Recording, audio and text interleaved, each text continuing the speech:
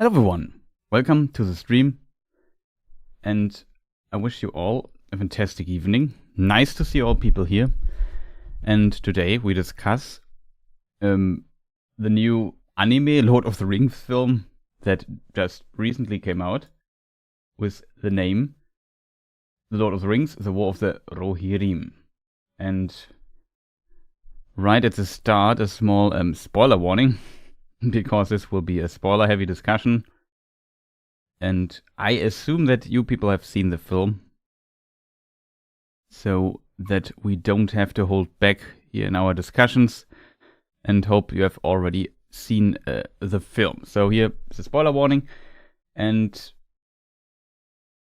I think that's the most important warning and disclaimer I have to do here right at the start. I hope you can hear me. I hope things work. In theory, everything should be working right now, so that's a good thing, I think.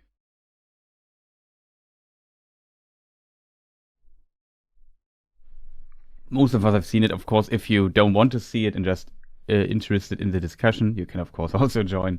Feel free to join then, just as a warning that if you haven't seen the film yet, it will be spoiler heavy here in this discussion. Can hear? Awesome. I hope you understand this.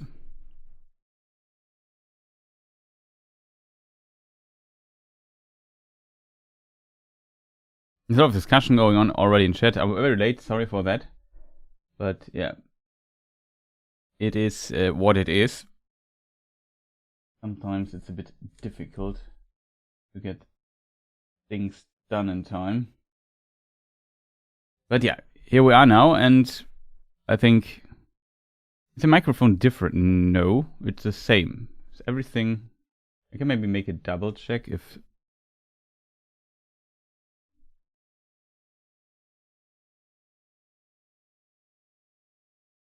I think sounds crisp anyway. Okay, that's good. Maybe it's just my voice or something.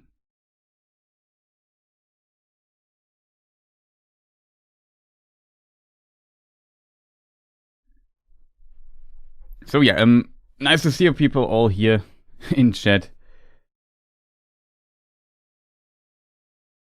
Some people already posted here some ratings, and we're discussing what is going on. So yeah, I don't know. Have you people seen the review of my channel? So then some people ask what my opinion on the thing is as well, which I guess is not a big surprise. Well, I did a spoiler-free review, but yeah, this is kind of the appendix to this. Like we add a little bit to this. Let me we can post it here in chat in case you haven't checked it out. I made it in what's it called? Oh, I posted it in the wrong chat. I made it when the film came out, kind of very early. I tried to be really fast this time. It kind of worked. Would have been a bit faster in this regard. Quite happy that we also watched, had a little preview screening or whatever it's called here in my cinema. So I was like, it was already on the 11th of December when I could watch it. In this regard, that was quite awesome. One thing we have to also look out for here in this particular stream is I don't have the full film material available, so I can only show you trailer material and trailer screenshots, which we have to see if we find the scene or not. So it won't be perfect, but yeah, like I said, I don't have it here as a digital copy on my computer because it's still running in the cinemas. So chat. Well, Chris, you are less than half an hour late, so yay, yeah. This is less than half an hour late. Is a win in my book. But yeah, it's a classic. I'm a bit sorry for keeping you people wait, but I think most of you know me already. I'm not good with time.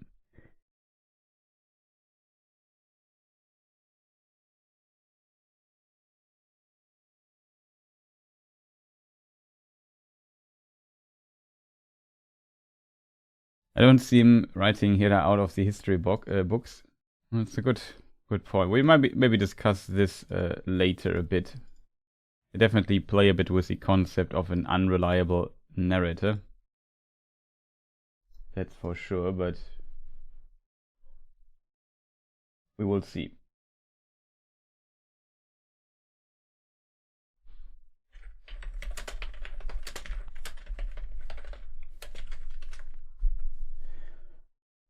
Okay, so chat, what did I think of the film? So in the video, I already welcome Mark, Arthur Rosemary, and Tabernacle Fan, Utaku Senpai, Crafty Spirit, and all the others here. Marius was also here. Read some other names at the beginning.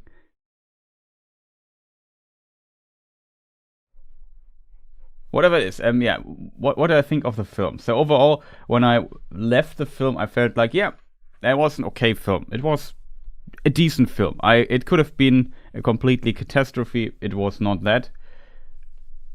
I said it also in my review video. It's kind of nice to see that people kind of are able to tell a simple story straightforward, and that's exactly what they did with this film.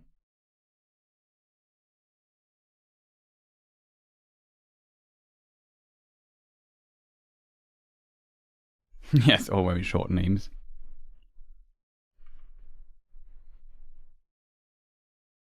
Mail carried treats with her today. Okay, that's nice. But yeah, it was kind of a random insert. They just told us the film somewhat straightforward. It's definitely not kind of a masterpiece. I also not sure if that's a film for everyone, because I still think that it has maybe its problems here and there. This film. Biggest things to criticize. I mean, I'm not sure if you have seen many anime films or so. I think for a cinema anime film production that the sometimes the quality of animation and stuff was a bit low. I mean, it's unfair to compare this to Studio Ghibli or to, I don't know, Redline or whatever, to some other films that are out that have just far more sophisticated animation background stuff. They use a lot of 3D. In some scenes that works quite well, in some scenes it doesn't, and then you definitely notice it. That's kind of a little problem here and there. Got a mini Milky Way. Nice. That sounds good.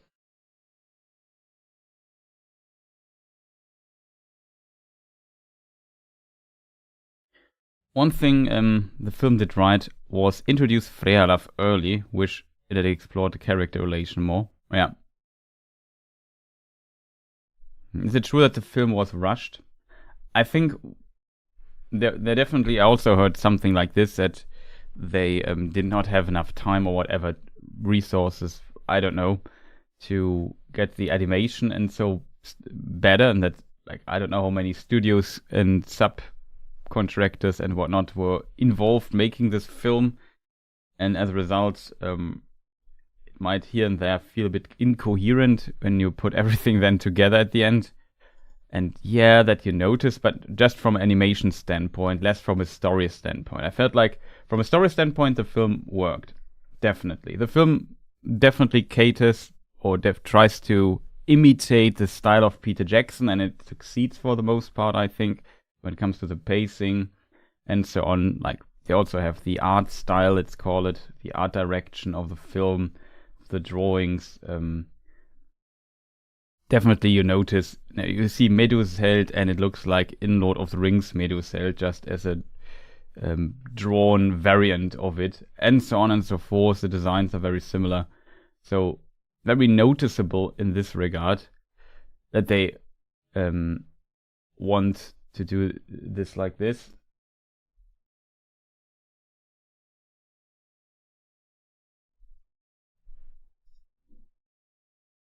The welcome Sephir, nice to see you. Also welcome Rico. The problem is a bit, I don't know. I think for a lot of people said the film is too long. And I did not have the feeling when I came out of the cinema it was too long, actually. The problem is, it was definitely a long film for what it is and for a very simple story.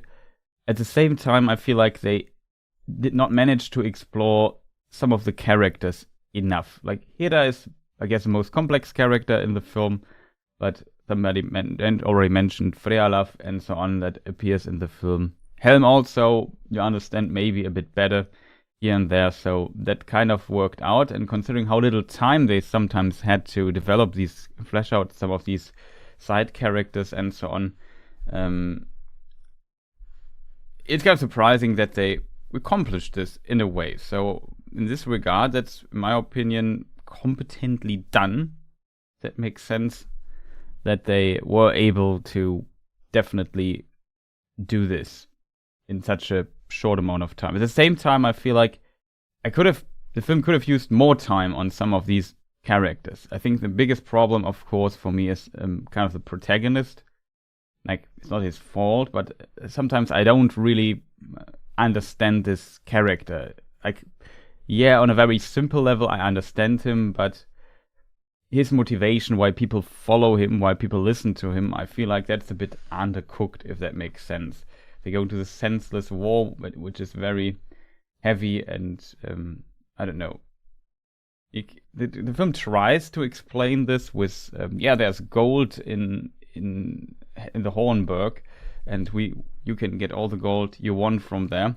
We just have to take it, and this kind of convinces the people. However, overall, Freka always felt Wolf, not Freka. Wolf seemed like a weak leader, in my opinion. And you ask the question, okay, why would people follow this guy? That's something that I feel like I always struggle a bit understanding where this comes from. Why do people think, that's a leader? Here we risk our life for him and his cause. You know, that's kind of strange. I feel that could have been done a bit better.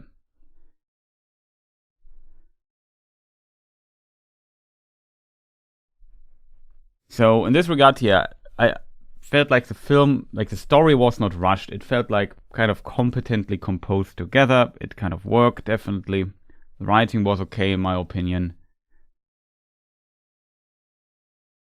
Well, you can't go into this film with the expectation of reliving the Two Towers or something. That's something this film can't offer to you.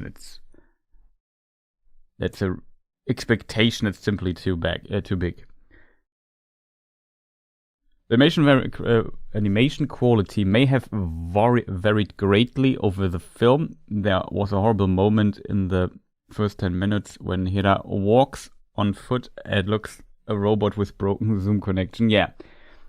Some animation cycles were not as detailed. Sometimes it suddenly worked. Like, some of the horse animations were pretty good. And then other scenes, when you see the horses, I don't know, more in the distance, so well, it was not very good. And same with some walking animations, as you say. They sometimes look a bit weird. Oh, too nice. Welcome. Nice to see you as well. Glad you could make it. Fortunately, I can't show you like example footage, but just watch the trailer of this thing. And that's maybe not a bad idea, if I'm completely honest with you people.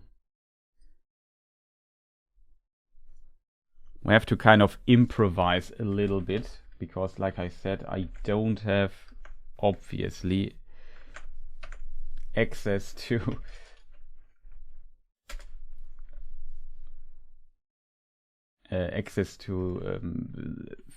many screenshots of the films and to all the footage. I don't have.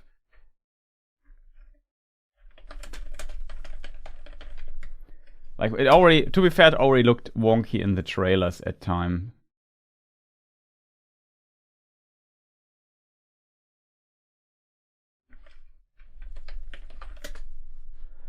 I'm not sure if there's like a better trailer. Well, we take just the official trailer. Be careful here with the sound because of copyrighted music and stuff. Also, it's a sneeze. Excuse me. Ah.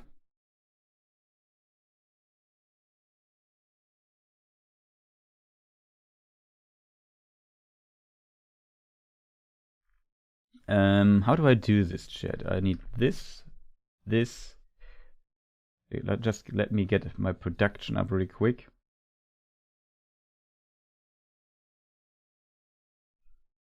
Lord of the Rings. Okay. Oh, yeah, here, without sound, you maybe skip a bit through the trailer. It doesn't look too great either. You also see the ground is kind of, I don't know, it looks a bit like a very low-res 3D texture, and these people are just put on top of it. It kind of works. The fire in the background looks also a bit strange in contrast. Like, it looks a bit cheap sometimes. It's one of these scenes where I feel like the two... this is actually distantly still okay. I think there were scenes in this in the film. But it kind of shows... Sometimes the 3D and the drawn characters don't really fit perfectly together. I hope you know what I mean. I'm not sure if we find like here better walking cycles. Not better, worse. Like this animation here with the horse looks kind of okay in motion. If you like some of these scenes here miss some details here and there. Here's some additional scenes here. I have to be careful here with what I can show you without getting into trouble. Don't want to... No, it's now the start again. So, yeah, something like that. Let me just see. Where we were, chat.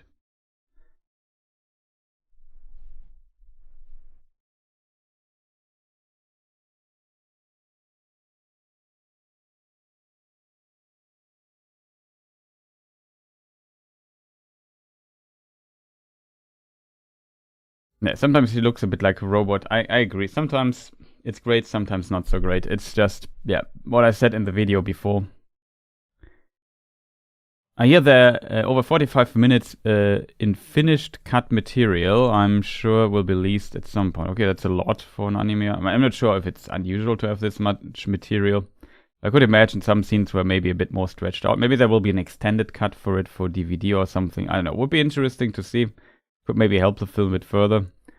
Reportedly, the budget was $30 million. Yeah, from Wikipedia, it always says $30 million. But it might have been both production and marketing. Anyone know? Nope. I've not looked into it recently, but wasn't sure. Great Rebo, nice to see you as well. And chat just got here. Saw the movie, didn't like it. It was girl boss, unfortunately, and as Roman, I'm sick of test of this trope. I didn't feel like she was too girl bossy, to be honest. I'm not even sure what this term means. That's also something we might have to discuss, unfortunately, in the stream. But she was a bit Mary Sue-ish. So Mary Sue is a character who's always good. Like, when Mary Sue gets captured, she saves herself and the people who want to come to save her. That's kind of how a Mary Sue works. Like, it's kind of a film term or writing term. I read somewhere that sometimes it's when the writers write themselves too much into the story, or there's a version of themselves that is simply too good. Whatever it is, it's also a topic I definitely want to discuss. I felt like she had some... She had some, like I said, Mary Sue characteristics, because she's like very smart.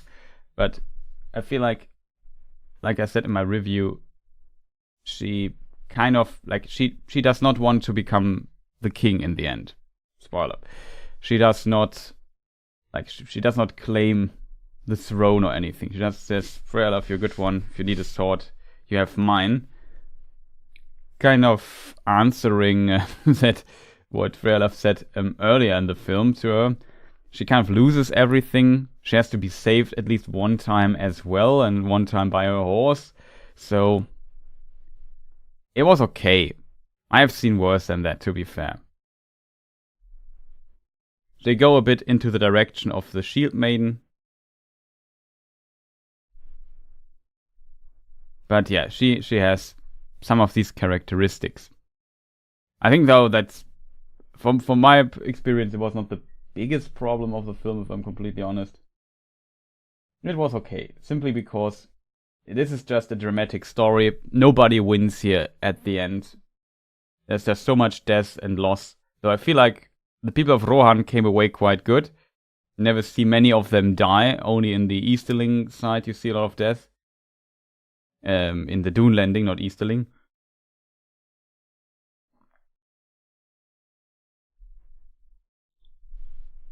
So there's that.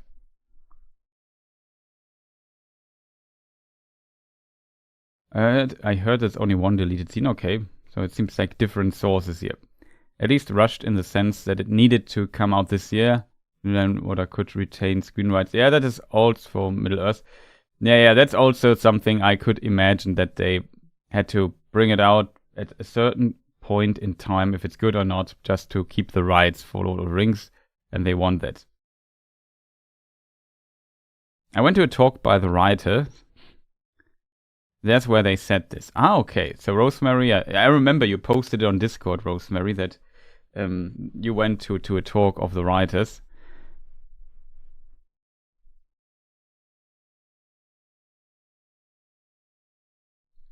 I mean, Eowyn is also kind of like this.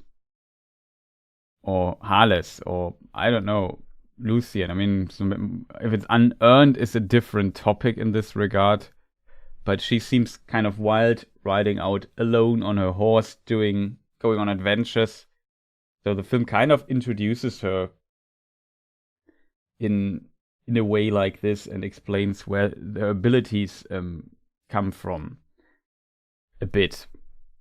And it's not like she is unbeatable in every regard. One thing you ask, she's kind of smart. She's smarter than most other people. Same with Freyalaf, it seems, but nobody wants to listen to him. So, yeah, we come to this. I'll just catch up with chat really quick.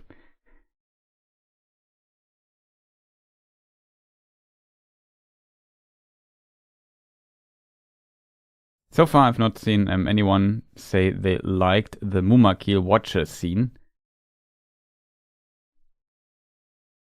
Yeah. It's a strange scene, simply. It feels like a bit very fan servicey.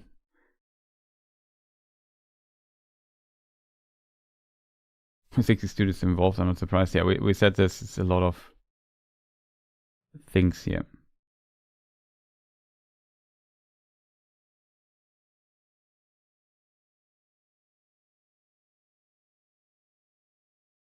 We just see where I just was.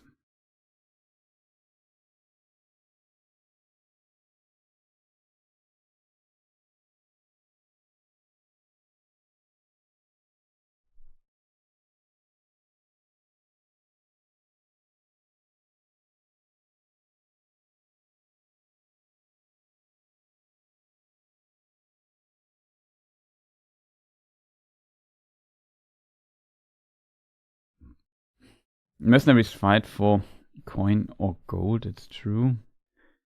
You would even say that Wolf seemed like the least credible character. Yeah. I can't wait to see the remake. Let them remake this and make Heda black. Okay, right, I guess.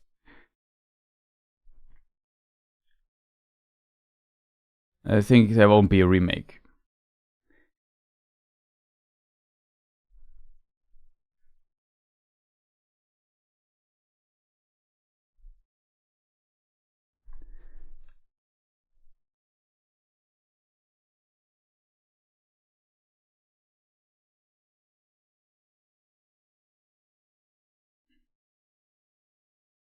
First Mumak appearance, or Mumaki appearance, and the Watcher appearance was very out of place to me, in my opinion. Yeah.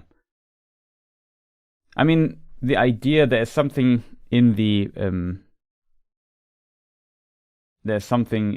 Fangorn forest, like a Watcher for whatever reason. There are strange creatures there. Why it must be a Watcher, I have no idea. Maybe Ents or something would make more sense in my book, to be honest. But I guess having some Ents fight a Mumakil would also be strange. At the same time, you would have potentially a longer scene here. They just have to animate how he gets slowly pulled in and eaten.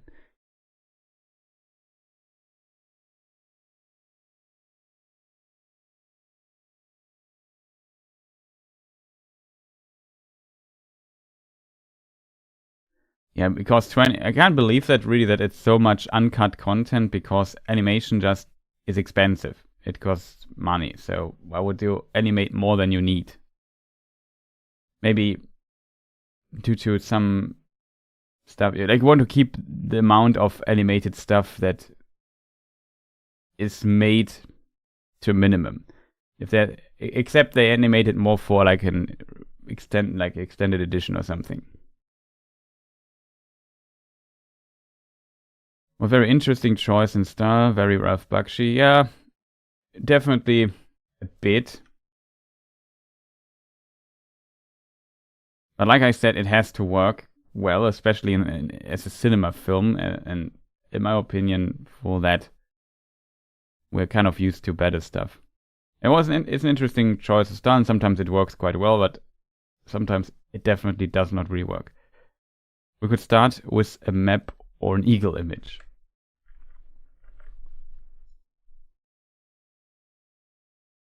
Yeah, we had, let me just see, production, where is it? We had kind of this scene here. Everything flies over. Here we also have the eagle, and then we have a nice transition and so on. There were some cool transitions like this in this thing here. Yes, I think straight from the start, I have to be careful here with the stuff. How they show Peter Jackson. This transition here I also kind of liked with the map. It was, oops, wrong button. This was kind of cool. If we go on the real map, like, I don't know, it has the same properties as the Peter Jackson films, that everything feels a bit small. Like, it feels like you can easily walk to the Hornburg, but the Hornburg is like 60, 70 miles away from Edoras. So that's actually quite a gap there that you have to walk. It's also something I noticed in the film, the distances, but that was already in Peter Jackson film. Peter Jackson's films, everything looked very close. So here's kind of Edoras, and here's Helm's Deep. You see this distance here, I don't know, depending on how you have to walk, it's definitely like 70 miles or something, 60, maybe 100. 100 is maybe a bit much, but if you look on your Lord of the Rings book map or something, you notice there's quite a few miles from here to there. And at the same time, they just went out and explored a bit, and then they went close to the End Wash, which should be this river here. And yeah, this is Van Gordon, as you can see on the map. And this is where the Watcher must have been. So kind of interesting.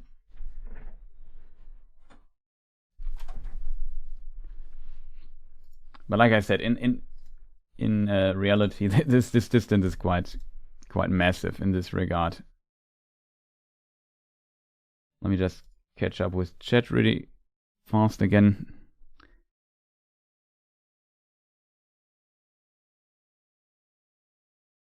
So funny, Yeah, I think they used real movements, digitalizing them or rotoscoping them. Bakshi also sometimes liked to do this in his film stuff. It felt like there was something cut on Jan and Wolf as kids. Yeah, maybe could have been a bit more.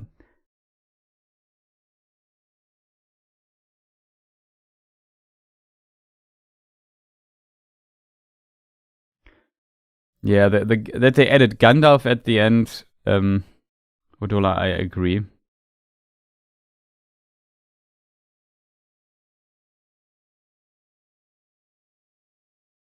I'm not sure how your first name is pronounced, so sorry. But yeah, that was definitely too much fan service. Like, the appearance of Saruman's also in the book, so that makes sense. Gandalf being mentioned, searching for rings. It's a bit early for that, to be honest, because only at the time Saruman gets Isengard, it becomes a bit more a topic of searching for rings all of a sudden. So there's that. That looked like an obvious bait into a trap. Gandalf. Yeah, that's the. Of course, there's the letter at the end with the G rune on it again.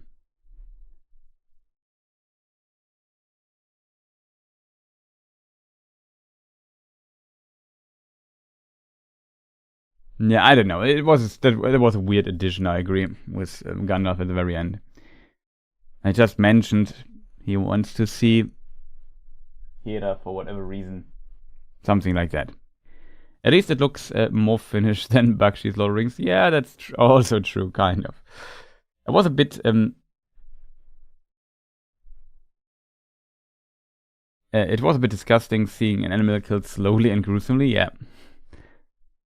Definitely, the scene had its moments for sure. Like, felt a bit sad for the Mumak at the end, but yeah.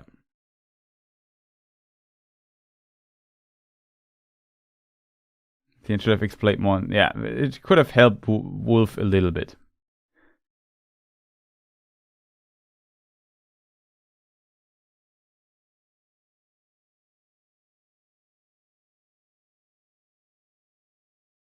I didn't hate the Rabbit Mumak sequence. Okay.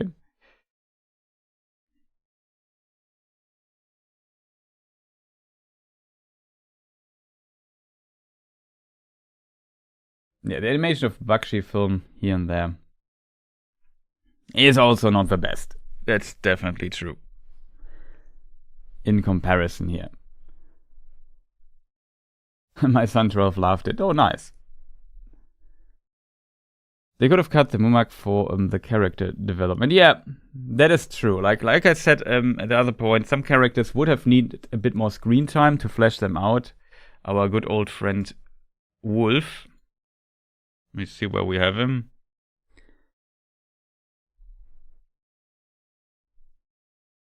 Production here, always a nightmare. Wolf is definitely one of them. I also would have loved to learn a bit more about Frealaf, but I think for the most part they managed to kind of characterize him well enough to make people understand what kind of character he is. And that in a very short amount of time.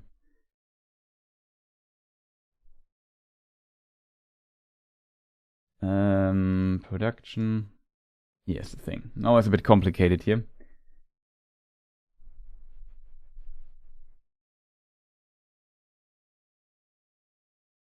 No, Priscilla's here. Welcome. I'm a bit behind when it comes to chat. I'm a bit sorry for that.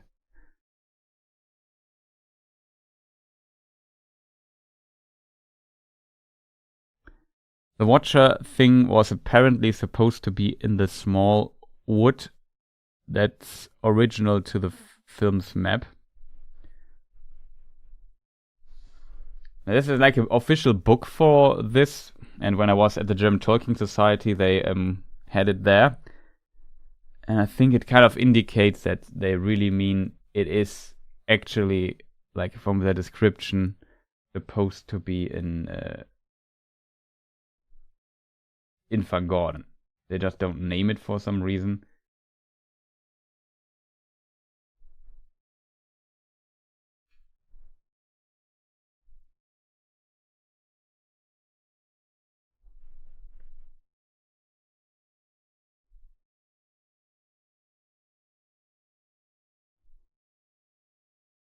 I don't know.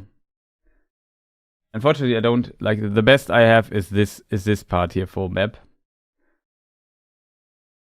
Here's Dunharrow down here, but yeah, in this they say it's somewhere north up the End Wash or something in this book. So I don't know. I mean, there's would be a different thing. I don't know, chat.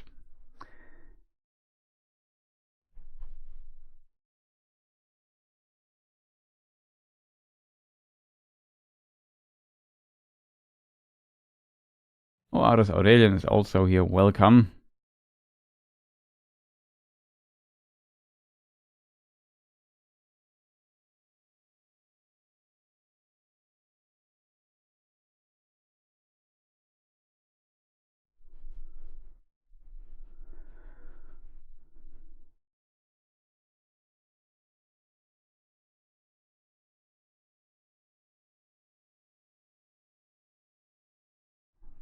Okay, let me just scroll up here a bit, chat, so I can catch up further.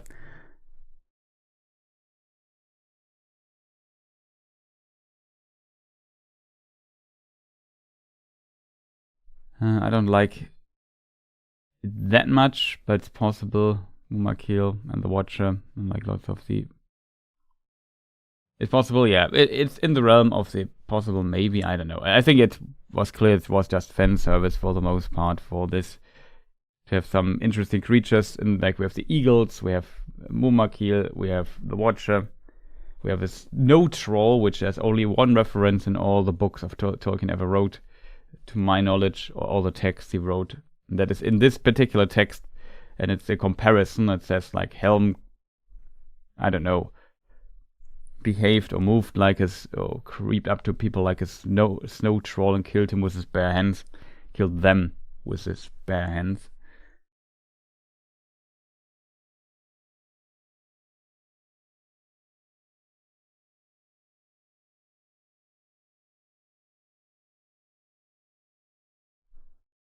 I don't know. I was surprised when I was at the German Tolkien Society stream that they were also quite positive about the film. Rated it quite decent. Nobody said it was an absolute masterpiece, but a lot of people felt like, yeah, it was a nice little movie. And I think that's all this wants to be at most.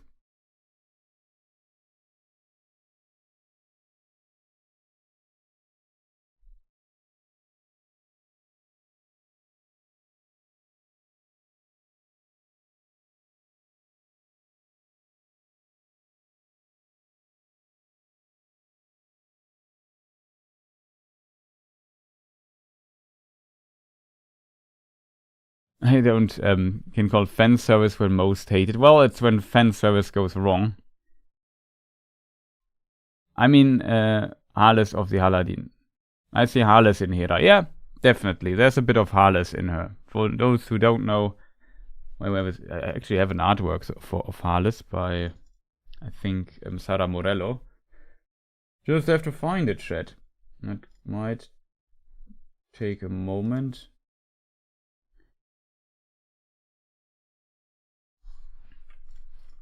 She's from the First Age, and yeah, the House of Harles is named after her, so she is a quite prominent character, you could say.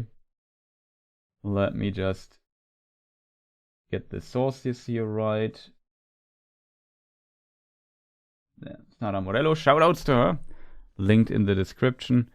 Yeah, this is Harles, and she defends her people like she is kind of described like an Amazon and fighting her people. She was not married as well, and she was in a dire situation surrounded by orcs, and they kind of retreated to a place where they had a river in their back, and then they had to kind of defend for quite some time, and it was not looking great for them, but she was fighting bravely. And then at some point, one of the sons of Feanor, it was in the First Age in Beleriand. Let me just to get people where we kind of are on the map. Actually, I'm not even sure. I think it was here. Not 100% sure, but I think it was here. And the outpost of the people of, or the sons of Feanor was somewhere up here. And at some point, they came to this place and killed the orcs, kind of saving the people in a way. But I think, who was it?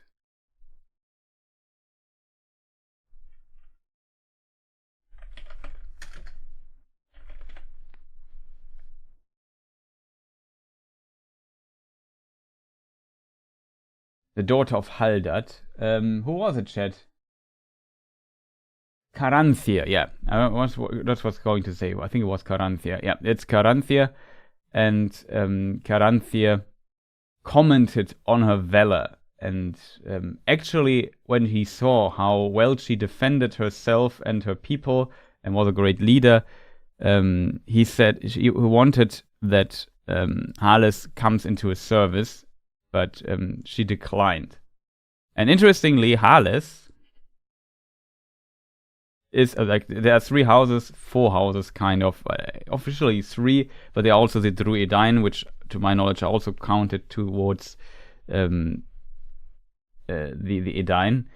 The Edain is like the group of men that left the far east, Hildorien, to go on to separate themselves from the forces of Morgoth, and went west, coming to Beleriand, and were kind of the good people. Out of them, later the Numenoreans will form, and some other people. Some people settled on the way to the west and became different people. Like some people of the House of Hales settled east of the Blue Mountains, and they later become the Dunelandings.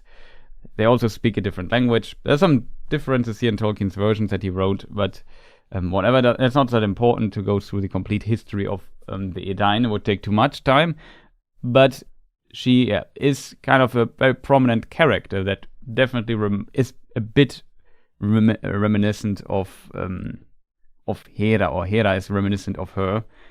That's potentially how I should phrase it. And in this regard, I feel like it was kind of okay. They tried to kind of jump on the ship of the Shield Maiden concept that is also established in Lord of the Rings a bit.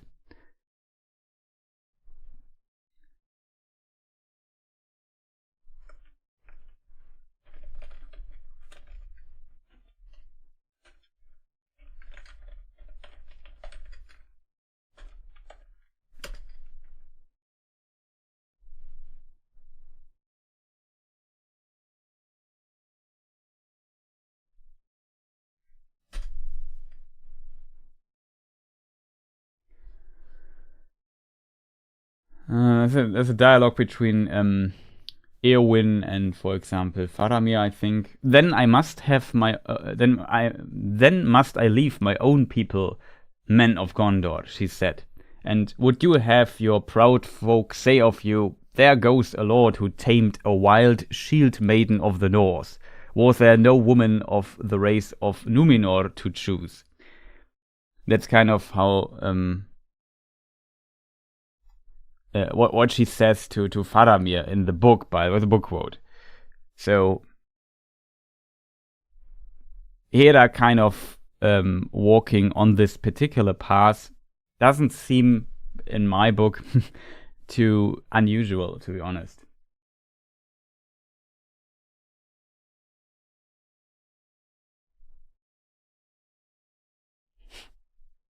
Sure, the hot warrior woman.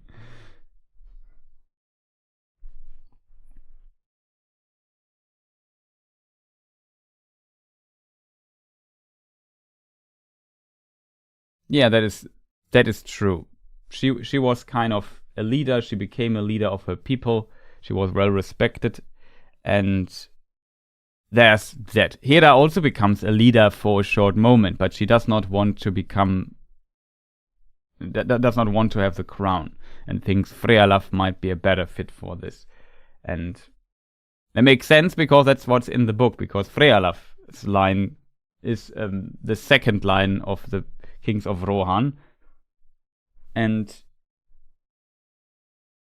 from here and Hera's and the line of Helm ends there. So it's not.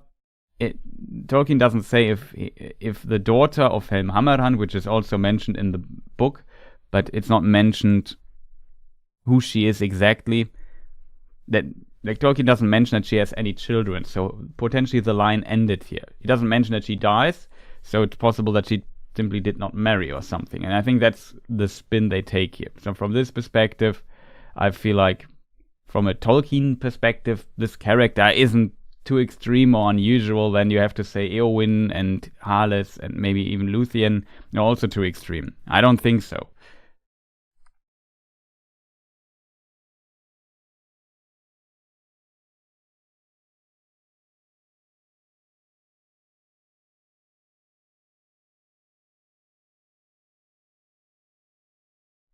Yeah, she also doesn't manage to save anybody, or like all the people.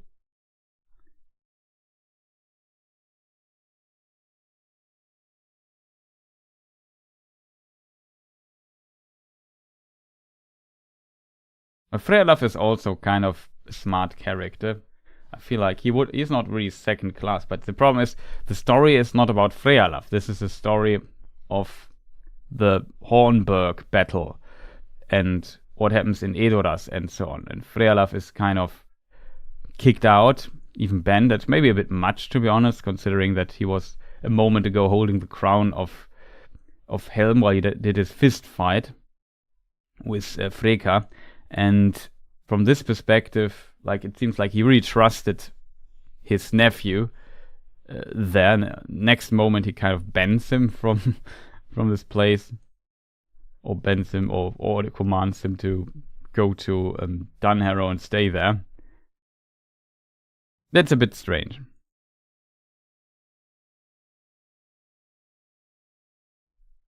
Or Mary Sue and strength is unearned. I don't know. Yeah, maybe. Sometimes it's when it's hard to believe that. Like Mary Sue is when it's hard to believe that a character, like Mary Sue, teaches her, like when a Mary Sue finds like a teaching character, a mentor character in her hero's journey, she teaches a mentor how it's done right. You know, that's kind of the thing how a Mary Sue works. Like the same with Rey in Star Wars, she can suddenly use the Force trick.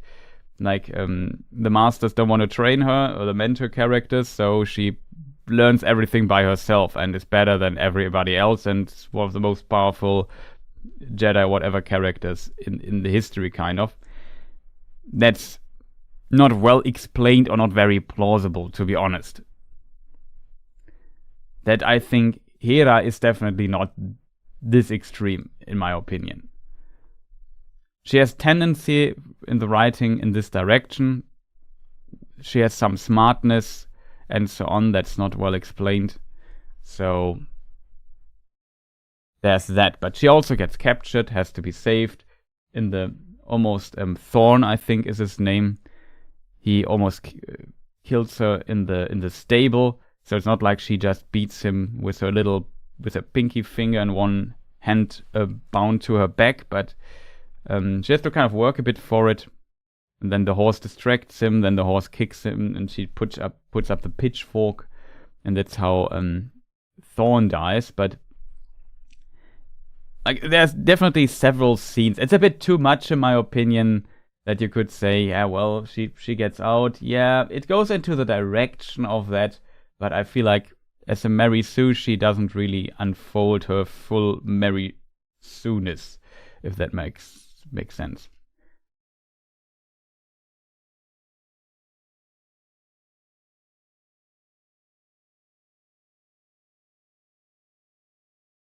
She also listens to her father. Like, the father says, no, you don't come to war. You stay here. Eowyn did come to war when it was not the father, it was her uncle, but kind of the father figure in her life. With potentially similar reasoning, he doesn't want that she gets hurt or killed. Says, no, Eowyn, you have to stay here in the camp. You can't go with us to war. And then Eowyn goes to war nonetheless.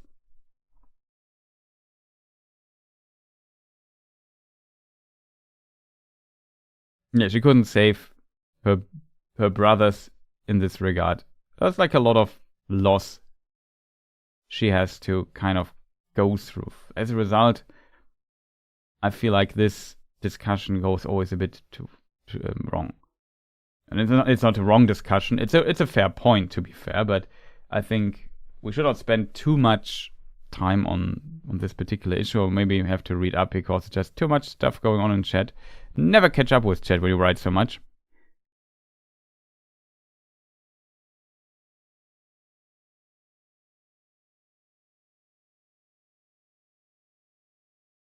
The Variax were slaughtered.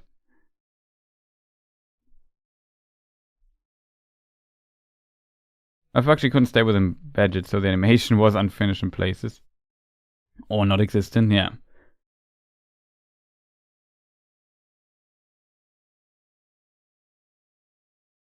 She was definitely also, I don't know. She had maybe some flaws, but not that many, to be fair. And that's where the Mary Sue-ish comes into place, I think. And compared with Rey, who was 2 days of training and beats a Jedi Master, Hera has been trained by Olwyn her whole life. Yeah, that's also more plausible. We don't see the training, but we see that she is fighting with sword and shield since she was, I don't know, a child. We see the scene with Freka and so on. As a result, the movie kind of at least explains us, yeah, she is a trained fighter. So she can use a sword. Doesn't mean she beats everybody, but she's definitely not bad. And since Wolf, I always say Freka to him, Wolf, I mean. Wolf on the other side, it's also shown that he fights his whole life, but he gets beaten early on. And yeah, kind of, he's not shown as a strong leader, potentially also not as a strong fighter in this regard. So, I don't know.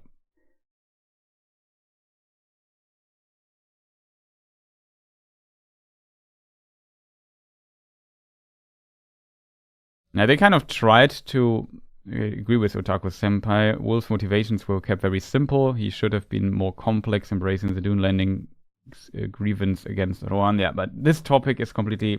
While the Dune Landings don't like Rohan and would potentially go to war, we as lore fans, or some of us, know why. Because the Dune Landings were once pushed away from their home and were also killed by the Numenorians, because the Numenorians did not see them as their kin, as fellow Edain, and because they spoke a different language, which was different for the Norsemen, for example. And so they killed them very early on in history. And as a result, the Dune Landings surprisingly don't like the Numenorians or the Dune Edain, the Numenorians in exile, so to say. So Gondor and Arnor and so on. So they are kind of not the biggest fans of those guys. And if Rohan is so close and allying with Gondor, you can definitely see where this motivation to fight the enemies, like what happens if Rohan allies further with Gondor, if Helm marries his daughter to a Gondorian noble or something, then suddenly there would be stronger bonds to Gondor, maybe bad for the Dune Landings here.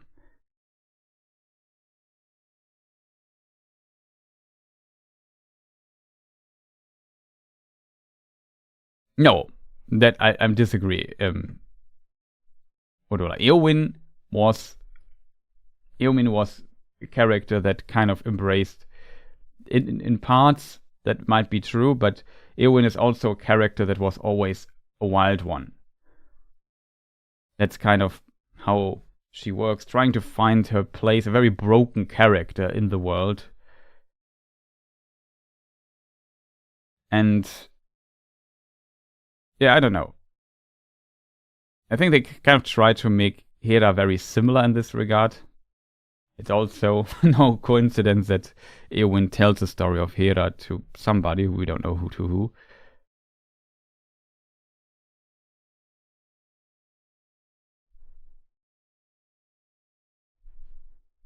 I would almost say Eowyn is a bit distantly inconsequential, which is different for Hales. But because in the end she kind of becomes... However, you could argue with Faramir, she finds that what she's looking for in her life. It's a bit complicated. Everyone not listening, Hera is doomed. Yeah, that's kind of the thing where I say, well, she is my... However, Hera has... Like, the film at least explains how Hera does know certain things.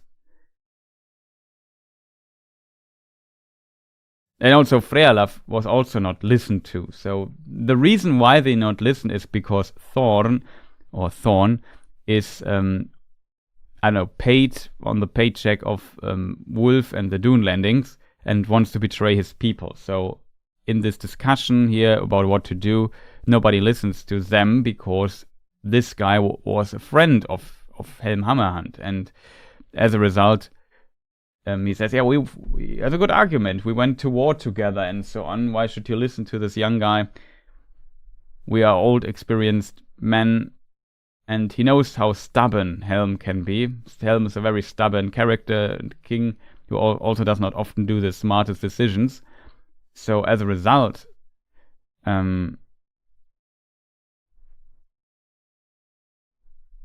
it becomes in this regard a bit more complex.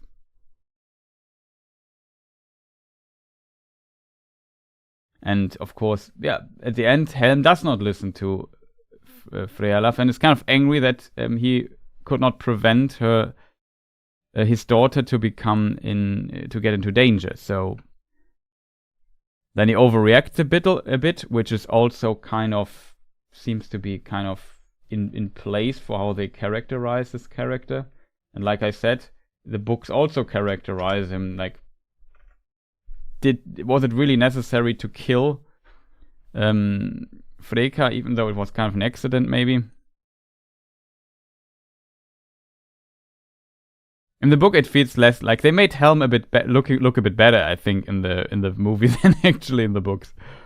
Like I said, Helm was potentially not the smartest leader, so in this regard, there's that. Well, let's say the wisest.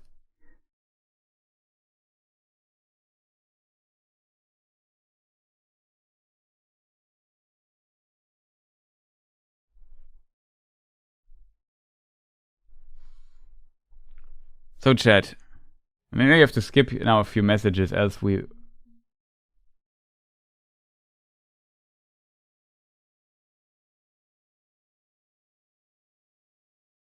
Yeah, there might be some cousins or sidelines or whatever, I don't know.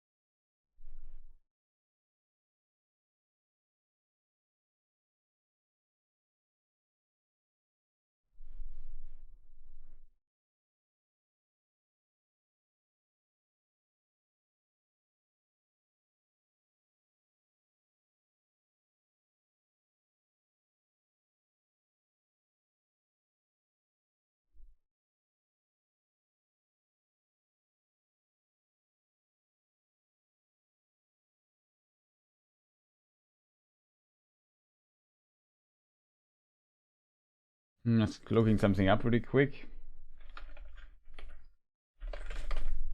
There was also what was he called? A Gumling, I think, was also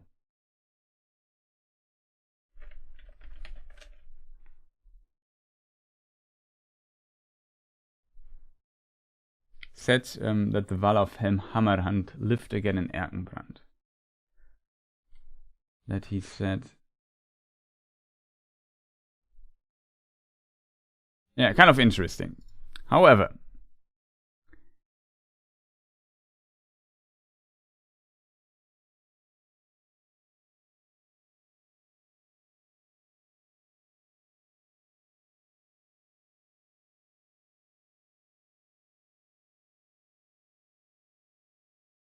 yeah, that's also a good point.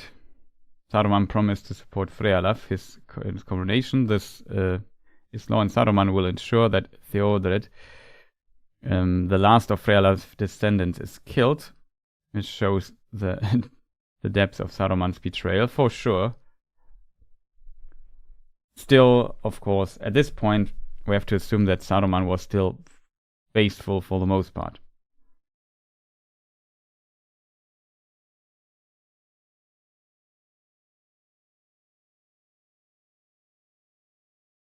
Logistically, Fangor makes more sense closer to the Misty Mountains. The other would be east.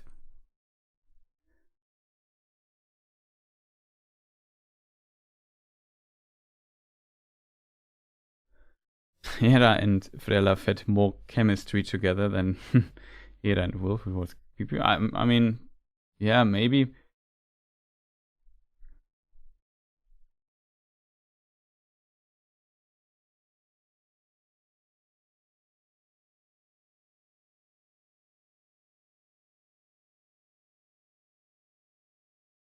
Yeah, Hera definitely tries to help the people. It's kind of the only motivation she has left at the end, and that is one that she follows.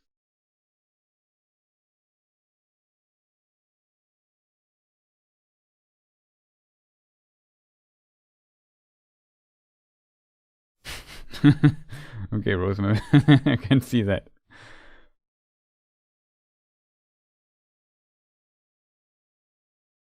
Unnamed things, hard to see how.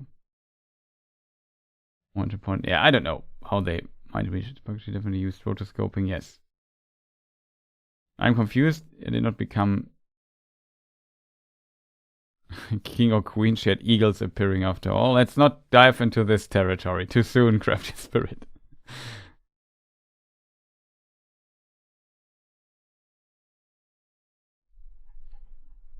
Yeah, so now I scroll. Time Lord will come. Nice to see you. I'm a bit, like I said, busy catching up with chat here.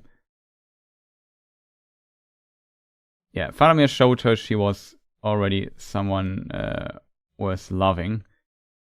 Eowyn's a comment. Was desperate to find her place in the world. She wanted glory because she didn't have anything. No parents, no role, no love.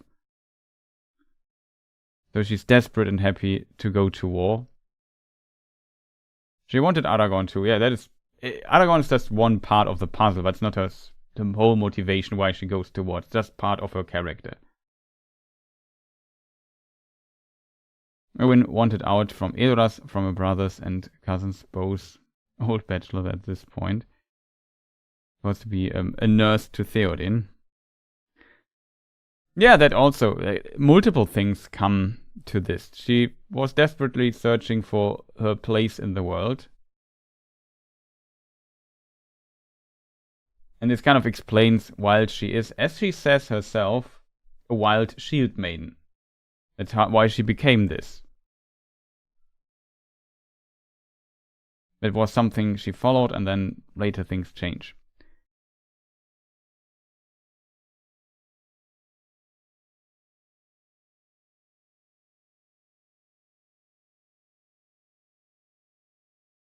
Yeah, exactly. If not for the war, Hera would have probably been betrothed to a prince or noble of Gondor. I don't think she would have refused, even though she didn't want it. The potential for that is there.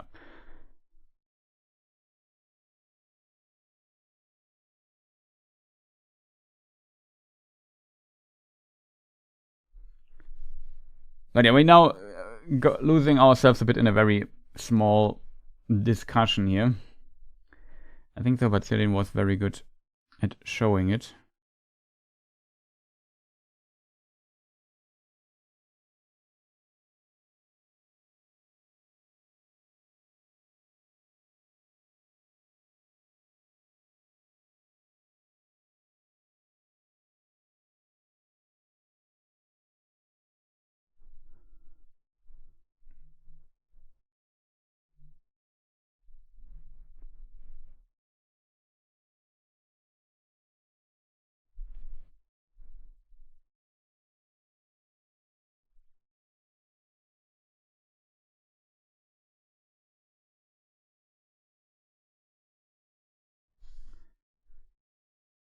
Yeah, exactly. Helm is portrayed as a overprotective of Hera, which fuels his anger towards Felth. Yeah, for sure. Like, I can kind of understand why he does this, but maybe it was a bit too much.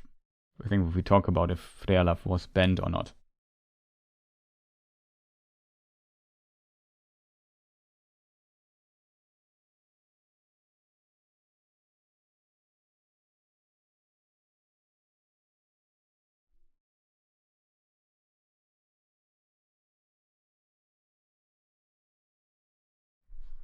Is it true that in the original story only one of the Helm sons died? No, that's not true. Both die. Hama dies and Hales funny enough, they have also this name. Hammer and Hales both die in battle. What is interesting is that this is a change from the story. Hales dies defending basically Meduseld on the stairs of Meduseld in Edoras.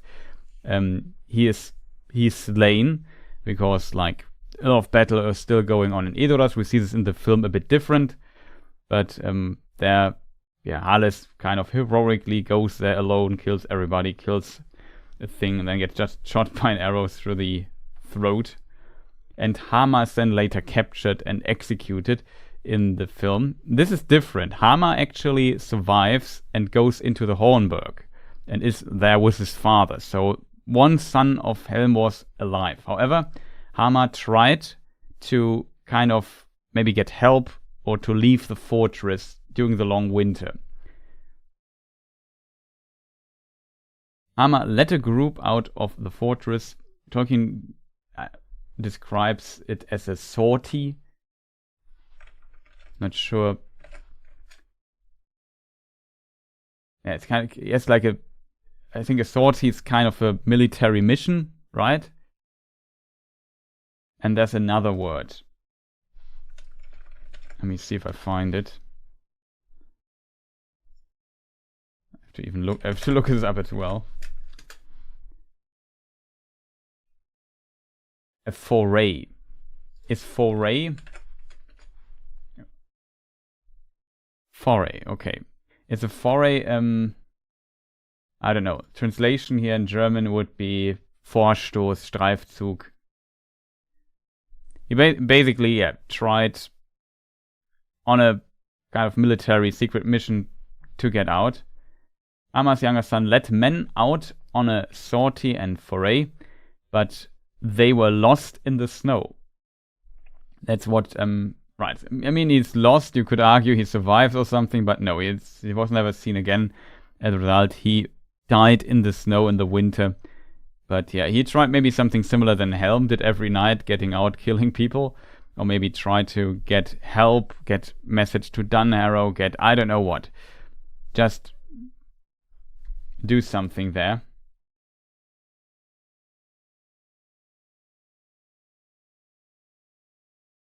In Helm's Deep there was great hunger after Yule, and being in despair against the king's counsel. So it was also against what Helm said. Hama, his younger son, led men out on a sortie and foray, but they were lost in the snow. Helm grew fierce and gaunt of famine and grief, and the dread of him alone was worth many men in the defense of the burg. And then after that, he would go out by himself, clad in white. So basically, he does that what his son does, just alone. And here also the term snow troll, I think, appears in this text. Yeah, clad in white and stalk like a snow troll into the camps of his enemies and slay many men with his hands. It was believed that if he bore no weapon would bite on him. It was a weird loading thing here on the stream. Hope it's gone. But yeah, it's kind of interesting.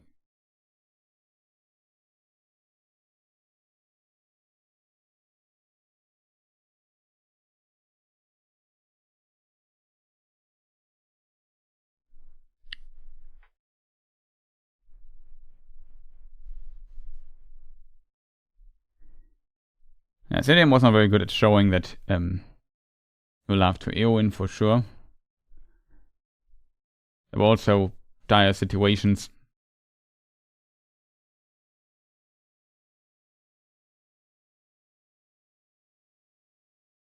But killing someone with one punch back then is highly possible, especially when you're capable of strong punches. Yeah, and here he allowed Freka even to hit him a few times. Then he punched back. And that's why they call him Hammerhand, whatever. It's true that the original story, Helm's sons died. Like I said, no. Okay, there was just a message. You lost the dot somewhere, and then the thing thought it was a link, so Alexi, don't worry.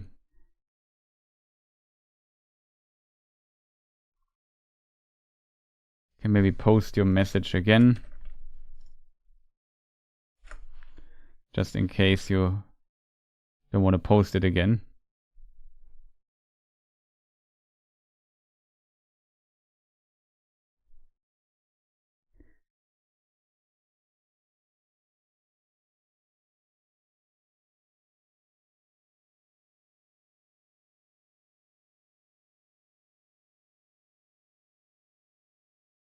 Dearer than daughter.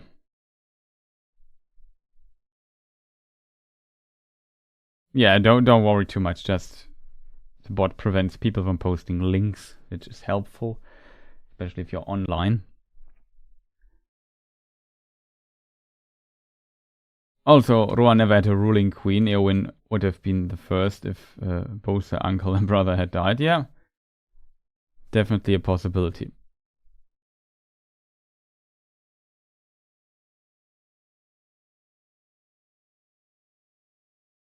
Does Tolkien say what happened to Helm's daughter? I imagine he didn't know. Nothing. She's only mentioned that Wolf wants, or Freka wants to couple his son Wolf with Helm's daughter, and this does not happen, and then Freka and Helm get into an argument, insult each other a little bit.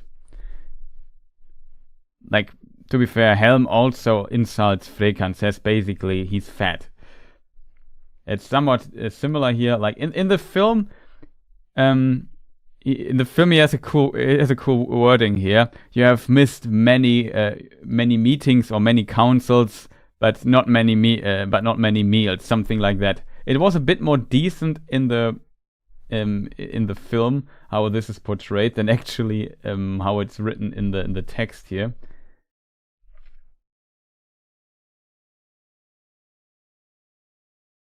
But Helm said, in the book it's worded like this. But Helm said, you have grown big since you were last here, but it is mostly fat, I guess.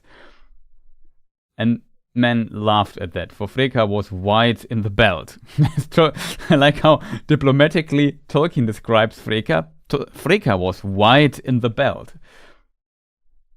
And Helm just says, yeah, you're just fat. So in the film, it feels a bit more subtle in this regard. Like I said, it was not a diplomatic masterpiece. Like, I think the suggestion of Freka is actually very smart, because it would potentially help that the Dune landings and the people and the Norsemen and the people of Rohan kind of have a potential to grow peace between both folks and so on. So diplomatically, that would actually be very smart. I mean, if the daughter really doesn't want to marry Wolf for whatever reason, then that's okay. But it escalated too much and then led to this war. Like I said, Helm is a questionable king in this regard when it comes to his wisdom and his diplomatic abilities. We see this in the film as well when I think Leaf is the character's name. There's some introduction of all the houses of Rohan and whatnot, and Helm just says, "I don't care about these old traditions. Let's get on with it." He's not a very traditional kind of thinking character that is for all this diplomatic and stuff, and I don't know, calling all the houses and so on. He doesn't want, in the film at least. And it kind of fits what impression you get in the book from this character as well. So I find this kind of fitting. Some little characteristics they added to the script, which I think was kind of smart.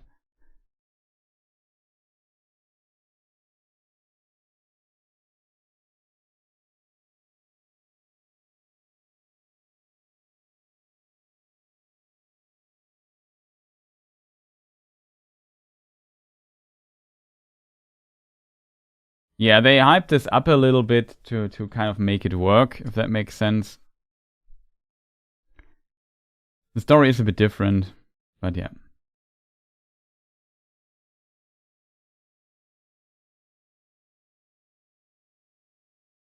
No, I didn't think she would marry the Time Lord, that she would marry Frealaf. The reason for that is very simple, because first, this doesn't happen in the book, and second, I think it doesn't make sense from the perspective of Hera's character to marry. She's a character that seems to not is in a mindset or in a state that she wants to do that. As a result, it would be very against her character that she suddenly says, I want to marry. And you can of course say, I don't want a character like this in my story here. But to be fair, the only thing, like somebody says, do we know anything about Helm's daughter?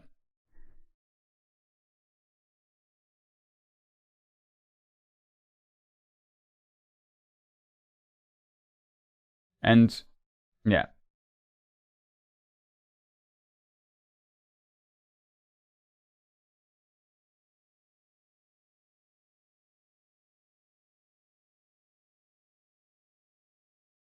I'm just currently skipping through the text. The only thing we know about Helm's daughter, like to one of these councils Freka wrote with many men and asked for the hand of Helm's daughter for his son Wulf. But Helm said, you have grown big since you were last here, but it is mostly fat, I guess. And men laughed at that, for Freka was wide in the belt. Then Freka fell in a rage and reviled the king and said this at the last. Old kings that refuse a proffered staff may fall on their knees. Helm answered, come, the marriage of your son is a trifle. Just look this word up again. Not sure how it's pronounced actually.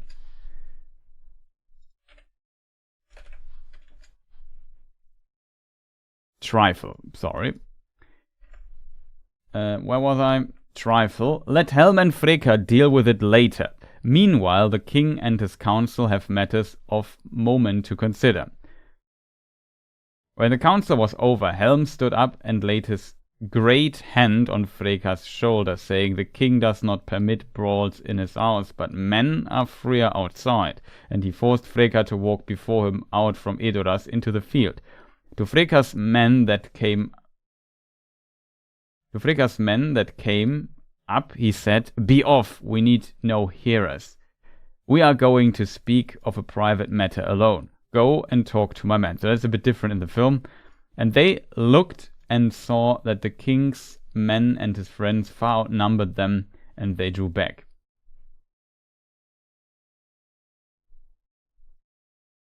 Now, Dunlanding, said the king, you have only Helm to deal with, alone and unarmed. But you have said much already, and it is my turn to speak. Freka, your folly has grown with your belly. Here it is again. You talk of a staff. If Helm dislikes a crooked staff that is thrust on him, he breaks it. So, with that, he smote Freka such a blow with his fist that he fell back stunned and died soon after. Helm then proclaimed Freka's son and near kin the king's enemies, and they fled. For at once Helm sent many men riding to the west marches. They were in the west. And then 4 years later, great trouble came to Rohan, and no help could be sent from Gondor, for the fleets of the Corsairs attacked it, and there was war on all its coasts. And at the same time, Rohan was again invaded from the east, and the Dunlandings, seeing that chance, came over the Isen and down from Isengard. It was soon known that Wulf was their leader. They were in great force, for they were joined by enemies of Gondor that landed in the mouths of Lefnui and Isen. So that's a text describing this. You see, there's only Helm's daughter mentioned once. It's not said that she does not want to marry, but Helm kind of postponed this decision and just killed him before it could be made, and then banned those people, making them the enemies of Rohan. In this regard, it's maybe a bit of an interpretation or a stretch to say that Hera does not want to, or the daughter of Helm does not want to marry. Maybe not. I think though the idea is kind of distantly interesting, at least.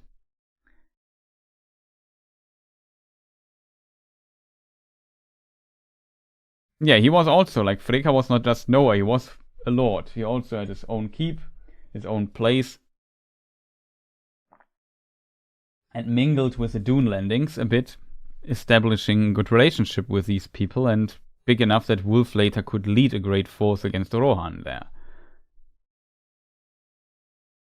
So I hope this answers the question.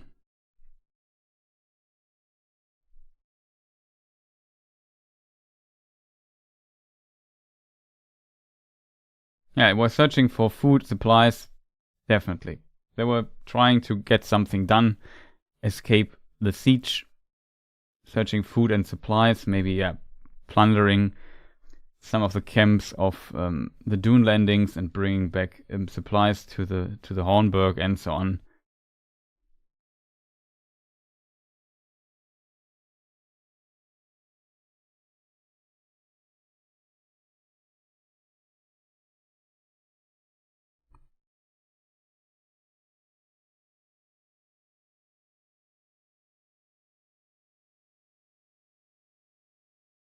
And it's also a good point by Mark. Like, diplomatically, I said it would be kind of smart to connect the people.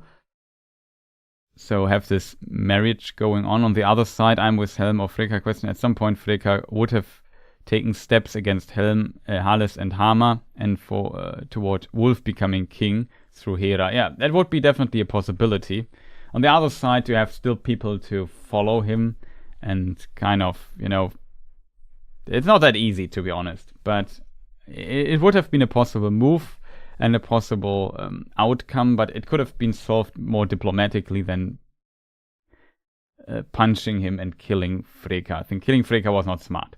Love this movie so much. It's so sad it's not getting the hype. Yeah, I think it's just very specific, like a very niche film in a way. Also, welcome, Nathan. Simply because it's an anime. I think not everybody likes potentially this anime style for once. And on the other side, beyond being an anime, it's also just beyond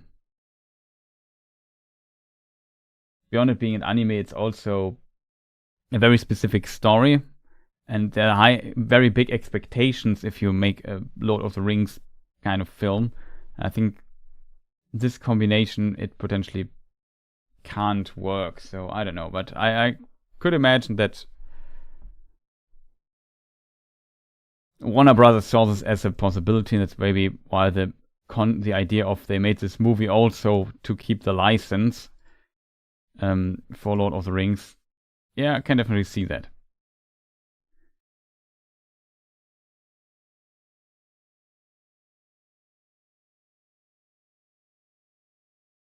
He was too old to rule. I mean, he still has 2 sons, and potentially people in Rohan like him. So as a result, it's very difficult to just overthrow a sitting king even when he's old and he has 2 sons. Going to watch it again tonight. Nice. So much fun with that, Nathan. Glad you like the movie. I also came positively out of the cinema. It's like not my favorite film ever, but was decent. We might watch it and add it to the list of watch party films for next year. Text is not clear. Hammer died. Sorty for Ray, food, and so on.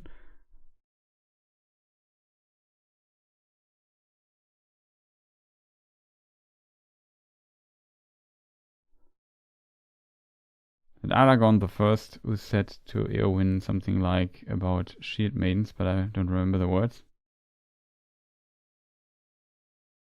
Was the first. Yeah, potentially. It seems like it's a concept in Rohan, the shield maiden. As soon as our siblings died,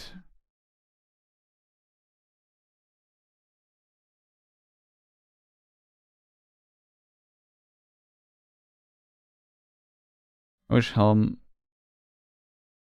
the murderous snow troll, was more drawn out in the film. Yeah, maybe.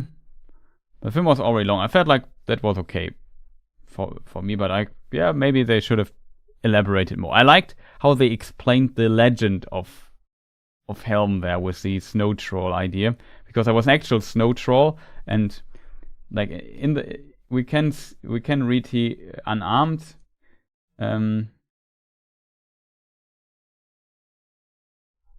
Where is it? Sorting an array. Yeah. He would go out by himself clad in white and stalk like a snow troll, here's a snow troll, into the camps of his enemies. But it's like a snow troll.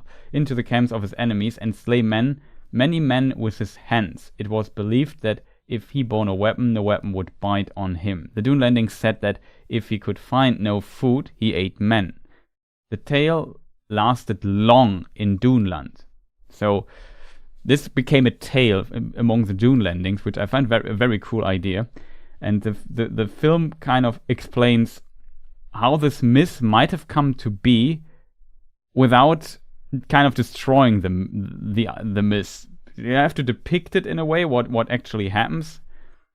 And at the same time,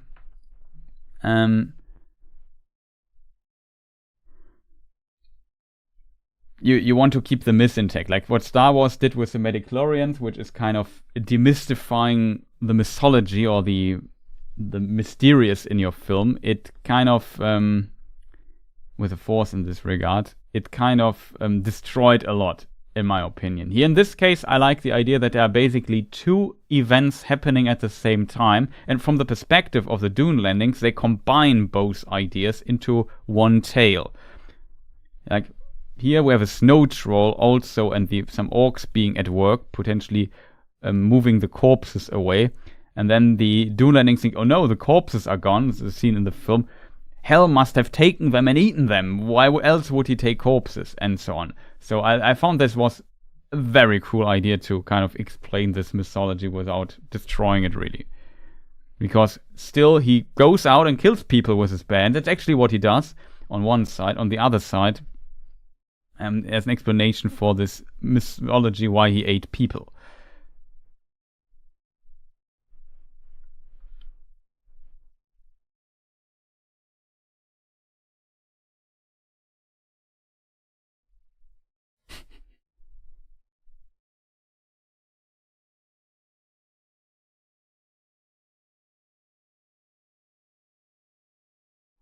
And that's too far behind shit. I maybe have to scroll up a little bit.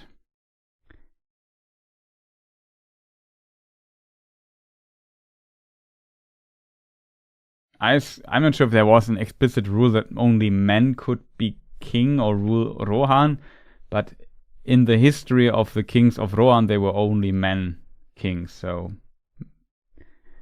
only male kings as a result. It's possible to assume this, but in theory, let's imagine the king's line would have died, then maybe an exception could be made there. So the possibility to change things exists. At the beginning, Numenor also only had male kings, and the ruling queens at some point happened.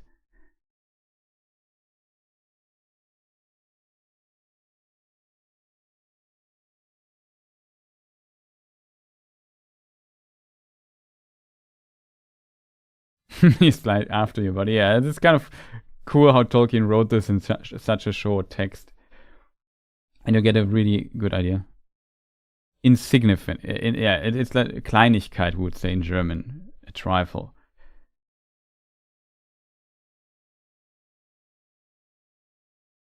Well, that's interesting. Also, the messenger of Sauron who approaches a Dane, or potentially Old Norse pronunciation, Doin Ironfoot, uses when referring to the ring.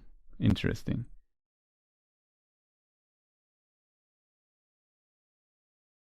It says he's of mixed ancestry, not really more than that.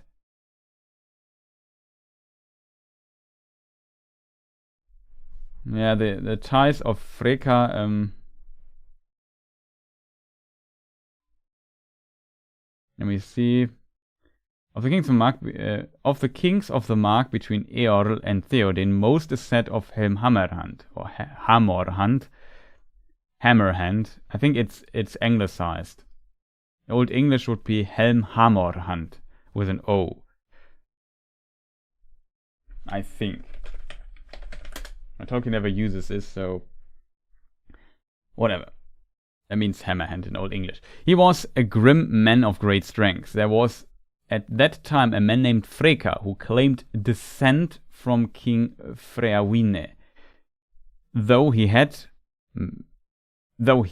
men said, much Dunelandish blood and was dark-haired. He grew rich and powerful, having wide lands on either side of the Adorn.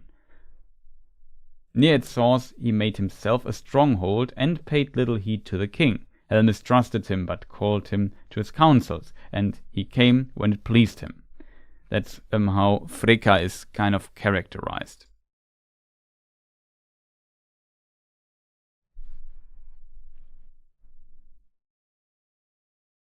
So, first of all, what is important here is that men say he has Dunelandish blood. It doesn't mean necessarily it's true. On the other side, since Wulf later has Dunelandish forces, it seems that he has some kind of standing there with the Dunelandings, and that he can kind of mobilize them to attack Rohan. So I would assume, yeah, there might be something to this idea.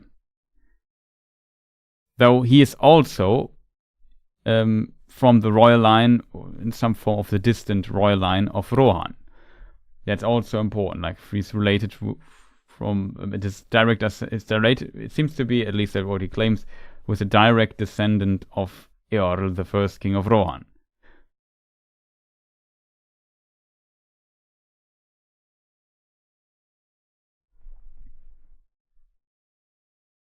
Since when is first cousin off limits in Tolkien's world? I mean, there's literally a version where I think, let's think.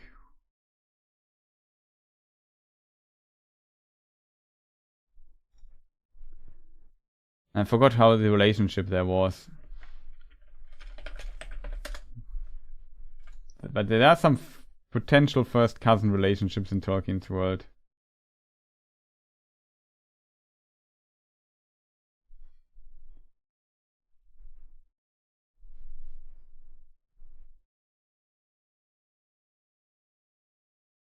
It's not directly first cousin, I think. I just think if Galadriel and Celeborn are cousins, they're definitely cousins, but not first cousin. It's a bit complicated. In some versions, Elmo is the grandfather of Celeborn, and Elmo's brother is Olwe, and Olwe's daughter. So Celeborn's father and Galadriel's mother are cousins, first cousins. So there's that. I think there's one version where some dudes where they're first cousins. I don't know anymore.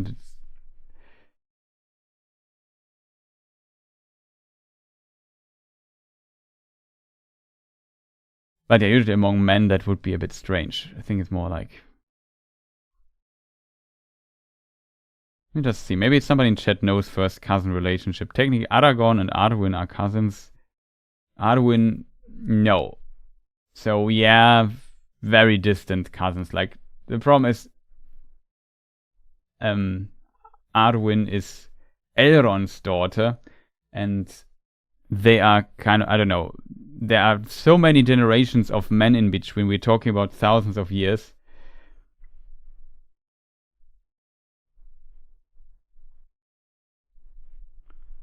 Like the Aragorn is of course from the line of Elrond's brother Elros, twin brother, but it's like if you say, yeah, my I don't know, they had common ancestors at the time the pyramids were built, like thousands of years ago. I think that's a bit too far. Yeah, that's a good point, Zephyr. Maeglin wanted his first cousin. Yeah, that is true. Maeglin wanted to marry Idril. And Idril is the daughter of the brother of his mother. That would be the cousin. That's the first cousin, yeah. Well, they didn't marry, though.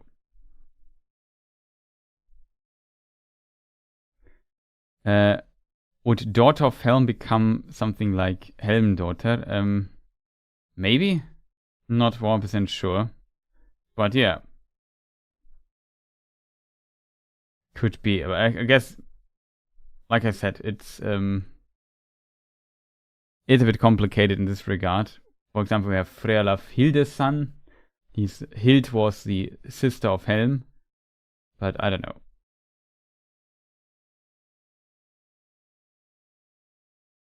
Yeah, it's a bit complicated.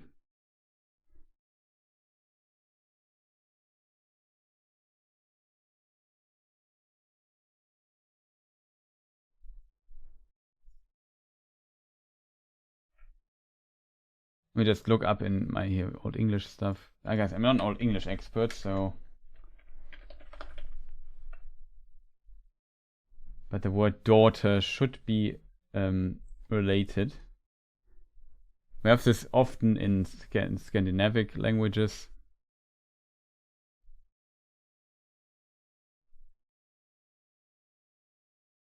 That's an interesting one. It is Dochter. Dochter. I'm not 100% sure if it's how it's pronounced exactly.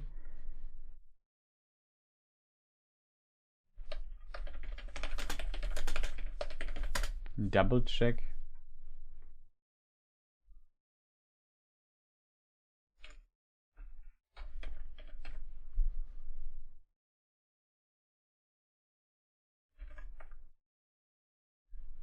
In German, it's kind of interesting. I never thought about these words being related, but this is the Old English spelling of daughter. I assume it's pronounced Dochter.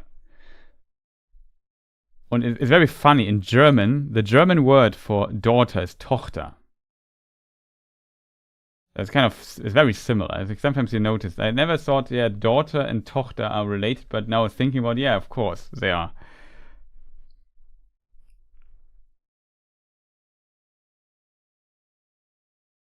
Idil found Maeglin's interest in herself disgusting, and they were exactly the same degree related, like Hera and Frealaf. Yeah.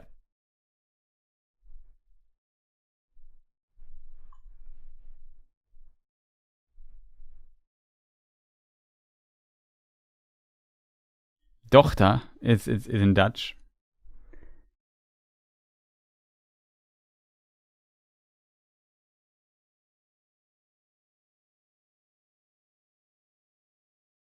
Yeah, Nienor, the daughter of Turin, is maybe also interesting.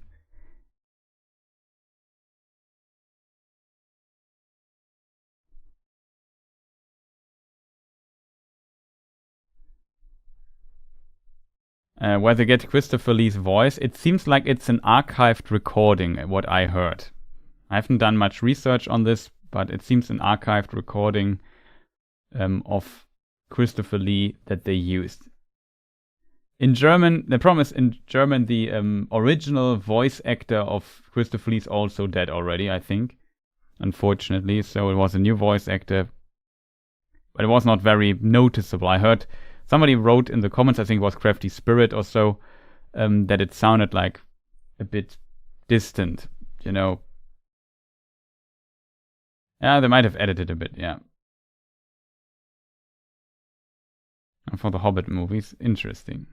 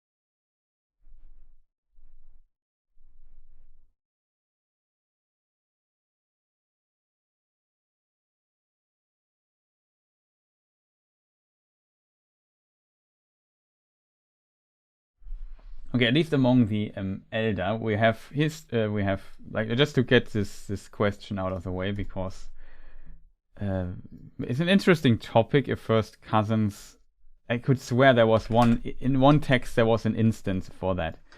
Tolkien wrote in the Silmarillion, I think, a statement for this. Let me just read both quotes to you. It's a bit complicated. It's Tolkien. It's always complicated. This is a very specific lore question, but I guess it's one that you rarely answer in a video in discussion streams. So, in the chapter, what's the chapter actually called? The Myglin of Myglin is the chapter called, and there's the following line. Let me see. For from the first days in Gondolin he had borne a grief, ever worsening, that robbed him of all joy. He loved the beauty of Idril and desired her without hope. The Eldar wedded not with kin so near, nor ever before had any desire to do so. There's this line. However, in a different text, in an early version of the Silmarillion, from History of Middle-earth, book number 10, that is Morgoth's ring, as always. There's the spicy stuff you find in that book. There, Tolkien kind of reduces this a little bit, this statement, which is very clear.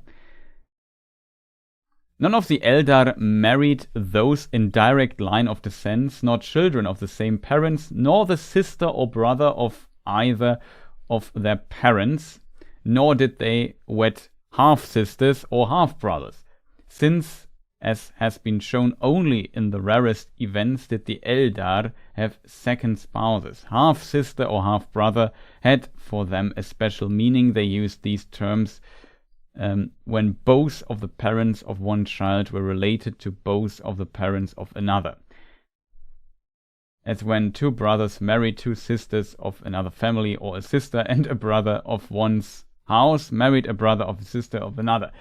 Whatever, things which often occurred. Otherwise, first cousins, as we should say, might marry, but seldom did so, or desired to do so, unless one of the parents of each were far sundered in kin.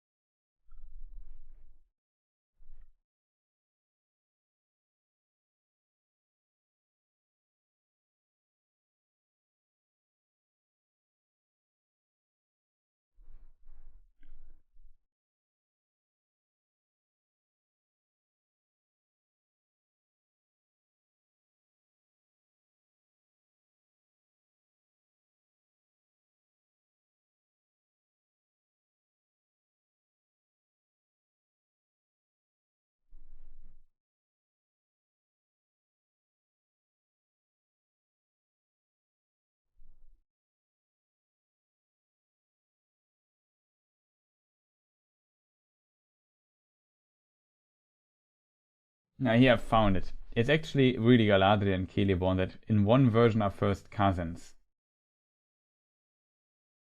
It's a bit complicated to find, chat. Just to explore this particular unusual question. I think you can maybe see, just to come, where does this question come from? You can maybe see some chemistry between Hera and Frealaf, but yeah, I never felt like it was too serious. They could just be have a good relationship as cousins. That's kind of it. 299.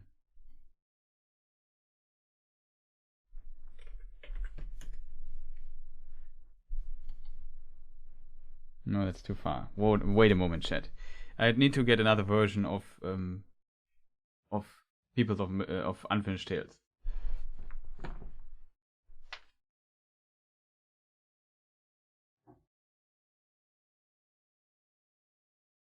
Okay, Jen, I'm back. Sorry. Just had to get... Maybe here there's a page number on this here. Let me just search for it real quick. Yeah, that seems to fit.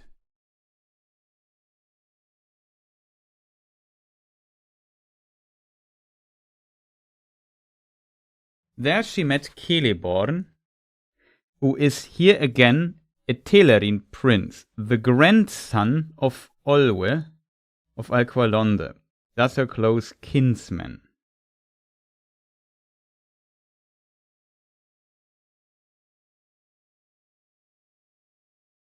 The grandson of Olwe.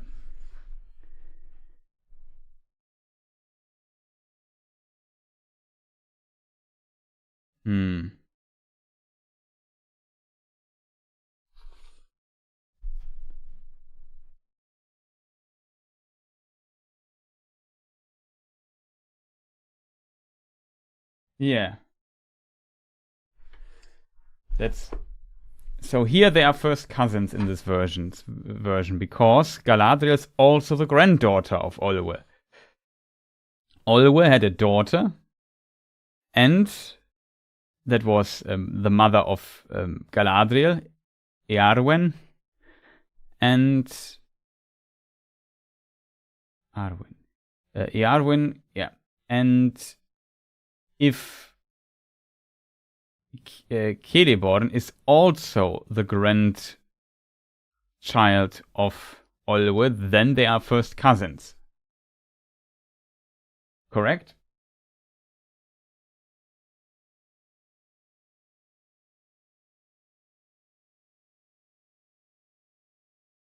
So yeah, whatever. So it seems like, I mean, how canon these versions are and so on. I know it can be debated, but it's kind of interesting that there are at least a few instances, and this is one version, at least among the elves, where Tolkien said, well, it could happen. Let's not go too deep into this particular point.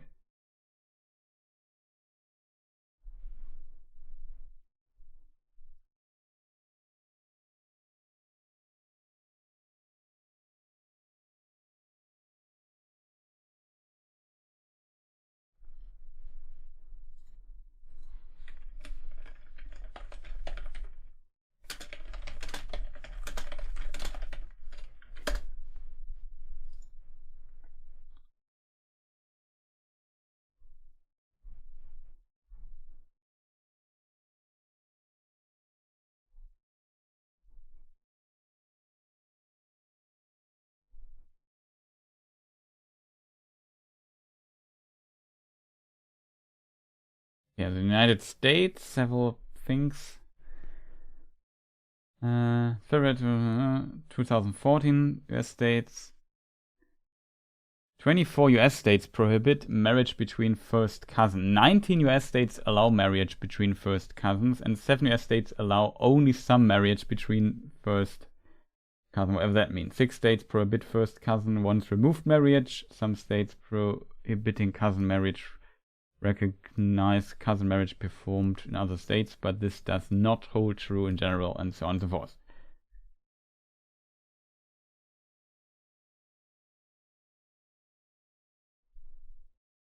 Let's see, in Europe, Germany, I think in Germany it's also legal. Cousin marriage remained legal in Germany in 2007 between a fifth and a quarter of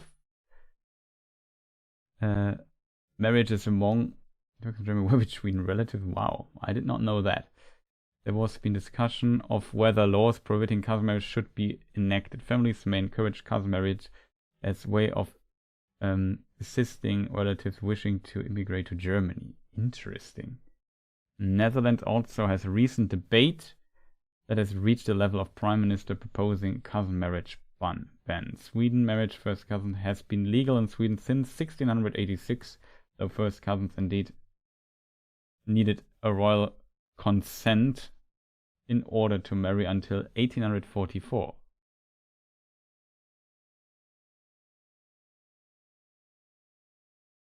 When this consent was removed and marriage between first was fully legal without royal consent. Okay.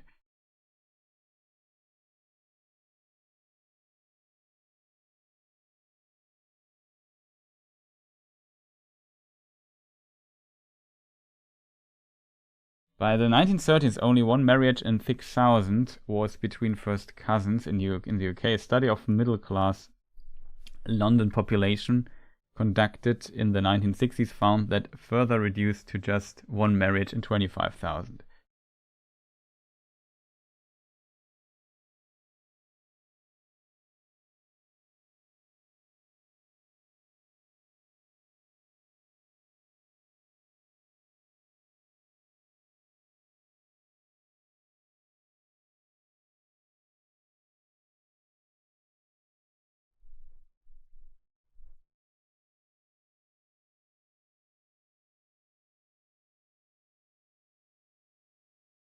Okay, it seems to be more complicated in England.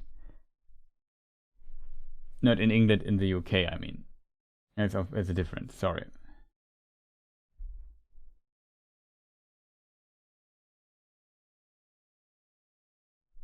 But yeah, kind of interesting.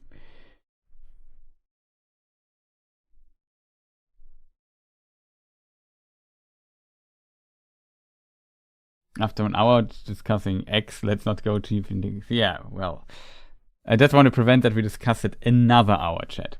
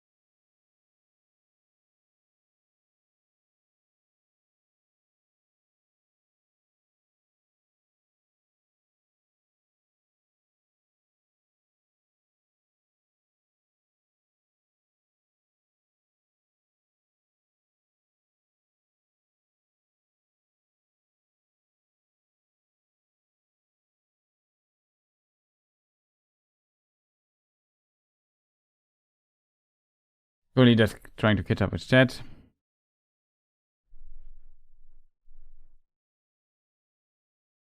Also, was there any chance of nameless thing being in the forest of Rohan? I think it was Fangorn, actually. They don't name it like this, but it's, I don't know, not 100% clear. If it is. But yeah, it was kind of made up. If they found ends there, I think, yeah, it would be more plausible as thing to attack the Mumak heel or something. The Mumak, excuse me, singular. The Mumak, I don't know. But it seems like, yeah, the Watcher's kind of made up. We don't know too much about the Watcher. Maybe there's a second one. Maybe it was the same. I don't know. I think it was just fan service. Source for the second quote. You mean... which was the second one? The first one was in the Silmarillion.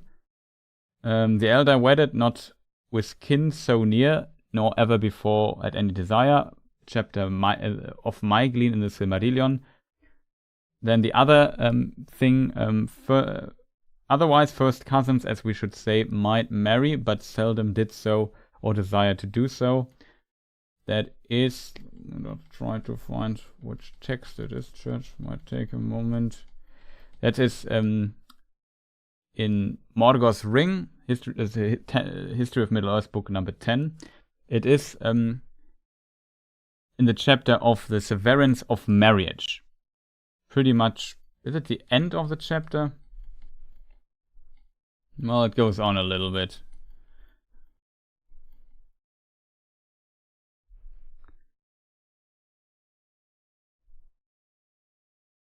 And the first cousin quote from Unfinished Tales is in my book, page 299, in the chapter The History of Galadriel and Celeborn.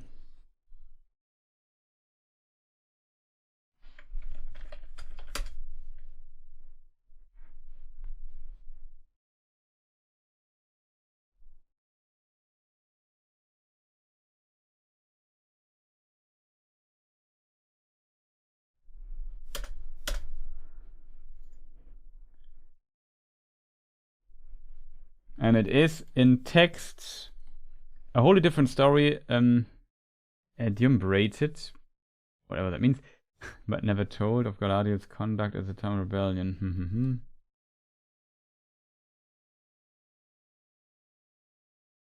Later in this essay, it is said, though called Nerwin by her mother,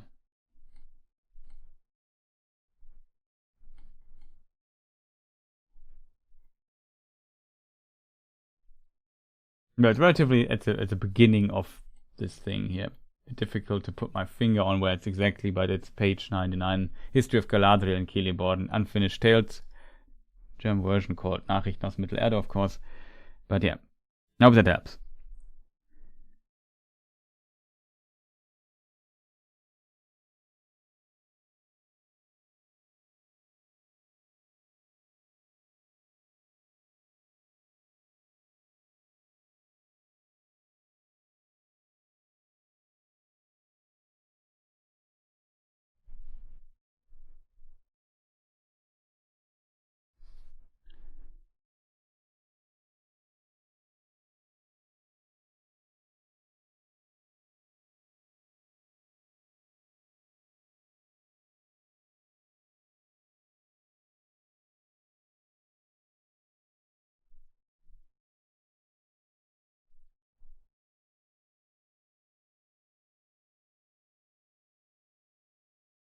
I never thought this film would lead to discussion about cousin marriage. Yeah, I also did not think that. That was not on my bingo card when I thought about the stream what might happen.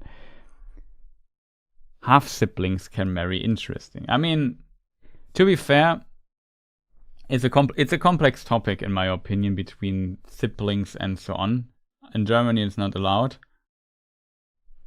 that like brother sister or something can marry. Though there are brother-sister couples here and there. I think there's one case where they often go to court and kind of try to change the rules, but the court always rules that it is, what do you call it in English? The argument, it's kind of an interesting, they don't have really, it's in German, we have the word sittenwidrig. It's a strange word. It's a bit difficult to translate. But indecent, illegal, improper, unconscionable, unethical, kind of in this direction. But to be fair, is there really an argument for why this is not allowed? Back in the day, because of children, if they have children, they have disabilities, but there are other people who aren't brother and sister who are allowed to marry and the probability of their children having disabilities, whatever it's called in English, when they are born is also very high. Still, they're allowed to marry, so that can't be like an argument. It would be in this regard unfair. It's a purely, I don't know, cultural thing, if that makes sense, especially in our time, where I wouldn't say it's not a problem, but it's a weird thing, to be fair. It's a weird edge case. Usually not much is going in. People get married for other reasons. That is also a thing that happens these days. It was when these rules and cultural foundations were created, marriage was often, I would assume, definitely part of having children. That is different in our modern times for sure, but like I said, also having children with disabilities is not easy for sure, but it's definitely also not impossible. And it's also nothing. It's something simply that exists in our world. And like I said, there are people who also would have, with very likely probability, have children with disabilities. Still, they are also allowed to have children, rightfully so. So it's kind of you can make an argument that maybe this is something that at some point might change or whatever. Or you can at least have a debate about, shall we limit, is this really big enough a problem that we need a law against this. That's kind of the argument. I don't want to go too deep into this particular topic.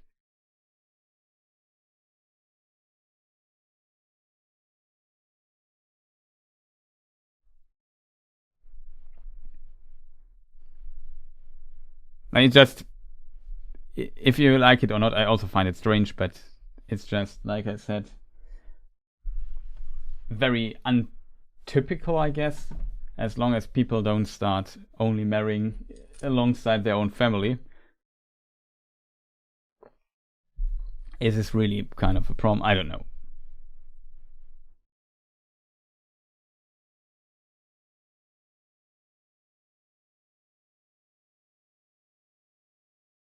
From the Roman law, yeah, I can see that. But like I said, back in the day, it makes sense because kind of was dangerous. That makes sense. Maybe it was a problem once. I don't know.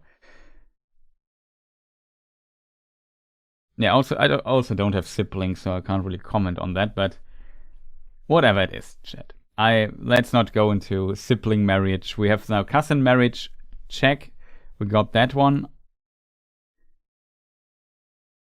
Yeah, we can maybe talk because it's coming up here in chat, and something I also want to talk about is who kills Wolf in the books and in the film. That's an interesting topic.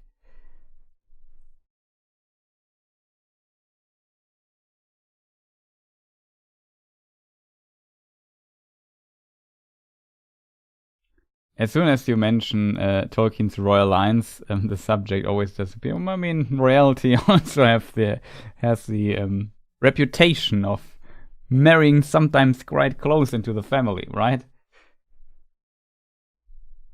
Of course, there are certain rules for it,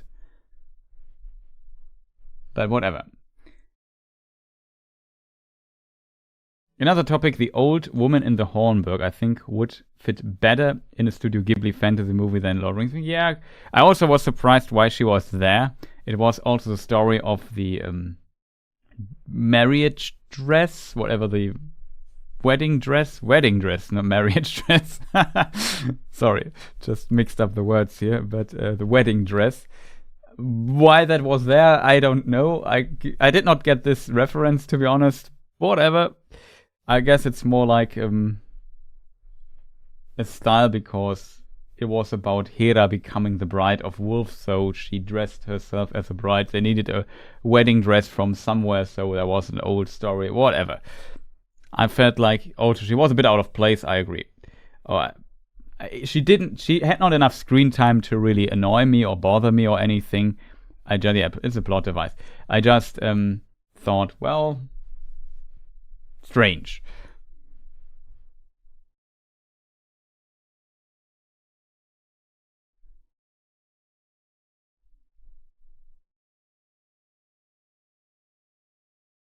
Yeah, also the eagles speak. In Tolkien's world, the eagles can actually speak the common tongue. Like, they can actually talk. That's the thing. But in Peter Jackson, they also don't talk, and this is more a Peter Jackson world adaptation than a Tolkien adaptation. Keep this in mind. And Jackson has never established that eagles can talk.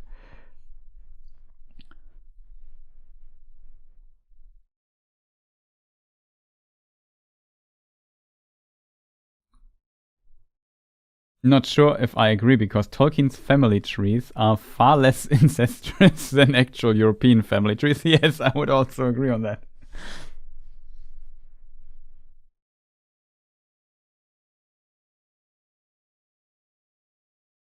Yeah, Bilbo conversed with the eagles. At the end of Lord of the Rings, spoiler, the eagles fly over Minas Tirith and basically say there will be a new alliance between the Valar and men, and praise the new king, and that Sauron has been defeated.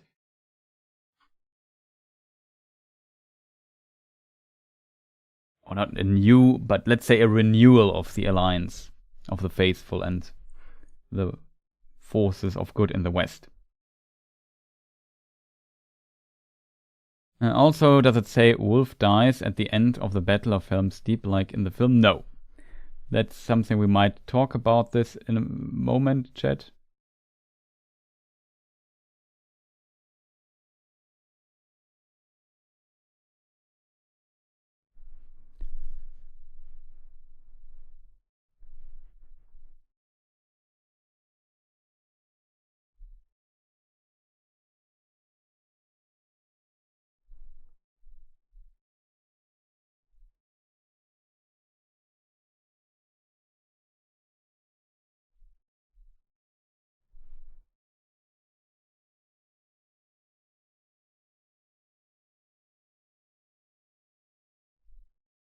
Now imagine Tolkien describing explicitly that Freylaf was not in a wedding dress. That is because they were both wearing wedding dresses. Oh man.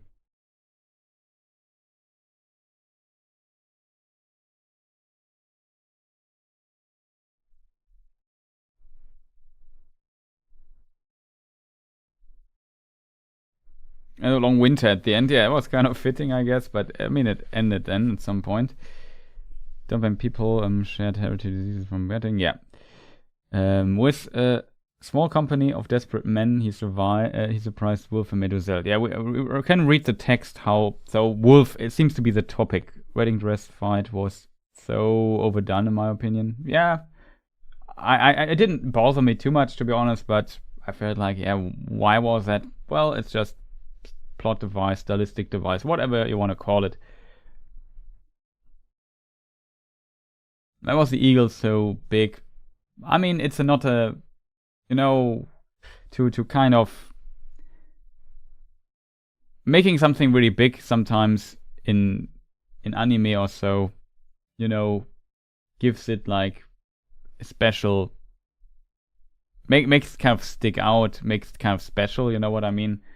And it's an unreliable narrator. It's a myth, a legend that's not told anywhere. That Eowyn kind of tells. Here's not the official version, you could say. As a result, she maybe exaggerates a bit. See it from this perspective. But let us see how Wolf died here. Salty.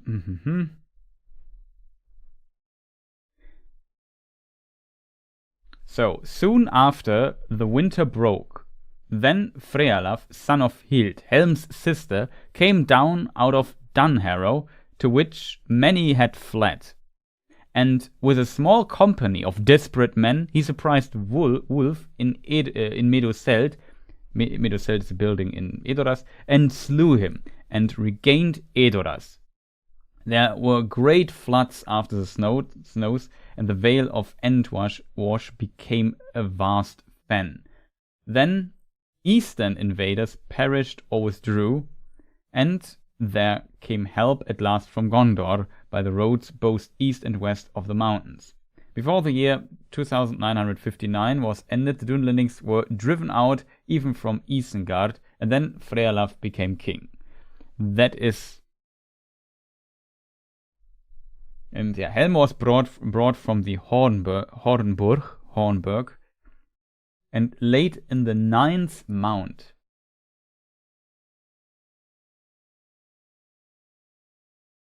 Ever after the white Cymbalmine grew there most thickly, so that the mount seemed to be snow-clad. Interestingly, when Frealaf died, a new line of mounts was begun. So yeah, here we kind of see what happened. So there was a siege. Wolf kind of retreated to Edoras, to Meduseld, to be king of Rohan, which he wanted to be. And he was not prepared that somebody would just get there and kill him. He maybe had some guards with him, but potentially not many, because they were busy at the siege. And then they just surprised him there in Meduseld. Frealaf and his men surprised him there, and he was killed. Does it explicitly say...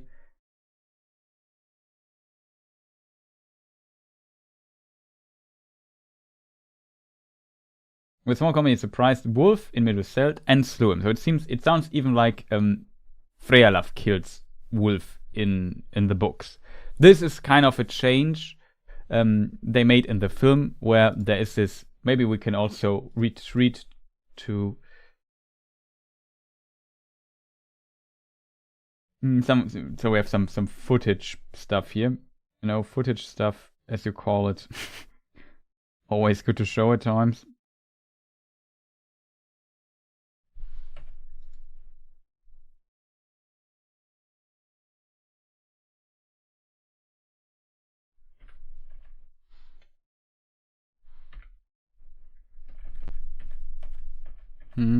Where's the scene I was looking for?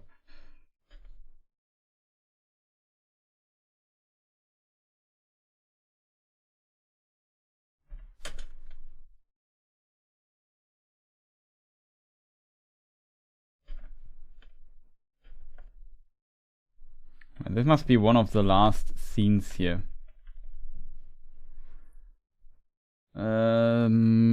Production. There. So yeah, this was one of the last fighting scenes. It's also in the trailer. It was pretty close to the end. And yeah, here it's Hera fighting and killing Wolf. However, in the books, it's Frealaf in Medusel. This is a change. I understand for dramatic reasons in the film that they changed this. Because, I don't know, it's of course, from the perspective of Hera, it makes kind of sense. She's the protagonist, that she kills Wolf and so on. As a result, she kind of takes it away. The victory there, if that makes sense. But it's definitely a change I can see that you would criticize. Goes a bit into the direction, yeah, of course. She's a girl character that was kind of made the protagonist of the story. She has to kill the bad guy at the end and so on. Yeah. I mean, she really tried to not kill him, I think, for some time, but it was simply not possible.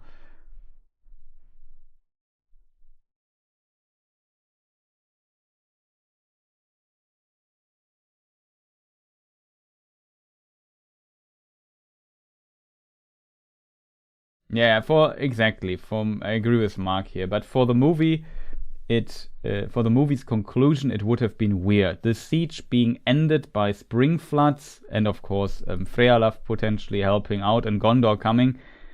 Wolf being in Edoras and slain by Frealaf there. That could have been put in the movie, alright.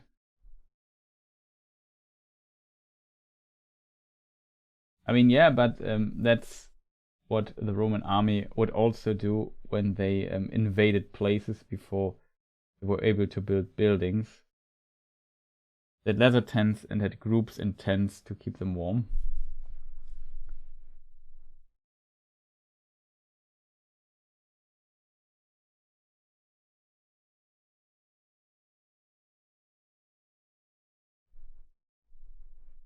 How did Frealaf and his people survive in Dunharrow? There was no natural shelter. Yeah, they had tents. I think you can see that they have camp there, which is basically what we also find in the book. Where was it, chat? Then Frealaf, son of Fildham's sister, came down of Dunharrow, which many had fled. So it kind of says, yeah, people fled there because there was shelter. They made a camp there, whatever. So there's that.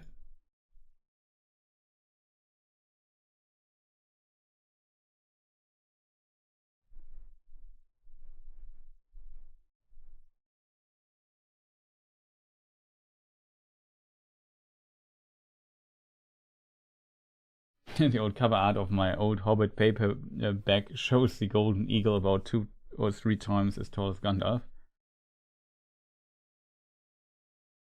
Yeah, it was definitely exaggerated. I see that like as a kind of what do you call it, stylistic device. It's not a documentary. This is like a kind of tale Eowyn tells us. That's a bit different than the official version. So how reliable and how canon everything is.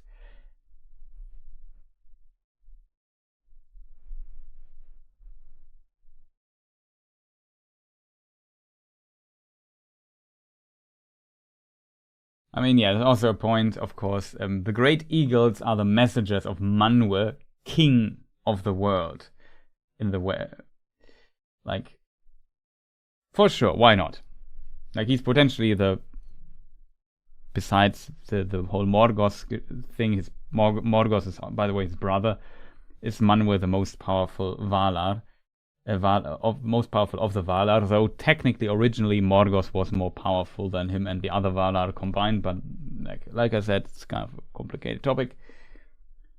Due to Morgoth spreading his power into the world, Morgoth as an entity itself lost a lot of power. And then things changed.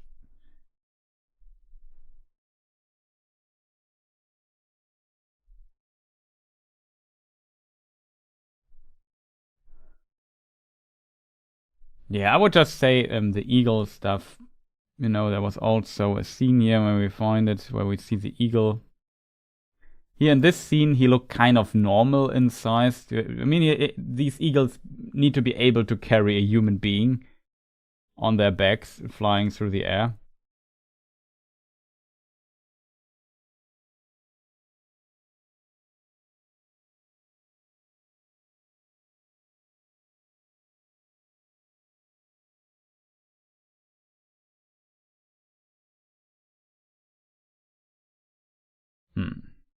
Don't find it. But I think there is a sneak peek trailer.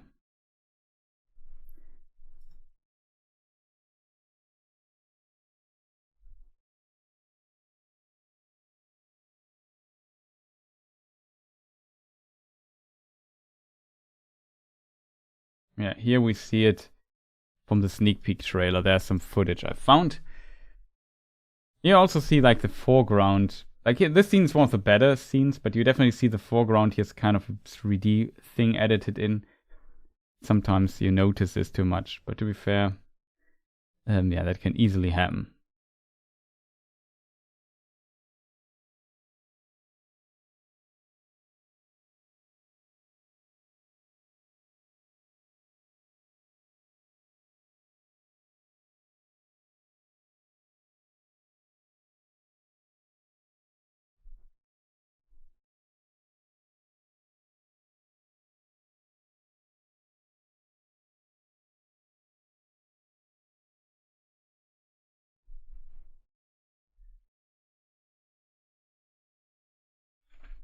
Okay, chat.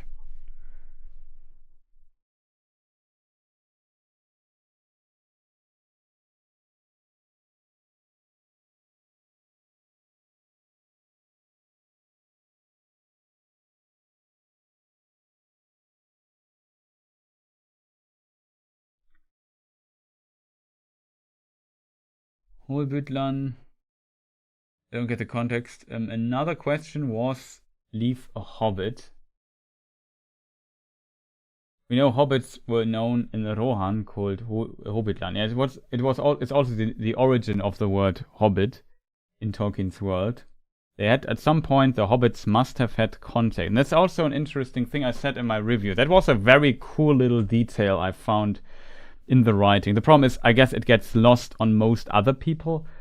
But I'm not sure if I have a scene where we can see leaf here. Potentially, I don't see anything.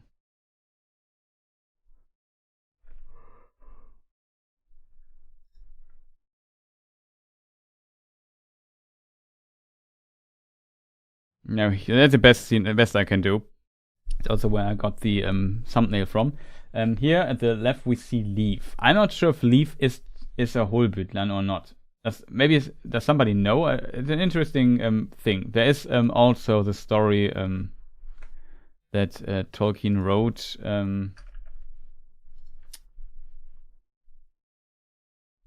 What's it called, chat? A Leaf by Niggle. Not sure if it references that. Just want to just as a thing, just as an idea for the name origin or so. I'm not sure, but yeah, is he a hobbit? I don't know, to be honest. I think he was just a kid. Yeah, I also think maybe something like that, but it's not clear. Maybe in this official book something like this is stated more about Leaf or so. I don't know.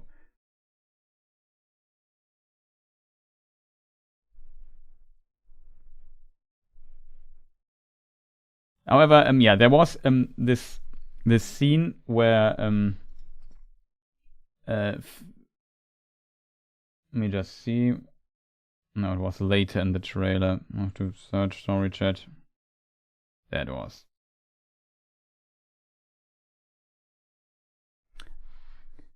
So here we have Hera escaping from the Mumak, and when she sees the Mumak heel, she quotes.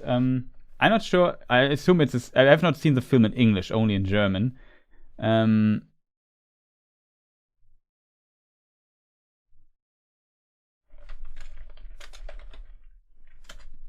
So there is an old poem, I guess, from the Shire that Sam quotes. Were there any elephants? Asked Sam, forgetting his fear in his eagerness for news of strange places. No elephants. What are elephants? Said Gollum. Sam stood up, putting his hand behind his back, as he always did when speaking poetry, and began. Grey as a mouse, big as a house, nose like a snake, I make the earth shake. And so on. Now I'll quote it here completely. It's in Lord of the Rings. In the chapter, the Black Gate is closed.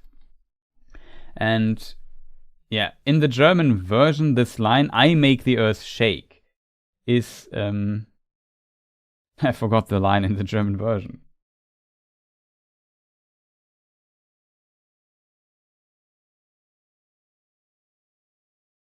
What was it called in the German version? I have to get my book to read it to you. Wait, I have a digital copy here.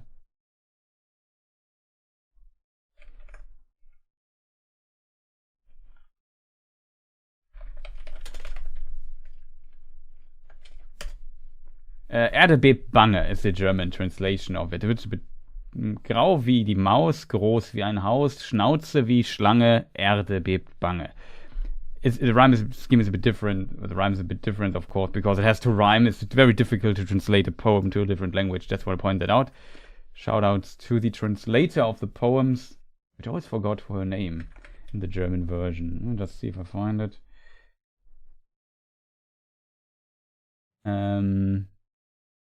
By Miss von Freymann. She made the translation of the poems in the German version, and Margaret Carew made the original translation of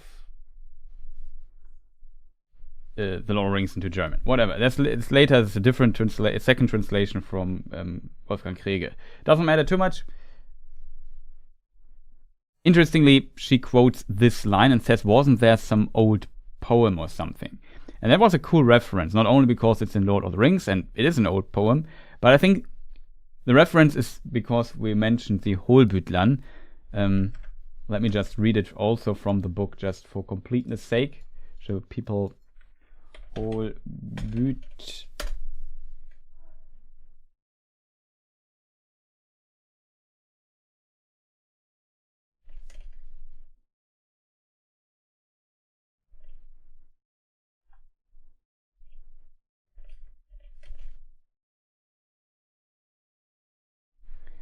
So in the chapter, Lord of the Rings chapter, come on, where is it? The Road to Isengard, Isengard, however you want to pronounce it.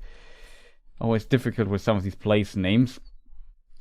The writers laughed. It cannot be doubted that we witness the meeting of dear friends, said Theoden. So these are the lost ones of your company, Gandalf. The days are fated to be filled with marvels. Already I have seen many since I left my house, and now here before my eyes stand yet another of the folk of legends. Are not these halflings that some among call us the Holbütlan? Hobbits, if you please, Lord, said Pippin. Hobbits, said Theoden. Your tongue is strangely changed, but the name sounds not unfitting so. Hobbits. No report that I have heard does justice to the truth. So here Theoden implies that the people of Rohan have legends about hobbits, Holbütlan.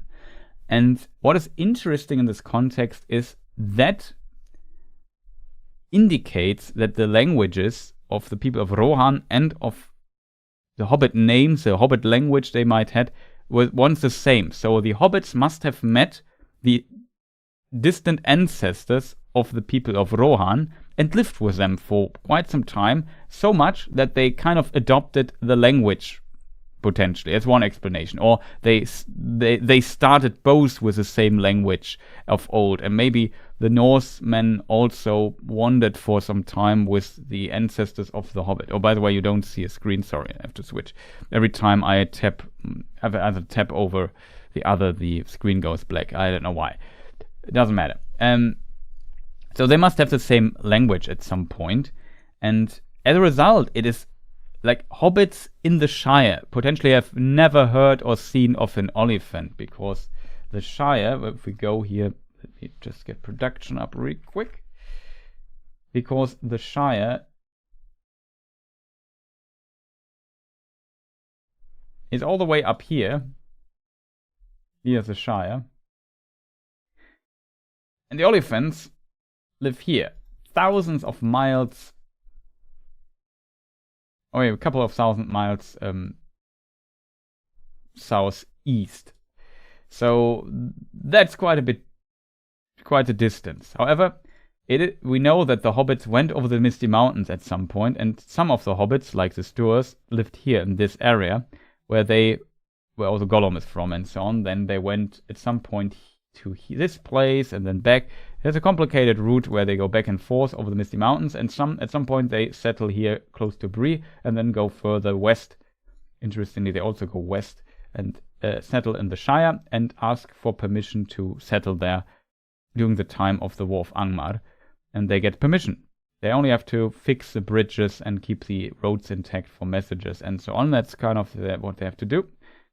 But yeah, that's how they got the Shire then. But at some point they lived here, and here they learned the language of the people or the ancestors of Rohan, the Eotheod, or maybe even their ancestors. And then through this we know, because we know the Norsemen had dealings with, for example, the Easterlings, and the Easterlings were sometimes allied also with the Haradrim here in the south. And then there's also here Gondor in between. Rohan was originally part of Gondor, and Gondor gifted this part called Kalinarthon then to the people of Rohan at some point.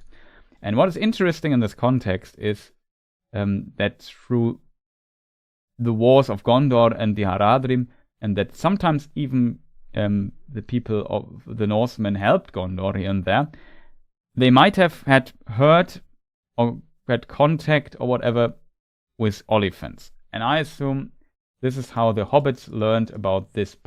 I think the idea is plausible, that the hobbits learned of the Oliphants in this time early on, then went over the mountain and kept this as a poem in their culture.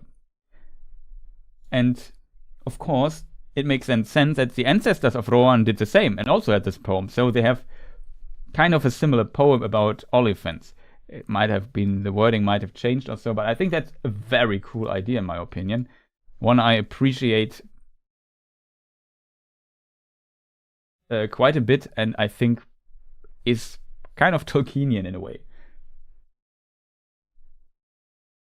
There was a herald guy, I don't know for sure if Leaf was a hobbit. Not sure what the internet says to this.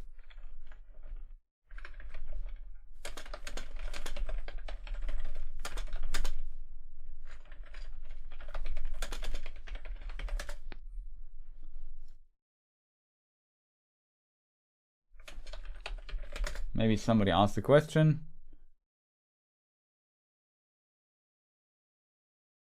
It will be very tough to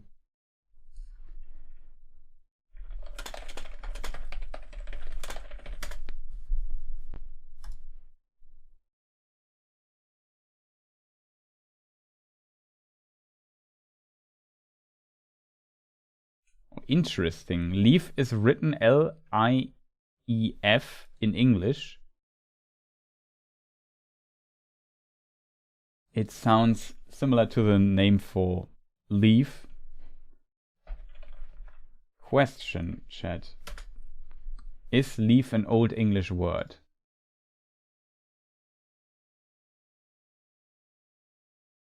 The Old English word would be leaf.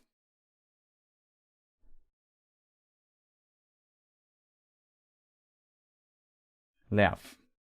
Something like that. Must be a diphthong of sorts. Lof, Old Saxon, Old High German, Laub. Lob. Laub is also a word for a lot of leaves on the ground. You call it Laub still? That's interesting. Old Norse Lauf. In Gothic, it's Laufs. German, it's Laub. Kind of interesting.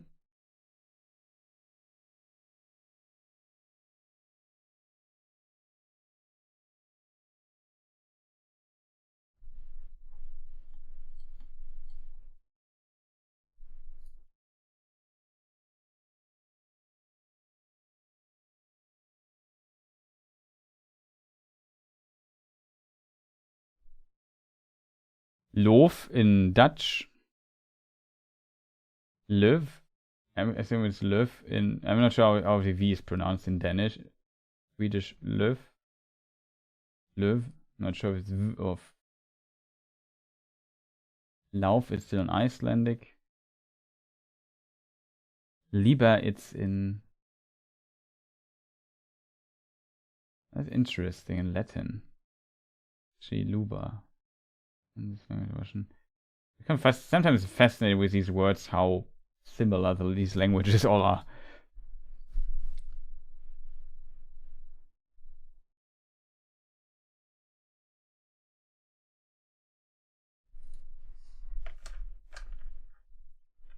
Maybe it's a form. Leaf could be maybe an Old English form.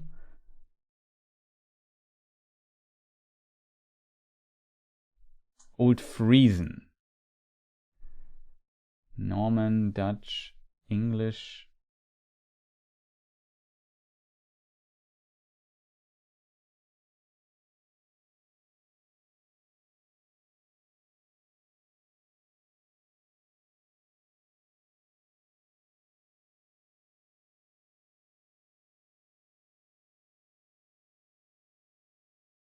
Interesting. Old Spanish. Whatever. Don't want to look too deep into the stuff here.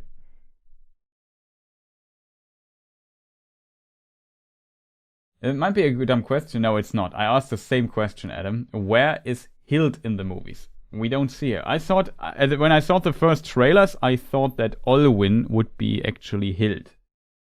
You know? She looked maybe a bit too much like a servant, to be honest, for being literally the sister of the king. They would be a noble woman.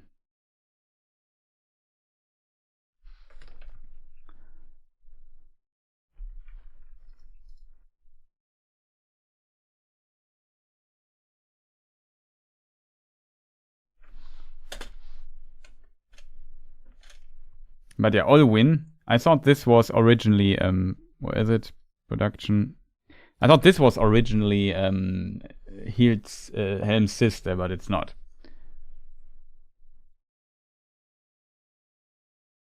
I also thought she looked like a servant. Yeah, like I don't mean this as in a negative way, you know, but she doesn't look like literally the sister of the king of Rohan.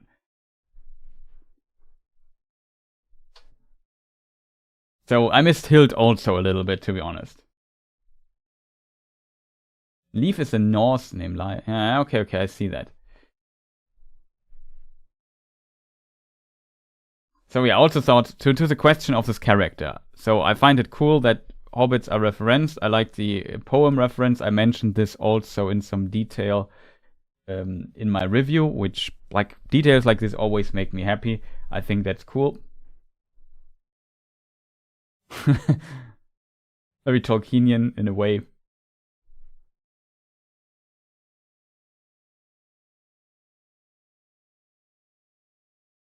Oh, welcome, Joe. Nice to see you. I'm not sure if I welcomed you as well.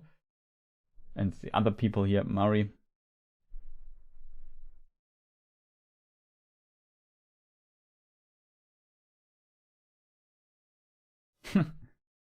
Okay.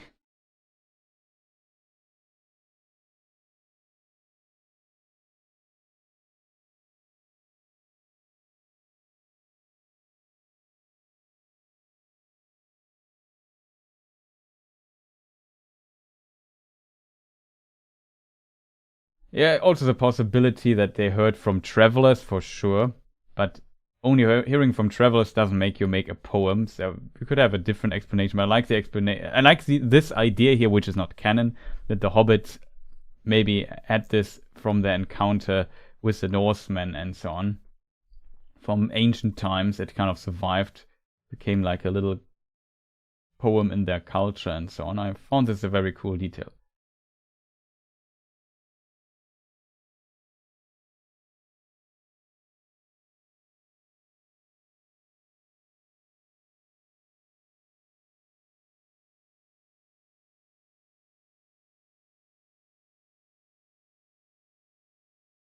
According to the War of the Rohirrim visual companion, Leaf is a boy of 16. Well, looks a bit young for 16. How old is Hera? Does somebody know in the film? Is there an age for her as well? Is she like, I don't know, 20 something? 19, 20 something, 22, I don't know.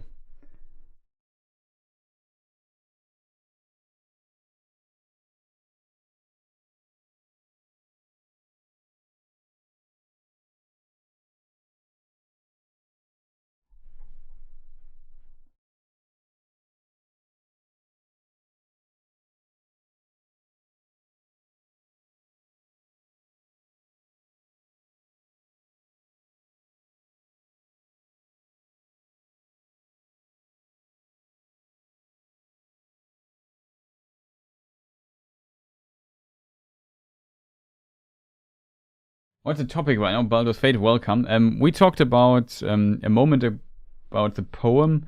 I also mentioned in the review, in case you have seen that, so that is shortly quoted. And I like the idea that the origin story of this poem could be that the hobbits once definitely had contact with the ancestors of the people of Rohan, and it survived potentially in both cultures in a way. So also, Hera could have known this poem as a noble woman. I don't know. It's kind of interesting that she doesn't recognize one of the banners or insignia of one of the noble lords of Rohan when she is captured in Isengard. But I don't know. It turns like she maybe slept during heraldic class, or it also seems her father doesn't give too much care towards these banners and so on.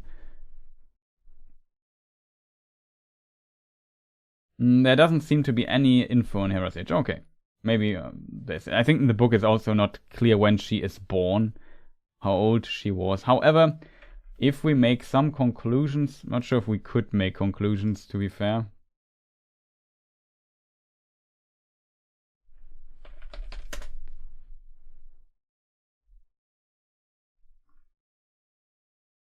Nope, we can't make any conclusions, chat. We don't know when Hama and Harles were born, only when they died, of course.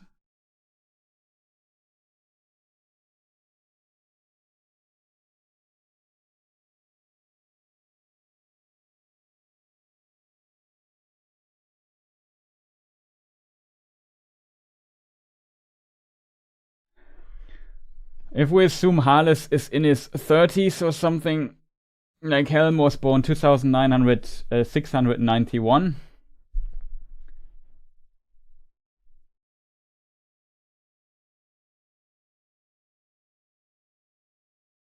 Yeah, maybe even his 40s already.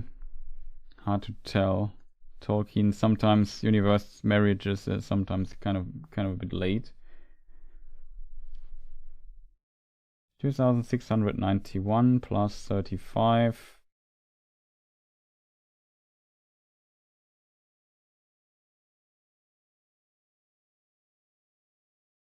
Plus 35. Yeah, that would kind of work. Like if Helm, I don't know, has his first kid in his 30s, then Harles could definitely be in his 30s as well.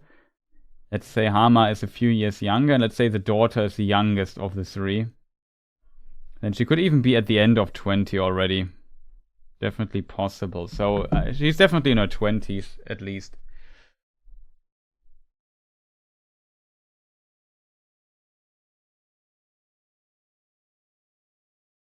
Is that to be 19 summers?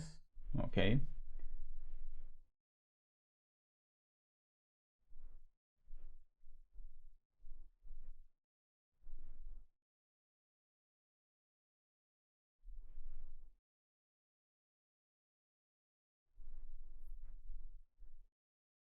Yeah, it's just how old potentially the daughter would be. In the book, in the guidebook.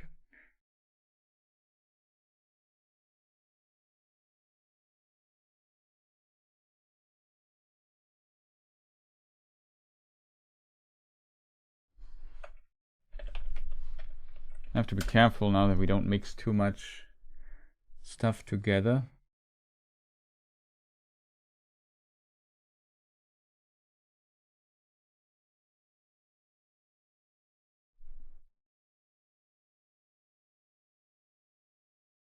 Like Frealaf having Gondorian ancestors? Hard to tell.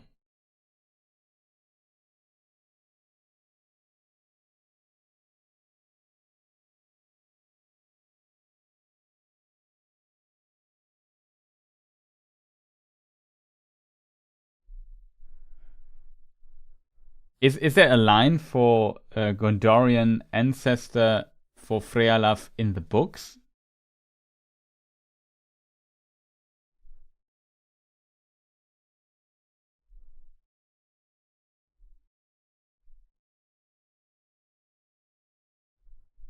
Or only in the companion there's a mention of that?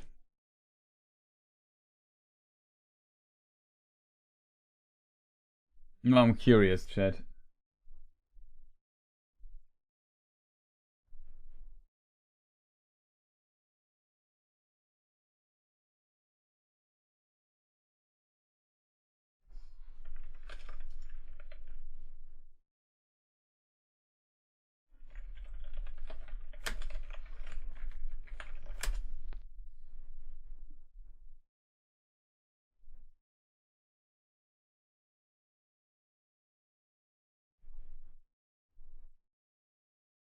Who posted that? Otaku Senpai. Is this from the is this from the visual companion?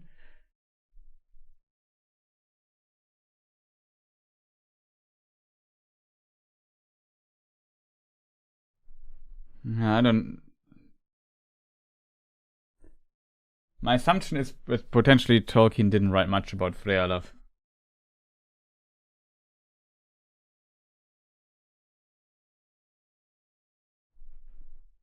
I mean, he's not wrong. It is from the it's from the visual companion. I understand. I mean, it's possible. Why not?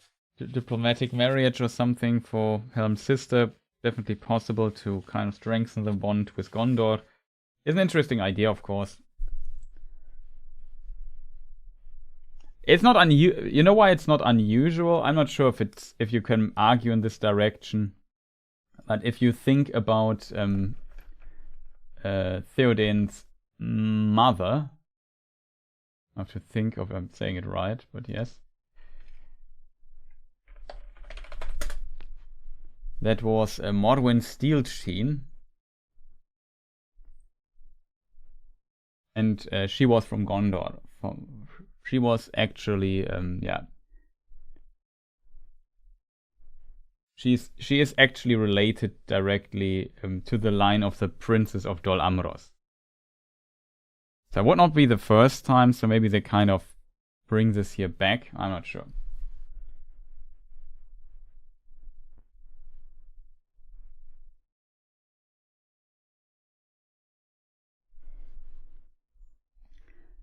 It was dark, but I loved how Hera and Frealaf used Helm's helmet to terrorize the Dunelandings, who by this point thought they were pursued by a man-eating demon. Yeah, this was really cool. Like, I think that was definitely a cool part of the adaptation because of the snow troll coincidence and so on. And it states here in this, the Dunelanding said that if he not could find no food, he ate men. That tale lasted long in Duneland. So when they escaped, went back to Duneland, this tale of this man-eating demon king of the people of Rohan persisted on and became kind of legend among the Dune landings. Very interesting thing here. And I think that was a really cool scene that he came back with his helmet and so on. That was a cool moment. I think that was a pretty nice thing. Ages. Hera is 19, Hal is 30, Hama 22, Frealaf 28, Wolf 20. Okay, so it kind of fits. I was also the scope though. I would have thought he would maybe 22 or something, but yeah, was not too far off.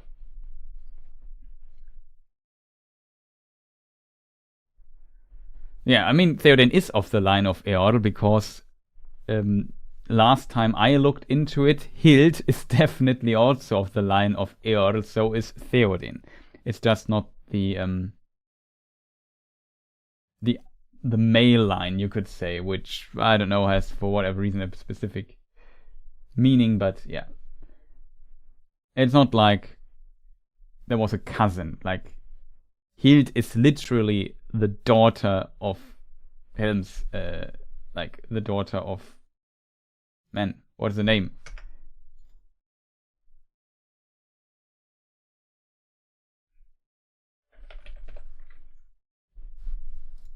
People of Rohan. The daughter of Gram, of course, Gram. It was on my tongue. I couldn't have to look it up. Of Gram, same as Helm. So yes, she is also from the direct line.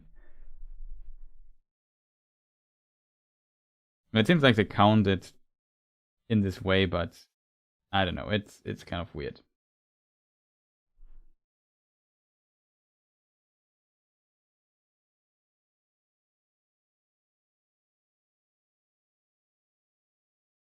Yeah, definitely Theoden is a half Gondorian for sure.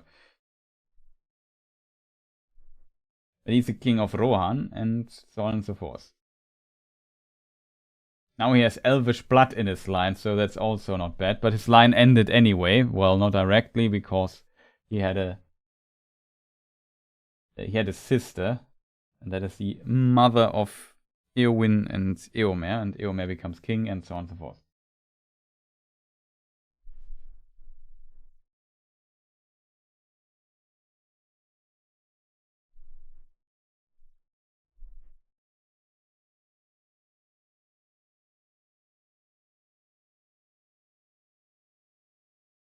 I'm not a fan of the animal skull helmets. Or the Dune landings. Yeah, I don't know. It was just a design choice. I can see that you might not like it for sure, but I had not that big of a problem with it.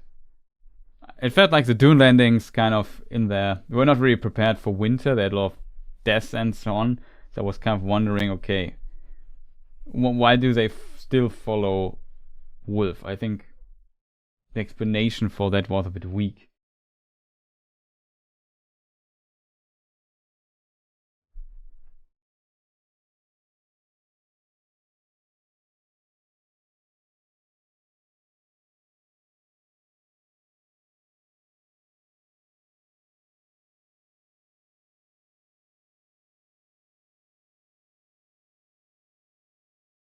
Yeah, I mean, it's kind of a trope and so on. How, yeah, I get the point for sure, but I don't know. For me, it was okay because most of the Dune landings were not that important anyway. I think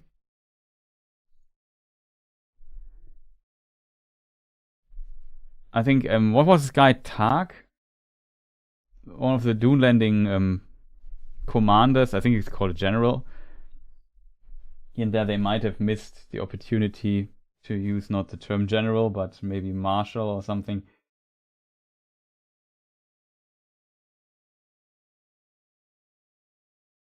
He often, questioned Freka's decisions, which I liked, but he was not very consequent in doing so.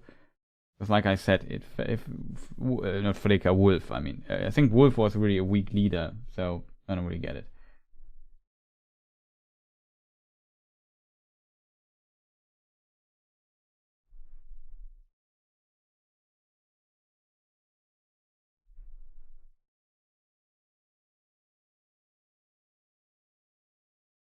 General Tark. Something like this. Yeah, kind of like this character.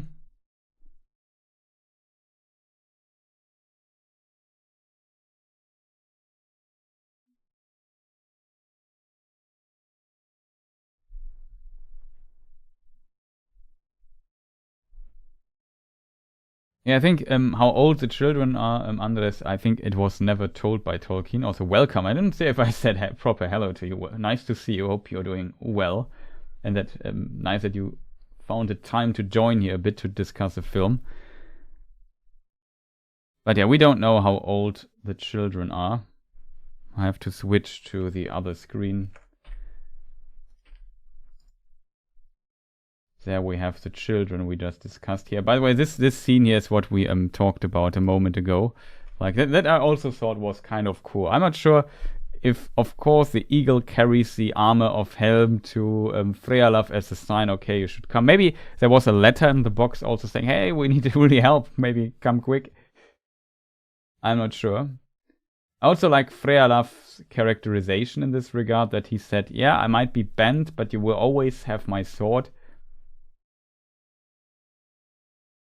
Even though he was completely right with what he said, he was completely loyal. You know, he's a good guy. He seems to listen to people, and he's also not stupid. So Frealaf, I like kind of a lot in this film, I have to admit. I would have wished we would have seen a bit more of it, and people might have listened to him. But we know in this story, it's a lot about not listening to smart advice. So it makes kind of sense that they don't listen to Frealaf. But yeah, it was a character I kind of felt like, yeah, that would be a good king. Nice that he was included there.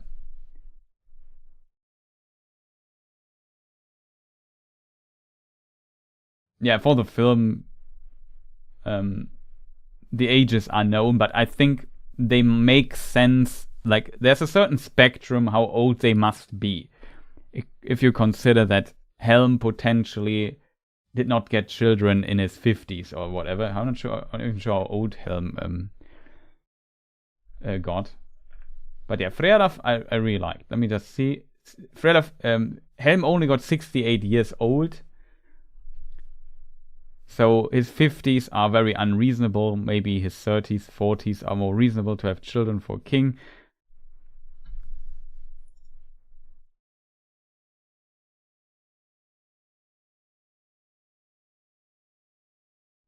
His father, for example, I don't want to go through all the dates now.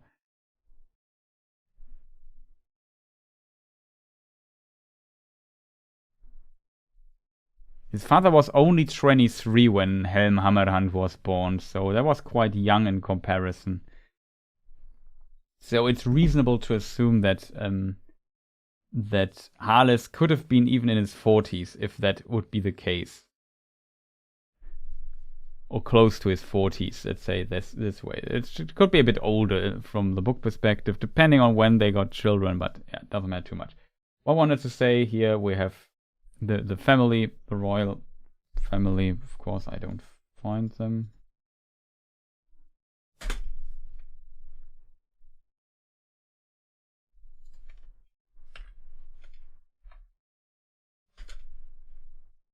There, got him. Yeah, he was the smartest character, I think, with Hera. Hera and Frealaf both were pretty smart. Like, Hera did some smart stuff. She concluded, oh wait, this banner is this seal when I was captured on this letter was from Thorn. So he might be a traitor, and that's what he was. And then she evacuated the Edoras already, which was smart. And then she also set ablaze the gate that the Mumak would not enter it to buy a bit more time. She killed the Mumak, then kind of plausibly, in a way, she had the guards help her setting this ablaze and putting fire on and so on. So yeah, that worked. She was also relatively smart, I would say. And same with Frealaf.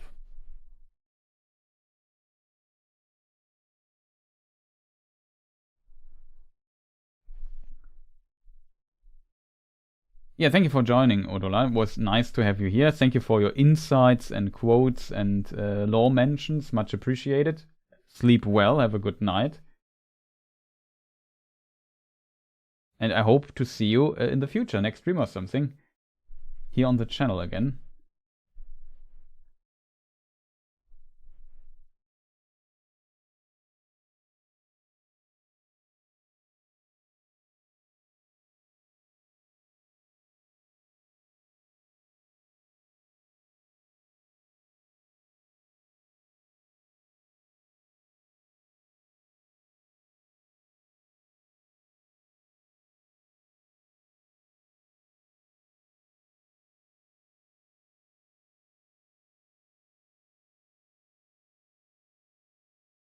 Yeah, exactly. That's also something. The real life Targ would have got rid of movie Wolf soon and have taken over the whole war project. Yeah, definitely.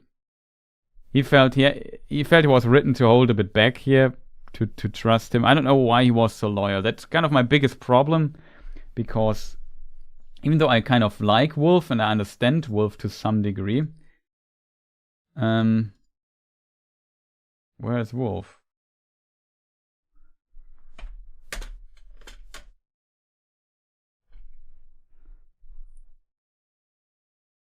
I kind of understand him. I feel like he could have been a bit more fleshed out, and a bit perspective was missing. We simply don't get an idea why the Dune landings would follow this man. I feel like this is a bit lost, if that makes sense. I think the film still works, even though the antagonist is not the strongest. And yeah, some stuff we have to make. Yeah, definitely an impressive age for Helm still fighting. 68.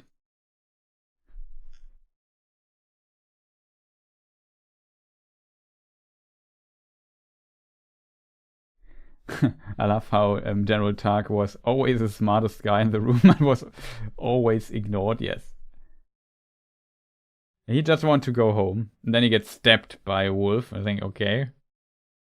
Cool.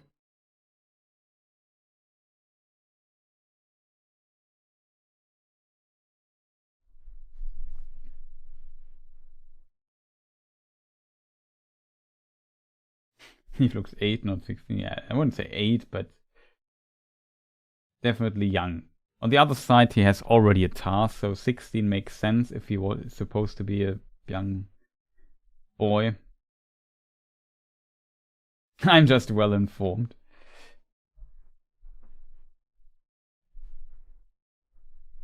Yeah, that is true.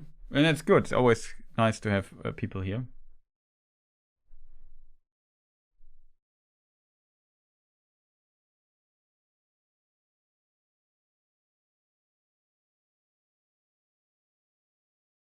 Dude, Helm went blow for blow with a snow troll at 68? Yes. He did. And it was the last thing he did. One of the last things he did, but...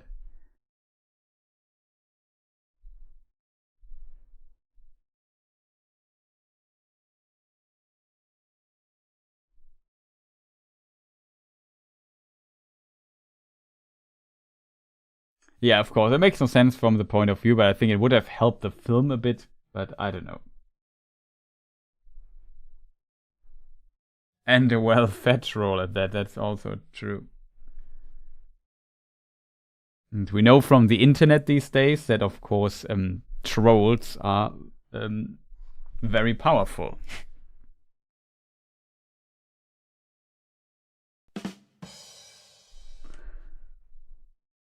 But yeah, whatever.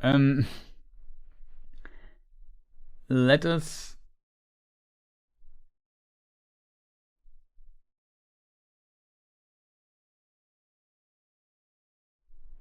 I potentially skipped some messages, so feel free to repeat if I missed a question or something. But yeah, overall, I have to say, even that we sit this long here now for 3 hours discussing the film out of memory, and a lot of stuff still kept sticked in my memory. The base storyline here that we see also already in the trailer is pretty accurately told with some changes. Like here we see the men going all down. Targ is coming. They did this in secret, more or less. And I also like how Helm said, dude, I just hit him one time and he just died, sorry. It was not my intention. Yeah, I also like the scenes in the Medusa Hall. That's definitely, it was cool. There are some scenes, yeah, you can debate it a bit, if that makes sense.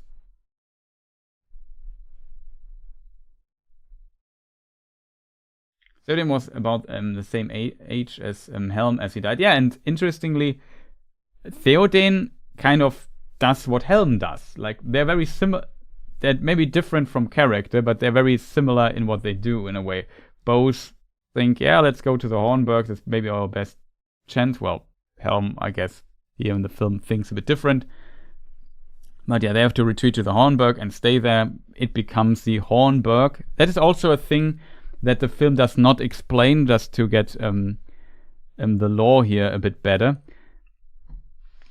Let me just see in the other trailer chat really quick. There is like a sneak peek of this particular section. Here we have, by the way, Targ.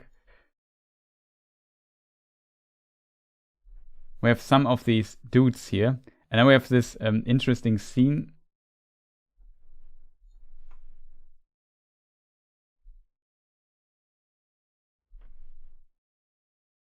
Be careful, I don't... Helm's suddenly gone from his bed, and then he goes out for the hunt. This scene, I felt this lighting here, I think it looked with the torch looked really cool. And yeah, here we have this, is this Helm or this is a snow troll? It's not clear on the snow. This is a thing where I think, okay, that's where the legend kind of forms. Pretty cool.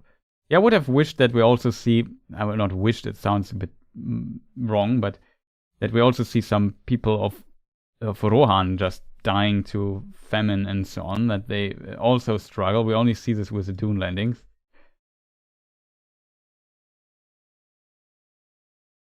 I mean, we see here in this scene also that they have problems and struggle, but here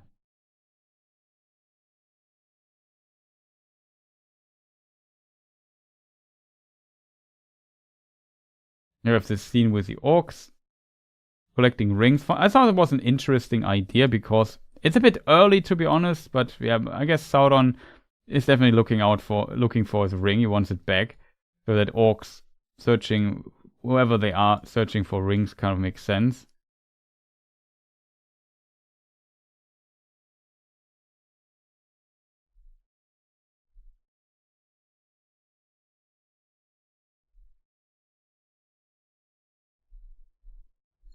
You have the gate scene. They open this thing here, which seems a bit strange.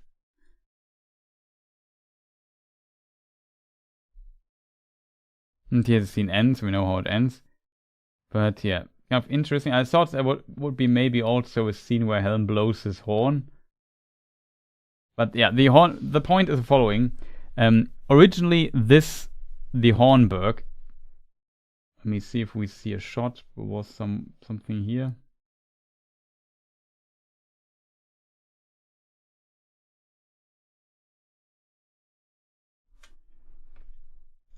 Okay. Totally having trouble. There was a... Here it was. Here we see the Hornburg kind of in the distance. Doesn't matter too much. In this scene, yeah, the horn, yeah, it's called originally the Sousburg. That's Old English for Southburg, and so the fortress in the south.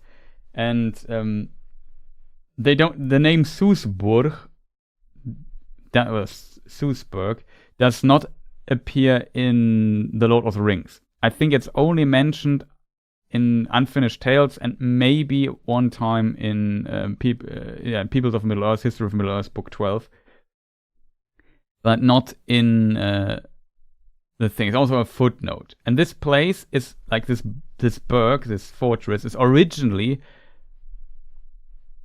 a Gondorian fortress called Aglarond, I think. And interesting, there's the glittering cave we know from the films and from the books and so on. In English, Gleim Shrafu. And this glittering cave is also called Aglaron. So the burg, the Gondorians built this here once, as said, this land here. If we go here to our fancy map again.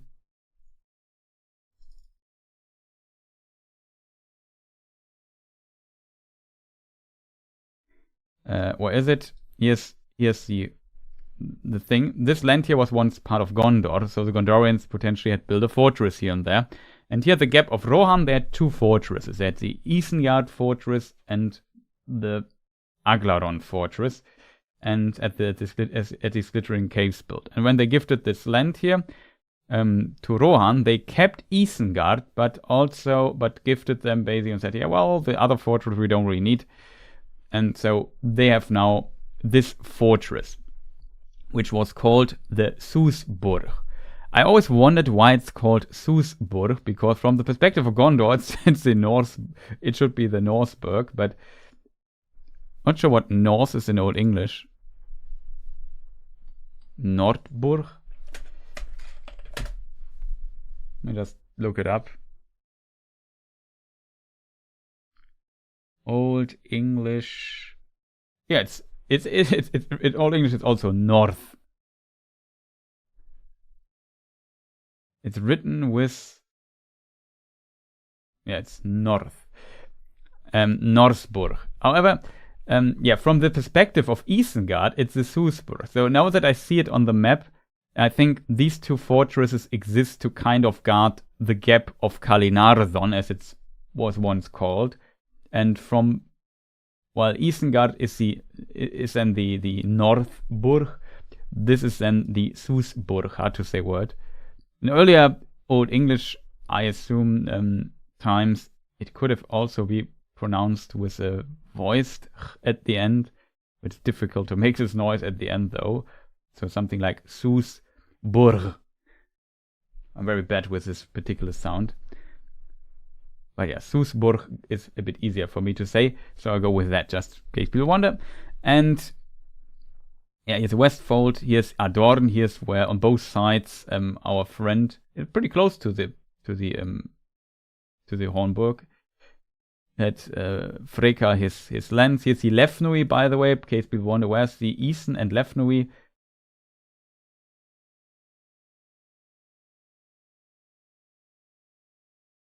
This here is the Isen, this river. This is the Adorn. This is Lefnui. They kind of came up by ship, potentially enemies of Gondor. There are not that many enemies possible. So assuming that the enemies of Gondor come by ship, maybe from Umbar when Gondor is attacked, are potentially mercenaries of the Haradrim and the Corsairs, is definitely a very plausible assumption in my opinion. They come up the river and then accompany our friend Freka here. No, skipping topics here. But yeah, I don't know. I think from these two burgs, it's the south one. That's why it's called Susburg. And when Helm, as we can read in this book here, maybe I have to give you a different source because this is not directly here. Helm had a great horn, and soon it was marked that before he sallied forth, he would blow a blast upon it that echoed in the deep, and then so great a fear fell on his enemies that instead of gathering to take him or kill him, they fled away down the Coombe, however that's pronounced. One night men heard the horn blowing, but Helm did not return. In the morning there came a sun gleam, the first for long days, and they saw a white figure still on the dike, alone, for none of the Dunelandings dared to come near. There stood Helm, dead as a stone, but his knees were unbent. Yet men said that the horn was still heard at times in the deep, and the wraith of Helm would walk among the foes of Rohan and kill men with fear. So we have like multiple instances of legend building here. It's a pretty epic story. I really like this particular story because I think it's a very cool one. And there's like a lot of interesting context in this. Yeah, the Norse book, you are completely right, Crafty Spirit, would be Isengard and Orthanc. But yes. And it's also correct that the Dune landings at this time conquered Isengard and took it. Here is Duneland, in case people wonder where is this further north, here at the Misty Mountains. Originally they settled here somewhere, and then the Númenóreans came and drove them all the way back and they had to settle in Duneland and were then known as the Dune landings. So originally they were Edain. Just to complete here the little history lessons. It's very interesting, I think. The assumptions that they make somewhat plausible, that they transport Olifants here over the Lefnui and so on, especially when they're this big per ship. I don't know if that makes so much sense, to be honest, but, well, whatever. Can live with that. I also like that they find a Haradrim corpse, and then the Olifants come, so they kind of hint at that there were mercenaries hired by the Dune landings or whatever to help them out in their conquest. So yeah, I can see this kind of working. Coming by ship makes sense, so that Gondor doesn't know, and Gondor is busy with the Corsairs of Umbar, which is here. So very interesting. And we should go. Thank you for staying so long, Otaku Senpai. Sleep well. I want a picture of the snow troll. Let me see. Well, I think you can see it here in this thing.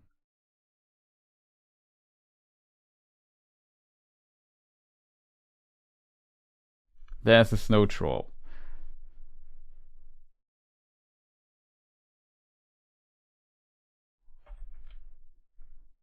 They cut this here down quite a bit. You can cut off the horn of the snow troll.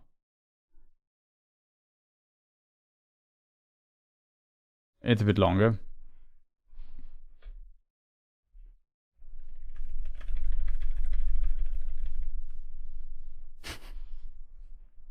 Doesn't look too happy.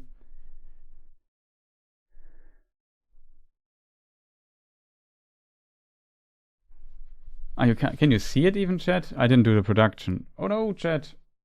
Here it is. Sorry. Forgot to switch screens. My bad.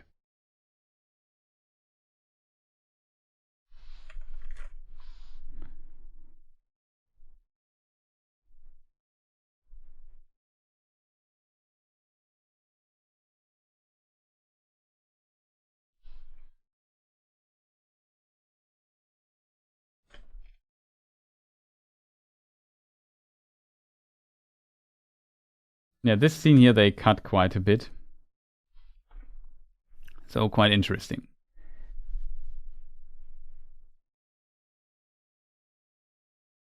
Yeah, it was brutal when he broke off the horn. There's a horn. Here it's cut together a bit in this particular trailer. Not all the scenes are available. It's a bit longer in the film then, which is cool.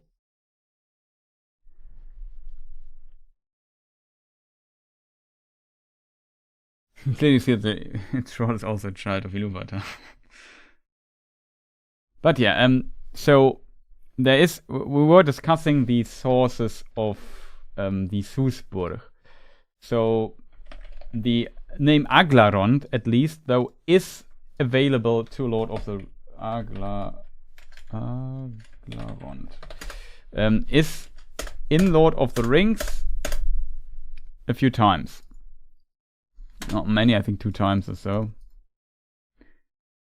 Yeah, I was there at nightfall yesterday, but much have happened since. Yet I think that you will not say that the journey was in vain. Not though the glittering caves of Aglarond be left behind. So here, the glittering caves of Aglarond. Aglarond is a fortress, glittering caves is separate, but Aglarond can also mean the glittering cave.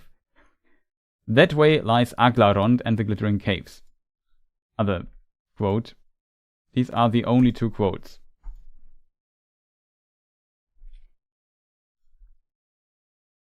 Glittering caves of Aglarond, glittering caves of Aglarond, Aglarond, Aglarond. Aglarond, see glittering caves of Aglarond.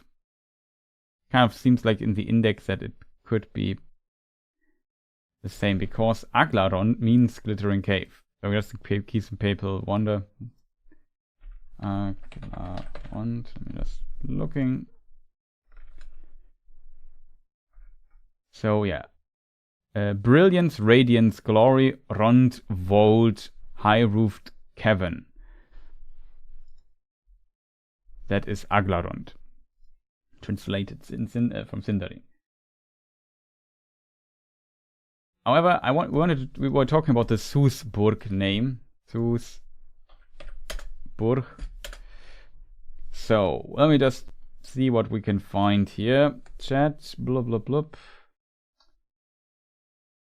Another point was that the Stuarts, this is from the chapter, I should maybe tell, is the Battle of the Forts of Eason. I lost the line again, unfortunately. Take Minas Tirith. Another point was that the Stuarts retained under their own rule the Tower of Orthanc and the Ring of Isengard, Angrenost. The keys of Orthanc were taken to Minas Tirith, the tower was shut, and the Ring of Isengard, remained manned only by an hereditary Gondorian chieftain and a small people to whom were joined the old hereditary guards of Aglarond. So the Aglarond guards went up to Isengard to support them. The fortress there was repaired with the aid of masons of Gondor and then committed to the Rohirrim. Here's a little star mark. From it, the guards of the forts were supplied. For the most part, their settled dwellings were about the feet of the White Mountains and in the glens and valleys of the south. To the northern bounds of the West Fort they went seldom and only at need, regarding the eaves of Fangorn, the Entwood, and the frowning walls of Isengard with dread. They meddled little with the Lord of Isengard and his secret folk, whom they believed to be dealers in dark magic. And to Isengard, the enemies from Minas Tirith came ever more seldom. From Isengard, the emissaries from Minas Tirith came ever more seldom until they, not enemies, emissaries, until they ceased. It seemed that amidst their cares, the steward had forgotten the tower, though they held the keys. And here's a little note about the Susburg. So that's again the sentence. The fort, The keys of Orthanc were taken by Minas Tirith, and so on and so forth. The Ring of Isengard remained manned only by an hereditary Gondorian chieftain and a small people to whom were joined of the old hereditary guards of Aglarond. The fortress there was repaired with the aid of maidens of Gondor and committed to the Rohirrim. As a little star, a footnote, by whom it was called Gleimshrafu. Gleimshrafu. I think it's Gleimshrafu. Whatever. But the fortress Susburg, and after King Helm's day, the Hornburg, author's note. Gleimshrafu is pronounced as C is pronounced sh in Anglo-Saxon caves of radiance with the same meaning as Aglarond. So what is important? That the fortress Susburg, and after King Helm's day, the Hornburg, because he blew the horn when he went out. That is how this cave got this name. You know what I mean? That is unfortunately not explained in the film. Potentially they don't have the rights for this, to be fair. But it would have been cool if they at least called it Aglarond or something before, and then with Helm maybe changed it to Hornburg, because that is how it actually became known as Hornburg. Potentially not that compatible with Peter Jackson's interpretation of this, but whatever. That might also be a factor here in this context. Further, Hornburg, yeah, then it was this place there also called Helm's Deep and so on. So there have multiple names of this. We have in the Peter Jackson adaptation the statue of Helm Hammerhand, in the fortress and so on. So pretty cool details here.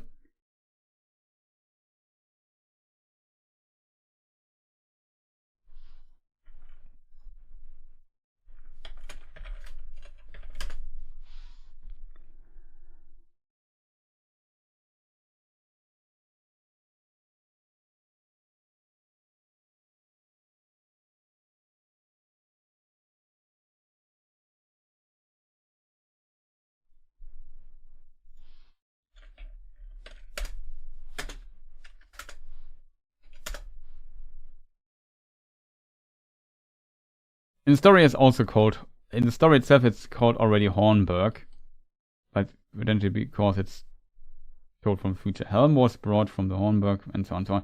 Yeah, but in this other note it's kind of mentioned that it is named like that because of this particular legend here. We see. I also have a screenshot in the video, it's a little spoiler I guess, but yeah, it's not clear if this is a snow troll now or if it's Helm. And then the corpses are missing, and they think, oh no, the corpses are missing, what's going on? And so on and so forth. So, very interesting little mythology story here.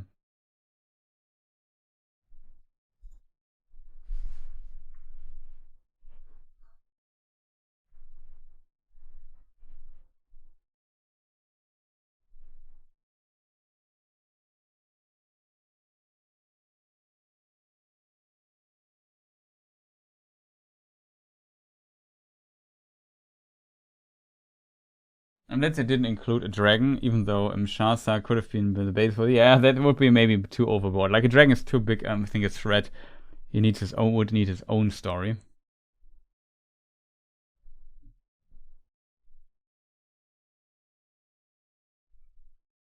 So yeah, I'm not sure how interesting all of this so far was, chat. But that was also something I felt like a little missed opportunity, but it could be due to right problems. The story only indirectly indicates that the horn of Hammerhand might be the reason why it's called Hornburg later. Hard to tell. Yeah, there's Billy and Dom. That's also a cameo of them. I think the German version, they also have the right voice actors. I'm not 100% sure, but these two orcs here are voiced by Merry and Pippin, which I also find kind of a cool cameo, to be honest. That was definitely neat.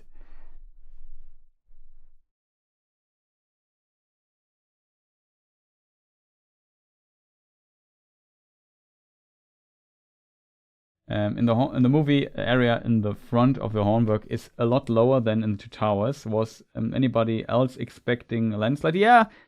When we did the discussion on the German Tolkien Society, Tobias also had this theory when we did I think it was him. Somebody at least, when we discussed the trailer, had also the theory that there might be a landslide or something that really looked like it, that something like this could have happened. And also when we did the movie review on the German Tolkien Society channel, it was basically the same, because he mentioned it again, or somebody mentioned it again, and it did not happen. So yeah, definitely can't see why you came, or why you wondered. Excuse me, why you wondered, Mark. Definitely.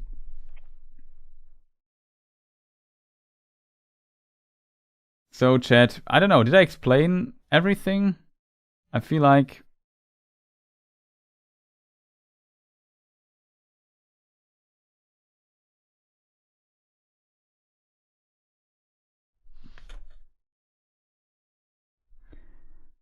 here we have the horn, by the way. And we see him in this glorious helmet. It makes sense that they gave the helmet a shape that is very recognizable, because then the other shot kind of works kind of well. Where we see Frealaf.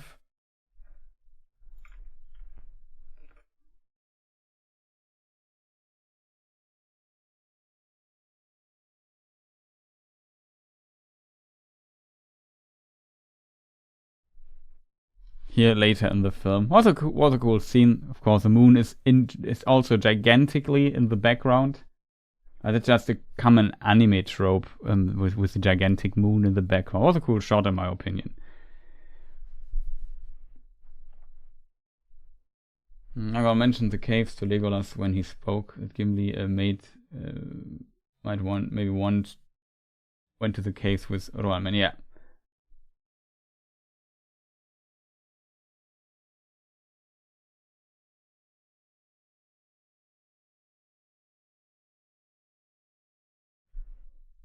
He didn't talking. Any friend-based words beside elf-friend, except Felagund, mentioned as man-friend. And in talking text, any friend-based words besides elf-friend and man-friend? That's a good question.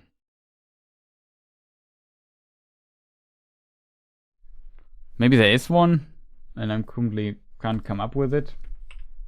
I don't have an answer. We have to ask Tolkien why he didn't put in more friend terms. I guess to kind of make them special, to say if somebody is really called an elf friend, then he is an elf friend throughout history.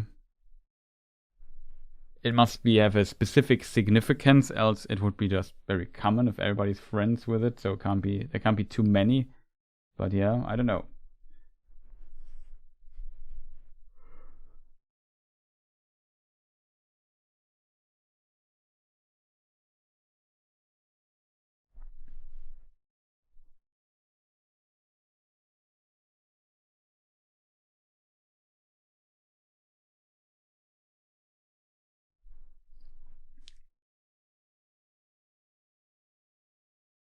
Yeah, I think he didn't care if it was a secret. He was still going through the snow and killing people. He wanted that people knew he would now come and kill them, and that he was successful doing so and killed people with his bare hands was kind of the point of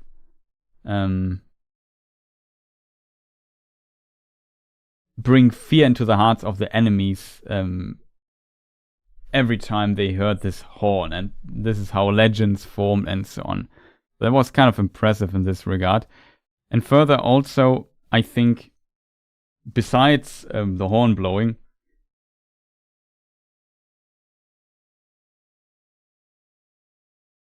he kind of sneaked up. He clad in white, so on the snow he was potentially, when he laid low, tough to see. Like I said, he creeped. How was this here described, Chad? Stalk like a snow troll into the camps of his enemies. So in this regard, they didn't know when he was come and how he was, what he was going to do. It was just one man suddenly appearing out of nowhere in their camp and killing people.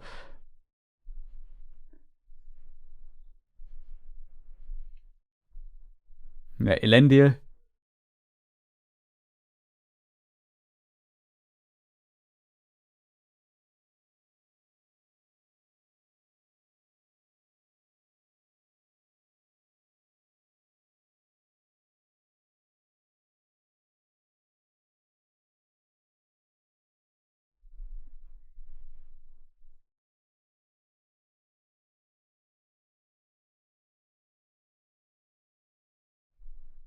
Let me just think. With Elendil.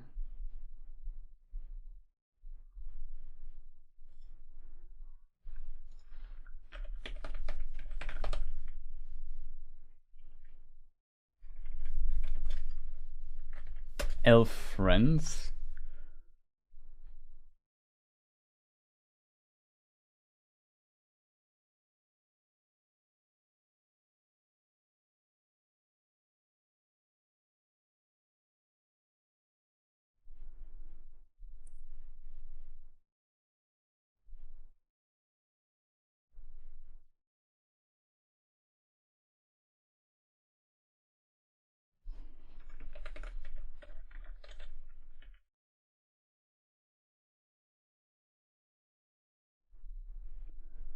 But yeah, I don't know, chat.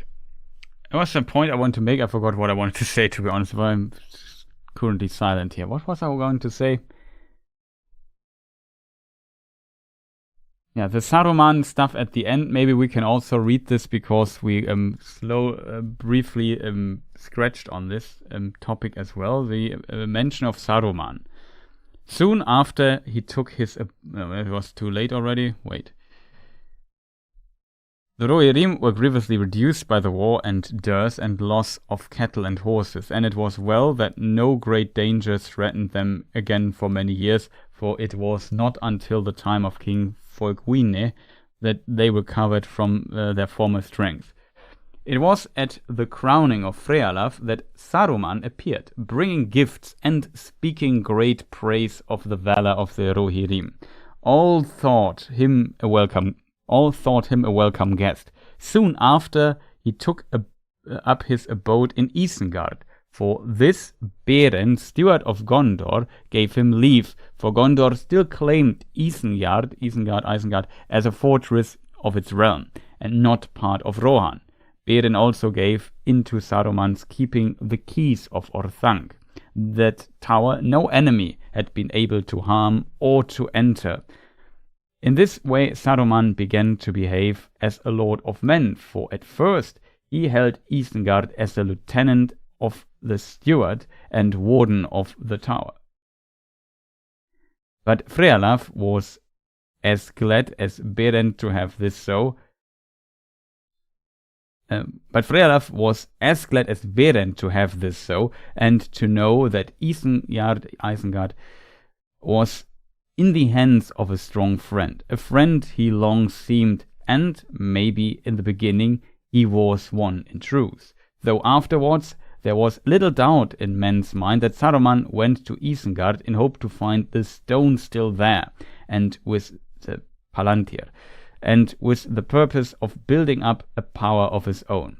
Certainly after the last White Council, 2953, the war ended 2959, so 200 years earlier.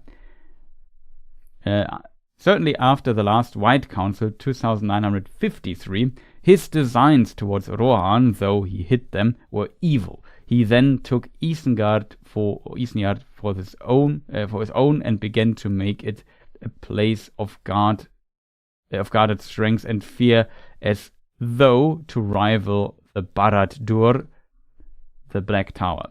His friends and servants he drew then from all who hated Gondor and Rohan, whether men or other creatures more evil. So also the Dunelandings, you could assume. So that was also everything here. This text I just read, you find in the Lord of the Rings Appendix A, in the section called the House of Eorl, a bit further down the line. It's above the Kings of the Mark first line timetable. There's also an interesting thing here.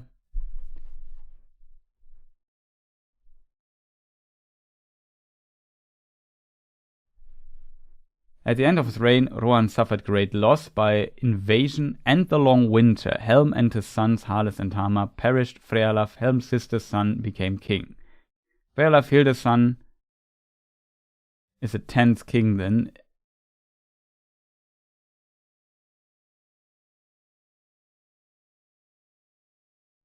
In this time, Saruman came to Isengard, from which the Dunelandings had been driven. The Rohirrim at first profited by the friendship in the days of dearth and weakness that followed. And just in case people wonder how many generations Folkvine is later, Frealaf's son was Brütta, his grandson was Walda, his great-grandson was Volker, and then comes Folkvine. So quite a few generations later.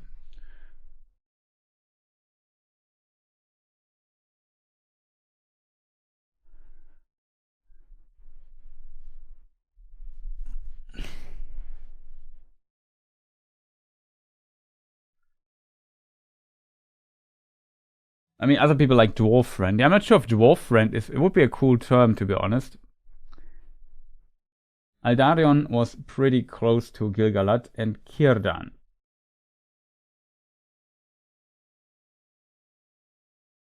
I wouldn't be surprised if you got designated elf friend as well.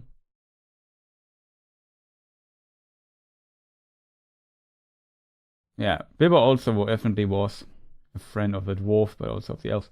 I'm getting really tired. I need to go to bed. Yeah, it's really late. I also need to wrap it up soon because I'm also feeling this kind of similar. And we're streaming for almost 4 hours, which I think is a good time always to slowly wrap it up here in the stream. Most likely because it was a term that only the elves used. There are sure other races have had the same concept, but the words was very different. It was very nice to hang with you out as with all your people. Yeah, thank you that you joined here, Rosemary. Much appreciated. Have a good night. Sleep well. Thank you for joining. Hope it was fun for you to stay here. The watch party for Two Towers, I try to make it Sunday. I have a bad feeling that I can't, under certain circumstances, I can't make it Sunday. So that's a bit hanging up. It's a bit uncertain, just for people wondering, hey Chris, when's the Return of the King watch party? One of my really good film, by the way. Yeah, it's most likely Sunday. If not Sunday, I will make it Monday. I hope that's not a problem for you people, but I try to get the watch parties done on Sunday. I would like to make it tomorrow, to be honest, as originally planned, but tomorrow is very unlikely that I make it because I'm invited to an event. There's like an Elden Ring bingo event tomorrow. It's also with a charity purpose. It's in German though. My German Twitch channel and so on. And I'm not sure how long I will be involved tomorrow, so it is possible that I might not be done in time. Like, I think my run will be 18:30 to 2 hours, 20:30 or something. Depending on how well the matches before that, how much time they take, I will be, could be later, more likely, but who knows.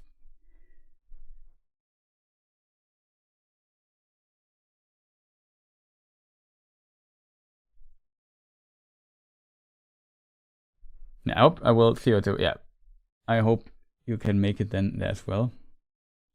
Would be even better for me if not. I'll be there on Sunday. Okay.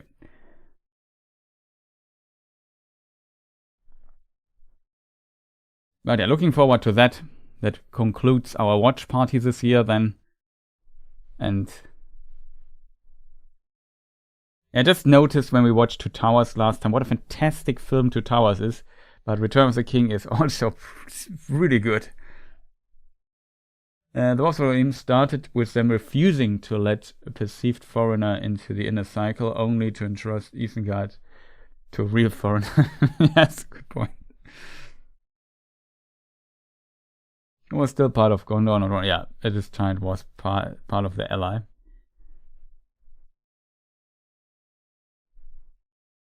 Still, I think it was not smart to kill Freka there by Helm Hammerhand. That was not a smart decision. Like like what Freka purposed, in my opinion, you could argue, yeah, he maybe wanted the throne for himself. It's an argument, thankfully, also made in the discussion in the film. You can make the same argument if you think about it, but on the other side, it's actually kind of smart to get a diplomatic marriage in this time going through. Maybe have peace with the Dune landings, who are potentially in this region where you live your biggest foes. So getting peace between these two folks would not be a stupid idea, not a stupid move, in my opinion.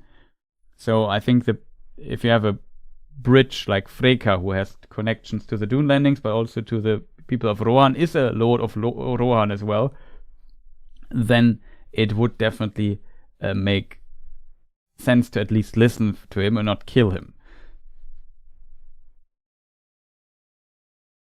That was not the diplomatic masterpiece. Not showing too nice. Are you also leaving? If so, I wish you also a good night. If not, then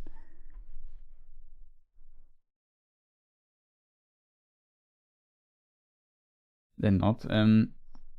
I still wish you a good night, but then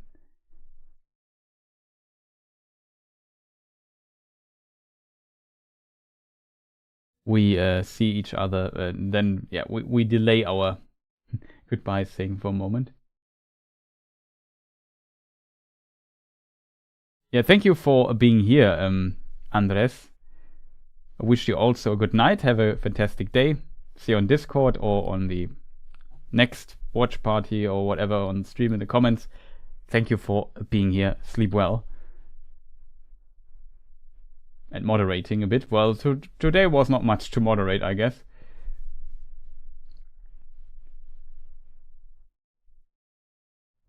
Oh yeah, shoutouts to you and have a good one.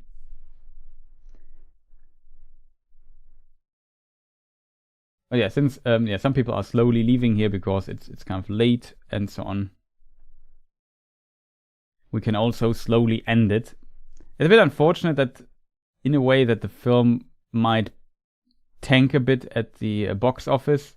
Currently, hard to foretell if it will get the costs in. It was definitely a risk that they took with this film, even though the film itself played it, in my opinion, very safe. And that's kind of the big downsides of it, definitely. Like, the antagonist is not that strong. I can see the argument that maybe Hera is a bit too much a Mary Sue. I get this, though I find this critique a bit overblown, if I'm completely honest. You can't dismiss it completely. I get the point, but I think it's not the biggest problem of the film. Like I said, that the antagonist is a bit too weak and so on is not that great. This weird gigantic tower they built later in the movie, the siege tower, I don't know why it needs to be so big, but I guess it's maybe a stylistic device again of exaggeration.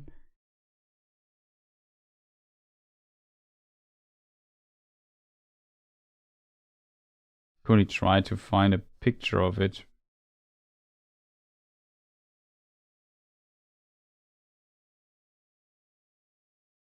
Here, by the way, a picture of Meduseld, which I think they kind of made look very great. One moment, chat. This one here looks pretty awesome. Fortunately, I'm not finding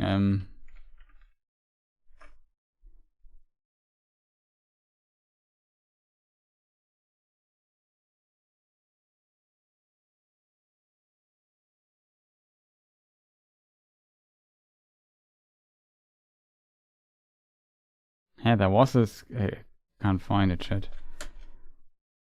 There was an image of the siege tower, chat. I don't know which trailer though. I have to watch it. Must be in the first trailer.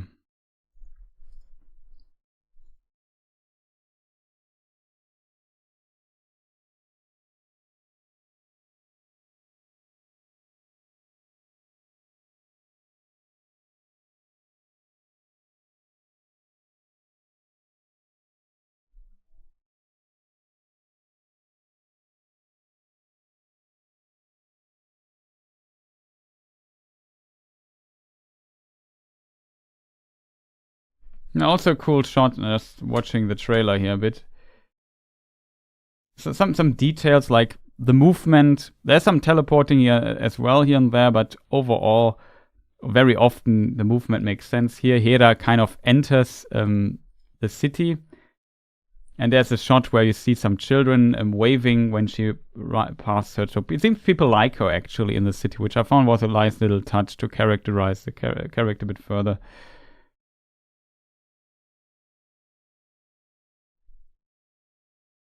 We have the scene where Helm says, "No, Hera, you don't come to war here with me." Mentioned that.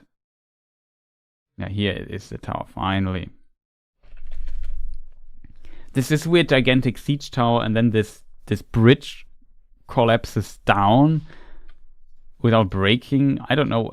It seems like an exaggeration, and here you see it also. It looks very, very CGI-ish. Like, this kind of looks wrong. The style is kind of whack a bit. It's okay, I guess, but there's some of these scenes in the film where I noticed, well, it didn't look that great.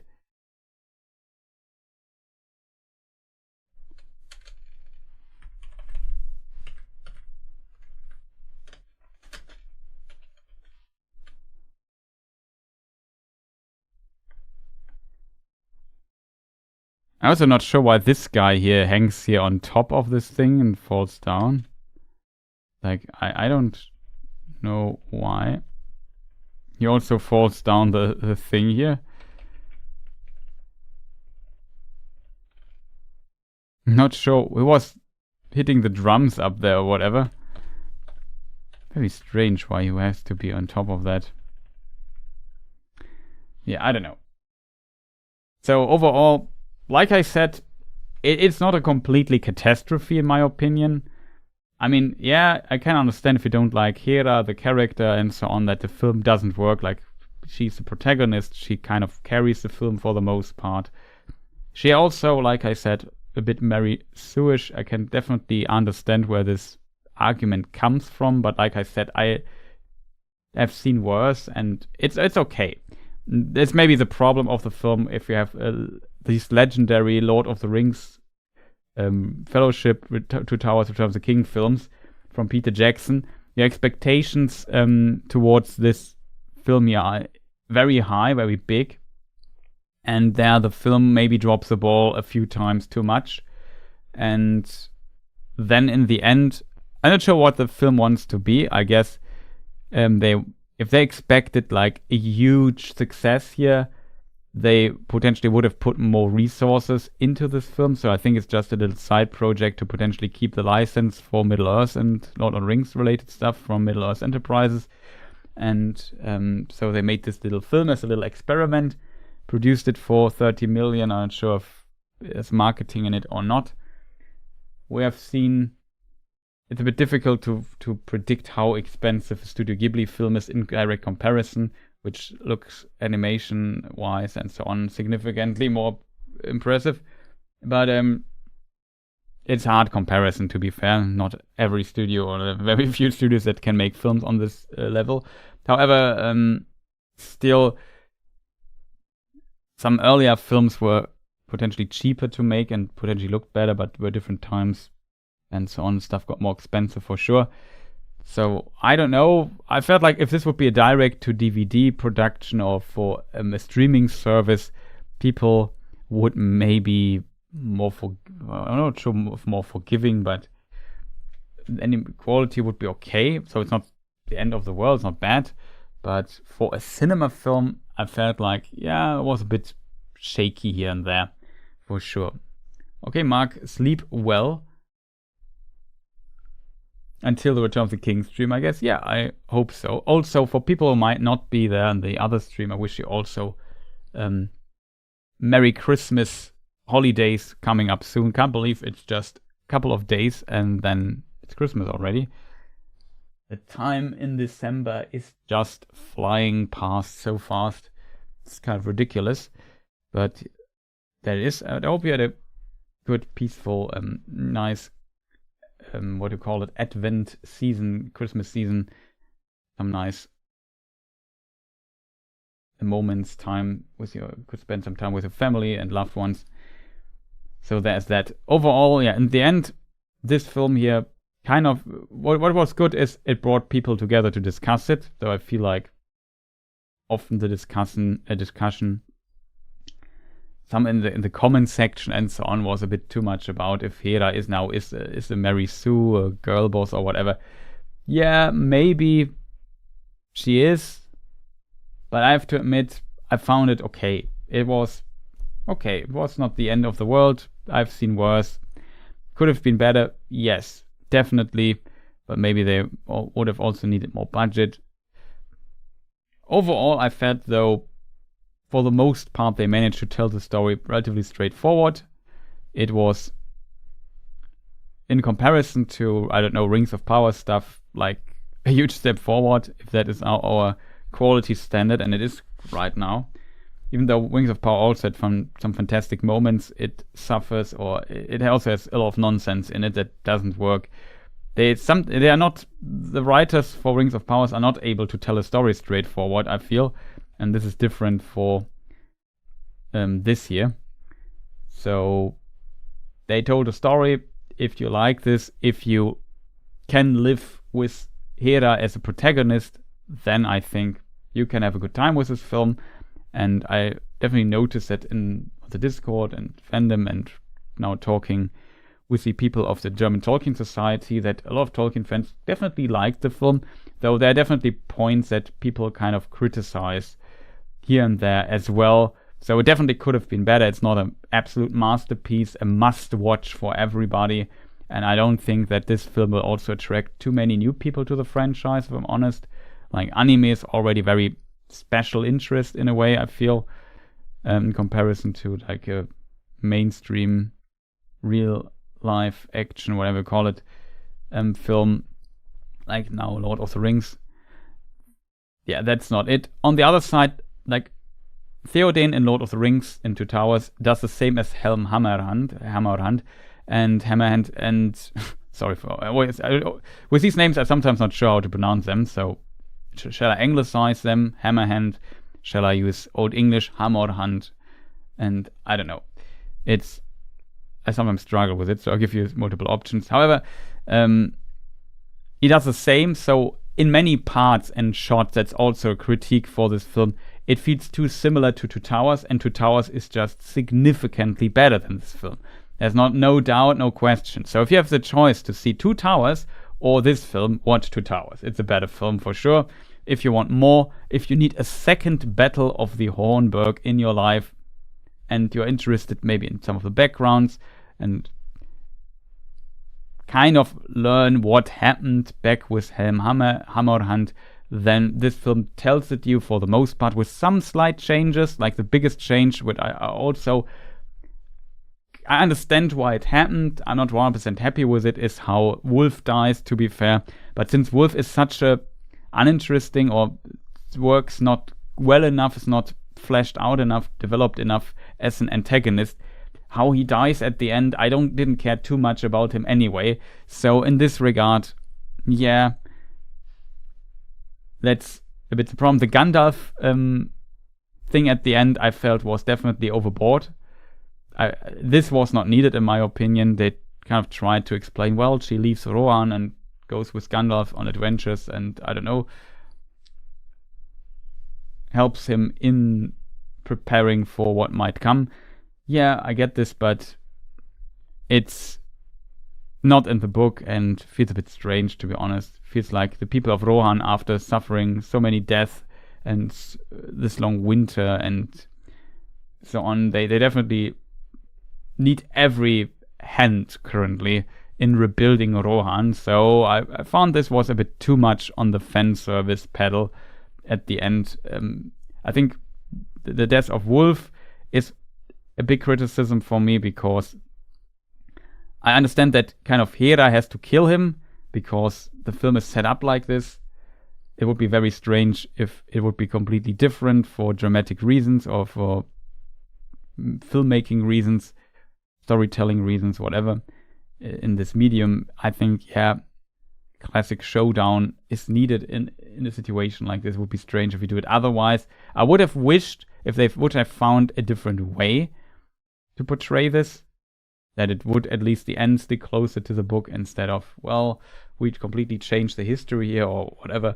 I don't know. It's a bit weird, if I'm honest, but I mean, Peter Jackson also has done a lot of changes, most I can understand, and this is also a change I at least can understand. The Gandalf edition at the end, that was too much in my opinion. They could have left that out, and the film would have be perfectly fine as well. I'm not sure. The creature fan service, if you want to call it like that, it was okay. I didn't mind it too much. It kind of worked, but in the end, it did not matter too much for me personally.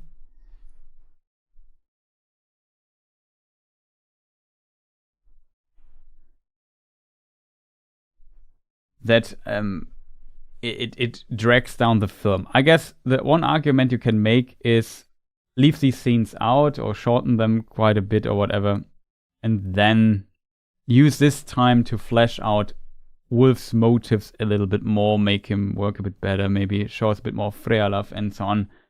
Some of the other characters of these other lords of Gondor are briefly mentioned. There are very few there in the battle you see, and so on. The lords of Gondor also felt a bit not very glorious, you know what I mean? Like, they never got their moment to shine. Though they also have like literally 3 scenes in this film. Like, it's very, very, very little screen time they have to work with here. But like I said, as a result, I don't know. There are definitely places where the screen time of these fan service creature built-ins could have spent in a way better.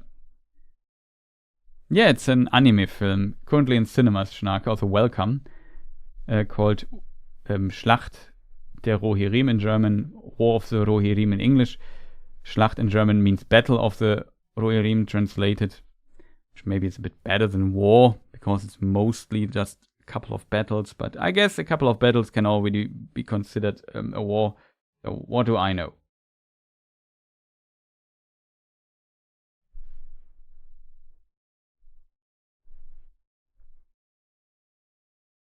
But watch Lord of the Rings instead. It's potentially better. We were always already at the end, Schnarke. So also streaming to Twitch currently. That's also some people watching there. Just that you know. And yeah, I don't know.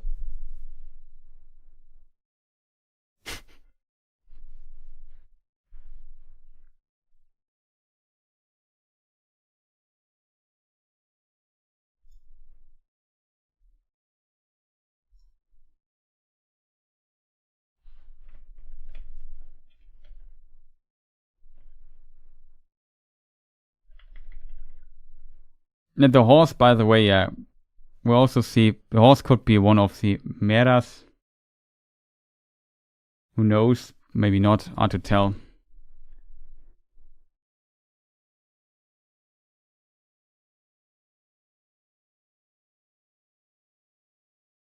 I watched the Lord of the Rings movies a million times. So yeah, then, especially like if you want more or want to see something different, then this is definitely a film for you. I did not regret going to this film.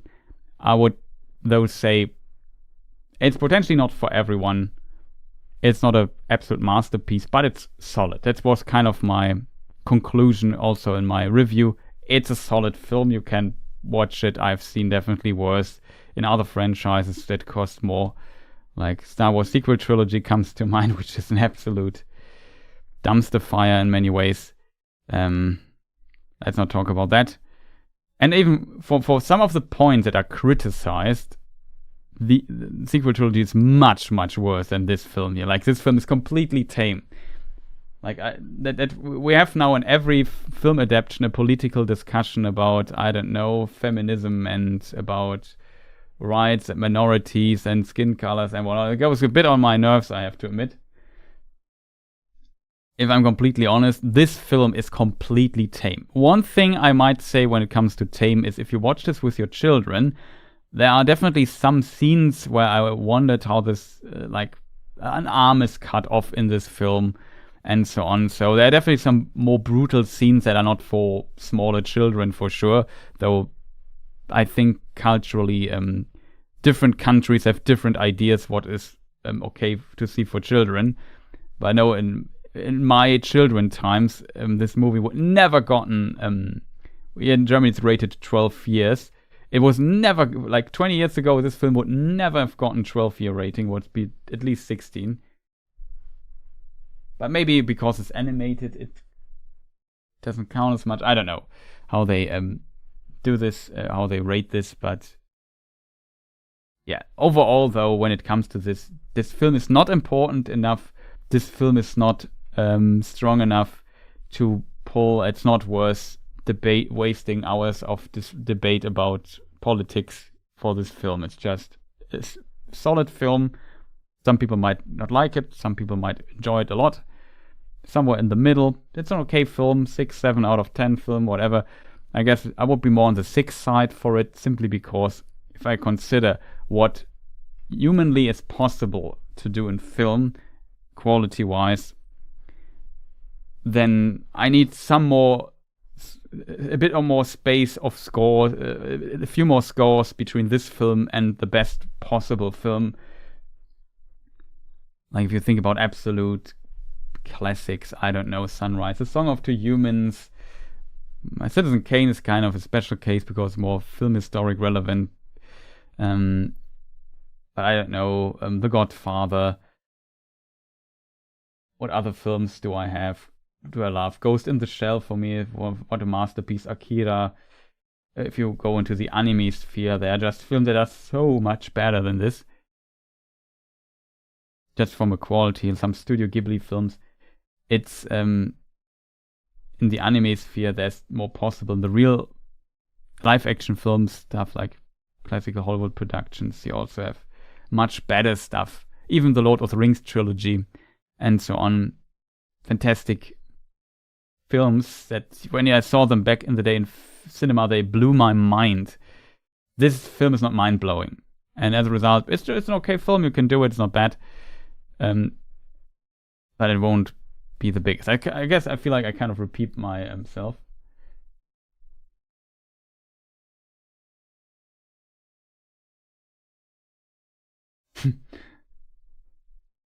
Well, Schnarke, Pop-Meister. Oh man. Good one. But yeah, it's War of the Rohirrim. I think that's basically everything I have to say. Chat is also very silent by now because we're repeating myself. We correct the 4-hour mark.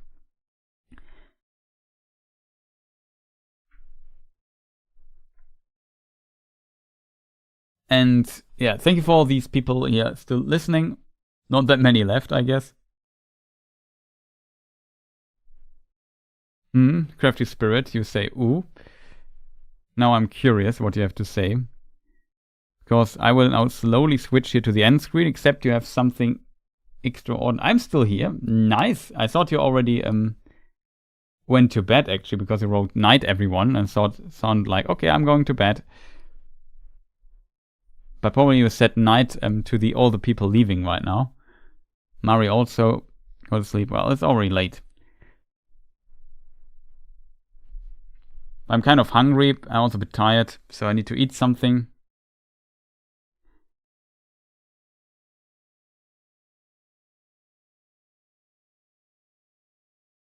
I also ran out of stuff to type. Yeah, well, we took, as always here on this channel, a lot of time to discuss everything. Like the film, it's a very simple story if you think about it. The characters are also a bit shallow, I feel. Like I said, the most complex one is Hera. So there's not too much to say about this film. Then at the end, there are some cool little references that you as a Lord of the Rings fan potentially, or the book fan, might get or not. But they definitely put in some work. It feels like they were, for the most part, pretty close to how Tolkien described this, with some interpretation here and there, with some added stuff, with some very few slight changes. Overall, I can't complain too much in this. It felt like they were, in my opinion, for the most part, respectful with the source material, which I think is good. I've watched season 1 and season 2 of Rings of Power, and sometimes I felt, yeah, that was a bit different. What do you think about the new info about Shatha from collected poems? That's a good question. I have not looked into the new info about Shatha from the collected poems yet, I have to admit. Is there anything particular that is unusual that we did not know about Shatha? For context, Shatha is the dragon that attacks before Rohan is established, so the ancestors, called the Eotheot, horse people. Rohan is basically, or Rohan is basically a translation of that. And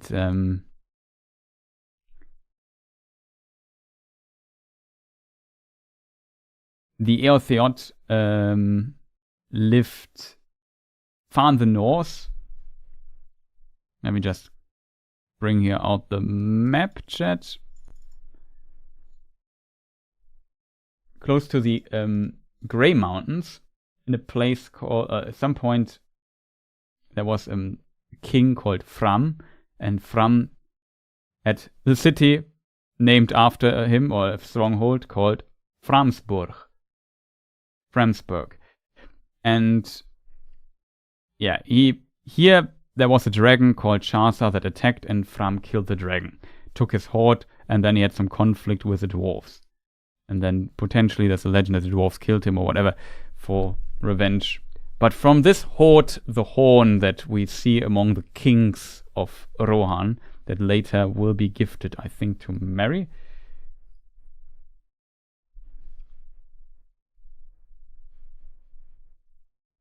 This horn is from this hoard. That was the point.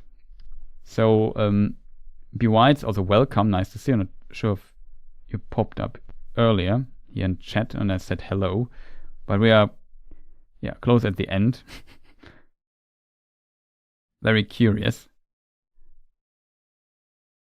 And then after Christmas, we do like a lore stream, lore Q&A stream. I want to correct people on how to pronounce Shatha, but no one around me knows Shatha at all. So people wondering, Shatha is Old English. SC in Old English is usually pronounced as sh. So it's not Skatha, it's Shatha, most likely pronounced. Interestingly, in the video game I'm currently playing a lot, Elden Ring, there's a DLC called Shadow of the Erdtree, and the Erdtree is called Shadow Tree. This Shadow Erdtree version. It's not the Erdtree, but the Shadow version of the Erdtree, it doesn't matter too much, is called Shadow Tree, and it's written Skadu Tree. But I think it's based from, it means shadow tree basically, and it's based also on the Old English word for shadow. And like some people say, most likely it's supposed to be pronounced shadow tree, not skadu tree. Though some people also say skadu tree, which is in my opinion fine.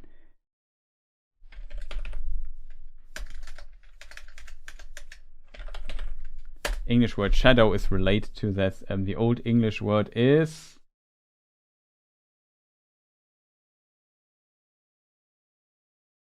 shadow.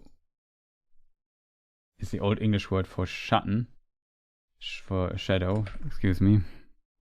German word Schatten. It's spelled like this. Yeah. That's the Old English word. So it is pronounced shadow. I assume that skadu tree is based on this particular root and is supposed to be pronounced shadow tree. Shadow tree. Hence of dwarfs and skulls of men that were piled in his den, licked smooth and white, not for him. Okay, I messed up the rhyme scheme. Not for him was flight, a wingless drake, not for him was fire, a slimy snake, fouler than mire, crawling and creeping on like a slow death, freezing with fear and his cold breath, crushing and grinding under his white womb. Dark was his dwelling, as dark, Dark was his dwelling as a dark tomb.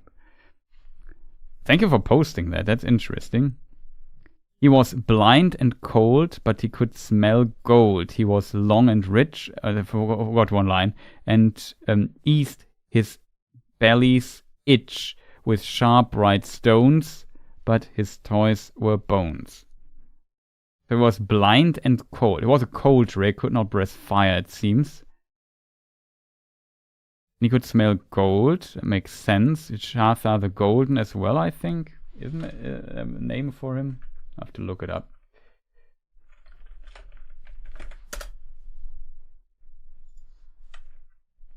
Chartha.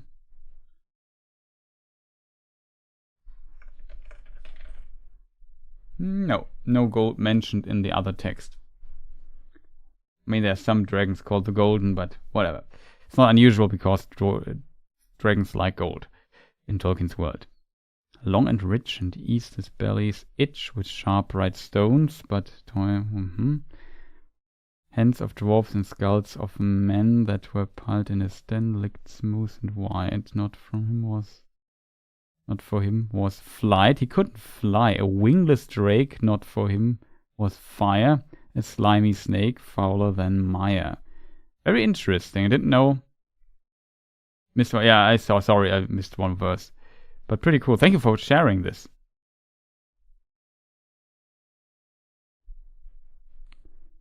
Crawling and creeping on like a slow death, freezing with fear, and his cold breath crushing and grinding under his white foam. Dark was dwelling as dark as a tomb. Okay, pretty cool. It's sometimes amazing that Tolkien wrote a little poem about Chartha. That's actually really interesting. I did one of the things I had not on my bingo card. Like, it feels like in the books and so on, it feels like such a side note in a way.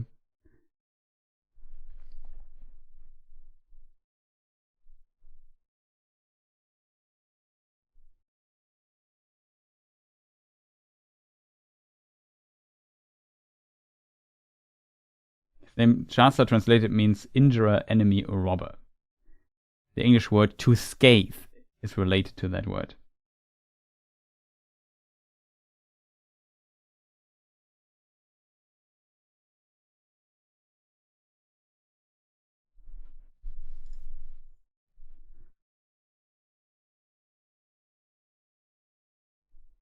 Long and silent worm. Interesting. So yeah, pretty cool that we got new information on this. Thank you for sharing. That was cool.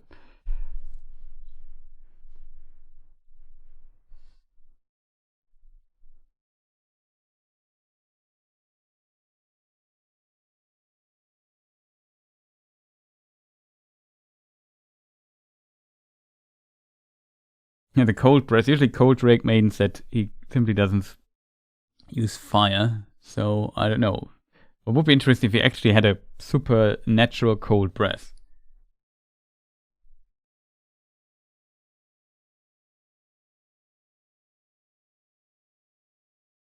When you read the novel the first time and read how Eowyn gifts Kalimag that horn, and I was like, who the heck is Chartha?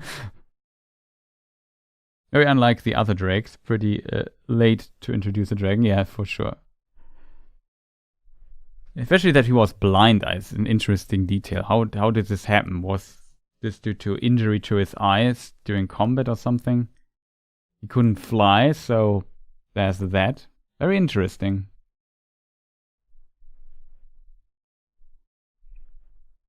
So more on the snake side of things. But yeah, I think I wrap it up now, chat. I really have to also boot up the credits a little bit at least.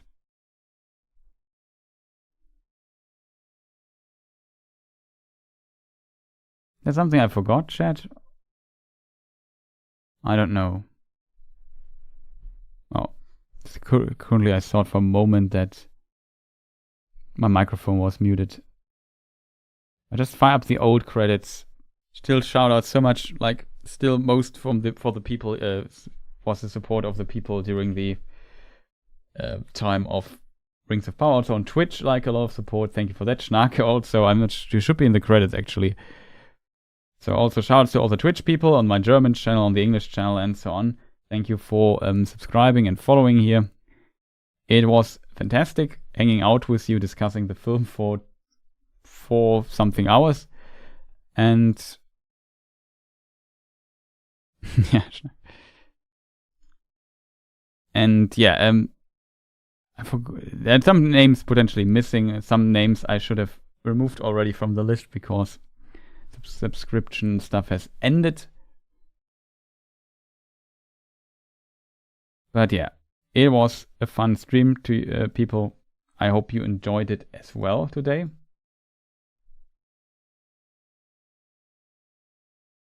Yeah, pretty late to introduce the dragon, but it's also pretty late for me, to be honest. So there's that. And yeah, thank you also to the artists. I only showed an artwork of Sara Morello today. Shoutouts to her. You find her gallery in the description. She also does commissions, so if you're interested in her making like a work for you, maybe contact her. She's from Italy though, as the name suggests. And yeah, fantastic artist. Thank you so much for allowing me to use your works. Especially from Harles is a very cool character, in my opinion. Nighty night. Yeah, thank you. By the way, thank you again for sharing the poem stuff. I really have to look into the poems at some point. But yeah, currently busy with 5 million other things. Next is the watch party, as said, on the here on the channel and on the Twitch channel. Return of the King, Rückkehr des Königs. And that will be fun, I think. It's a fantastic movie. Looking forward to that. That concludes then our watch party sessions for the Lord of the Rings trilogy and the Hobbit trilogy we also watched. Next year we might include War of the Rohirrim then. So I feel like, I don't know if it will be the most popular or not. Maybe I think it could do better on the streaming services and on Blu-ray, DVD, whatever. Could maybe work a bit better. Maybe there's an extended edition. Yes, Schnarke Theo, Tschüssli Müsli, Ciao Kakao. Wow.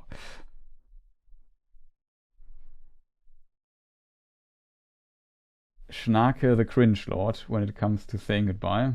Love it. But yeah, thank you too, of course, as well, to your support, to Schnarke, but also all the other fantastic people who support this channel here, watching here. If you haven't pressed the like button on YouTube, sorry, that's not. If you haven't pressed the like button on YouTube, feel free to press the like button. Maybe subscribe if you haven't. Recommend me further. Maybe leave a comment under this video. And yeah, I will at some point randomly schedule the Return of the King watch party. I would have loved to do this tomorrow, but tomorrow will be most unlikely for it to happen. So it's either Sunday or Monday, I would say. And then we watch Return of the King in the evening again. Somewhat similar time as we started today, I would assume, and ended today, so I have around about an idea of what to expect there. Andres, thank you for moderating again. Have a fantastic rest of the day. Good evening. See you on Discord and so on, and maybe next stream. Thank you for moderating. Sleep well, but yeah, also all the other people here sleep well or have a fantastic evening, rest of the day, in whatever time zone you're currently in. And I would say, again, thank you people for watching, and goodbye. Now at the end, I just let some ads run through, so we have that, because I've streamed for 4.5 hours and I've not done a break, so there's that. But whatever, I didn't have to moderate. Yeah, it's true, but in theory, if you had to moderate, you could have done it, and therefore I thank you, of course, for being ready.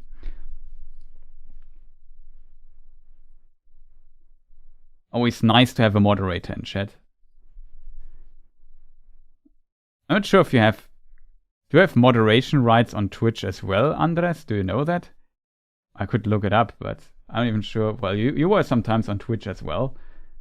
In theory, you should have moderation rights there. I think Kirdan has moderation rights, so you should have as well.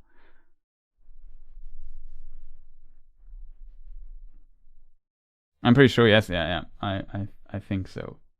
I should give you also moderation rights to my German channel. I have a moderator there as well. Not that I really need one right now, because Twitch, when I stream there, usually there's not much to moderate in chat like here. I only remember this one stream where we had like 360 viewers here because the new trailer came out. But I don't love Elden Ring right as much as you do there. That might be true. So it kind of, well, I'm not wondering that you don't like it that much. Have you seen that I played the new Indiana Jones game, Andres? Do you like this more? Maybe I have also to continue my Zelda run. I think you liked the Tears of the Kingdom run. But 2023 was just so much stuff coming out. It was kind of difficult to play. I don't like Indiana Jones either. That's funny. What about Black Myth Wukong? Or maybe you like Lies of P, because I remember you mentioning or asking in chat, hey, this guy in Lies of P looks like Timothée Chalamet is his name, right? I don't know how he's spelled, so I just made up a pronunciation there.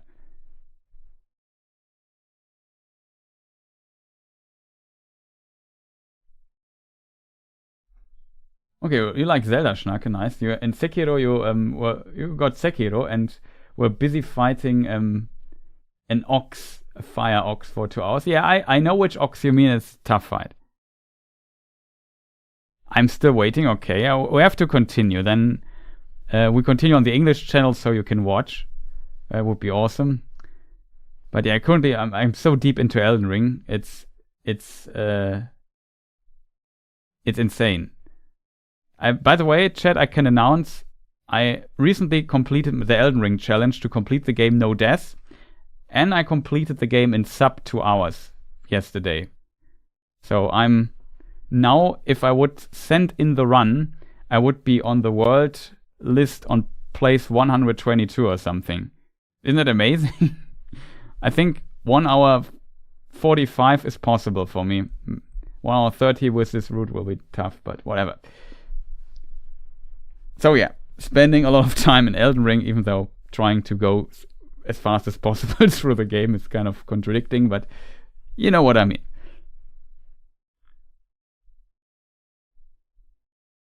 So enough talking here at the end. Thank you for again for watching. See you people on Discord or on Twitch, on the comments. Like I said, much appreciated. Thank you for the likes that also flew in here.